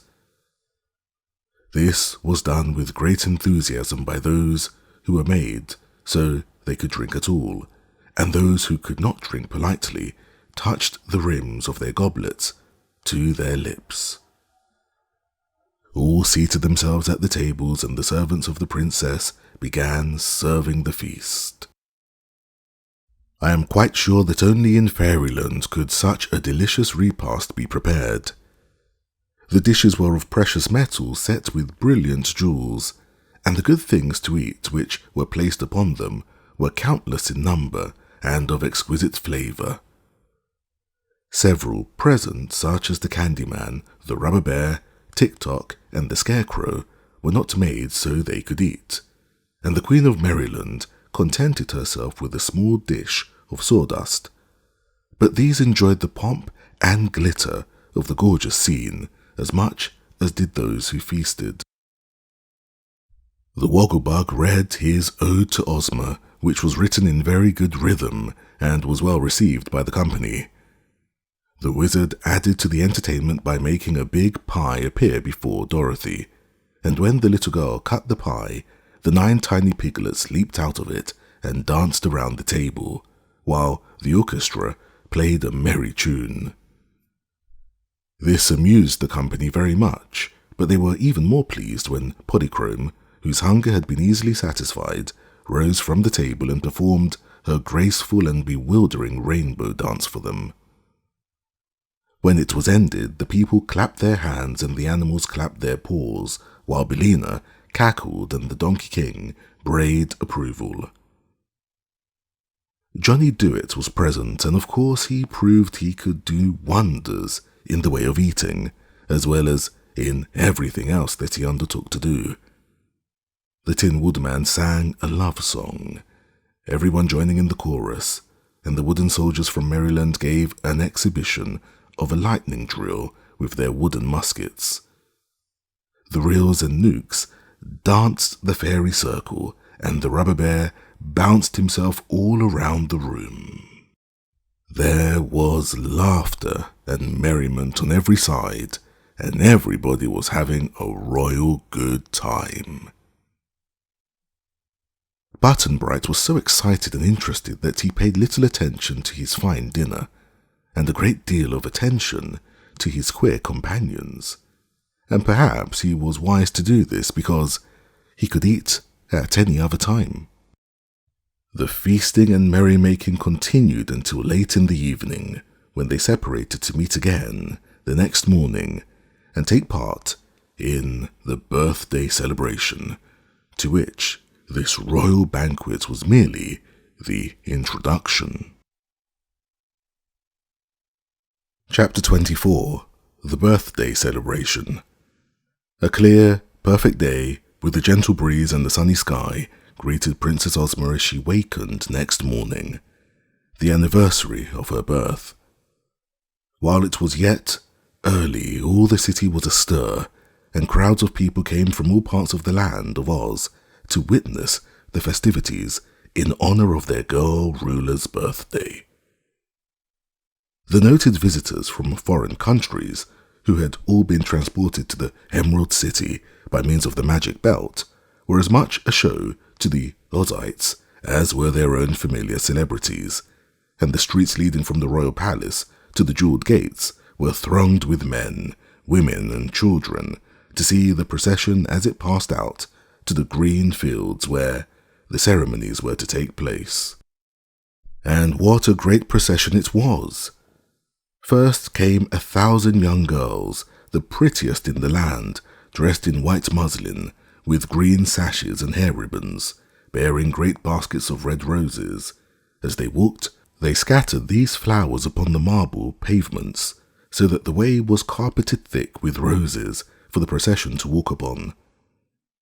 Then came the rulers of the 4 kingdoms of Oz, the Emperor of the Winkies, the Monarch of the Munchkins, the King of the Quadlings, and the Sovereign of the Gillikins, each wearing a long chain of emeralds around his neck to show that he was a vassal of the ruler of the Emerald City. Next marched the Emerald City Coronet Band, clothed in green and gold uniforms and playing the Ozma two-step. The Royal Army of Oz followed, consisting of 27 officers, from the Captain General down to the lieutenants. There were no privates in Ozma's army because soldiers were not needed to fight battles, but only to look important, and an officer always looks more imposing than a private.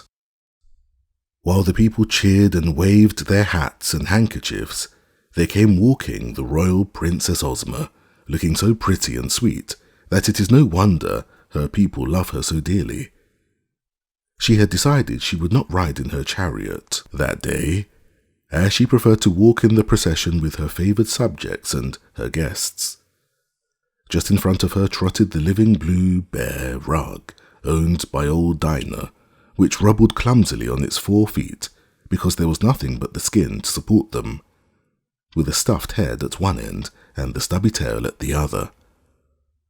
But whenever Ozma paused in her walk, the bear rug would flop down flat upon the ground for the princess to stand upon until she resumed her progress.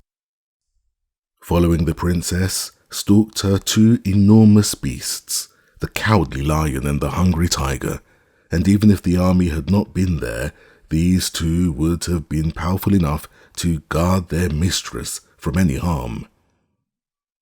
Next marched the invited guests who were loudly cheered by the people of Oz along the road, and were therefore obliged to bow to right and left almost every step of the way.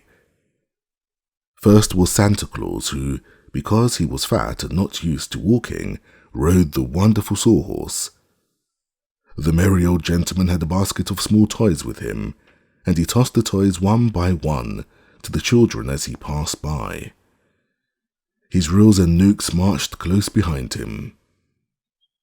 Queen Zixi of Ix came after, then John Doe and the Cherub, and the rubber bear named Para Bruin, strutting between them on its hind legs, then the Queen of Merryland, escorted by her wooden soldiers, then King Bud of Noland and his sister, the Princess Fluff, then the Queen of Ev and her 10 royal children, then the Braided Man and the Candy Man side by side, then King Dox of Foxville and King Kikabray of Dunkiton, who, by this time, had become good friends, and, finally, Johnny Dewett in his leather apron smoking his long pipe.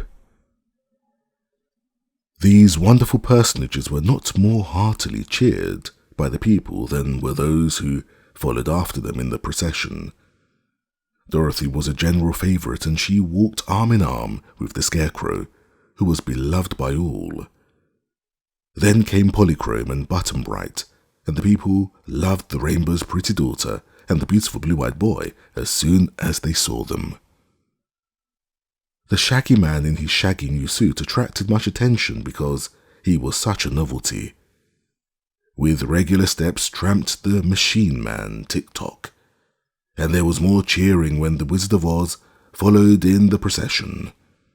The Wogglebug and Jack Pumpkinhead were next, and behind them Glinda the Sorceress and the Good Witch of the North. Finally came Billina, with her brood of chickens to whom she clucked anxiously to keep them together and to hasten them along, so they would not delay the procession. Another band followed, this time the Tin Band of the Emperor of the Winkies, playing a beautiful march called There's No Plate Like Tin. Then came the servants of the royal palace, in a long line, and behind them all, the people had joined the procession and marched away through the emerald gates and out upon the broad green. Here had been erected a splendid pavilion with a grandstand big enough to seat all the royal party and those who had taken part in the procession. Over the pavilion, which was of green silk and cloth of gold, countless banners waved in the breeze. Just in front of this, and connected with it by a runway, had been built a broad platform so that all the spectators could see plainly the entertainment provided for them. The wizard now became master of ceremonies, as Ozma had placed the conduct of the performance in his hands. After the people had all congregated about the platform and the royal party and the visitors were seated in the grandstand, the wizard skillfully performed some feats of juggling glass balls and lighted candles. He tossed a dozen or so of them high in the air and caught them one by one as they came down, without missing any. Then he introduced the Scarecrow, who did a sword-swallowing act that aroused much interest. After this, the Tin Woodman gave an exhibition of swinging the axe, which he made to whirl around him so rapidly that the eye could scarcely follow the motion of the gleaming blade. Glinda the Sorceress then stepped upon the platform and by her magic made a big tree grow in the middle of the space, made blossoms appear upon the tree, and made the blossoms become delicious fruit called tamonas. And so great was the quantity of fruit thus produced that when the servants climbed the tree and tossed it down to the crowd, there was enough to satisfy every person present. With a glad cry, the Rainbow's Daughter sprang from her seat and danced along the curve of the bow, mounting gradually upward while the folds of her gauzy gown whirled and floated around her like a cloud and blended with the colours of the rainbow itself. "Goodbye, Ozma! Goodbye, Dorothy!" cried a voice they knew belonged to Polychrome.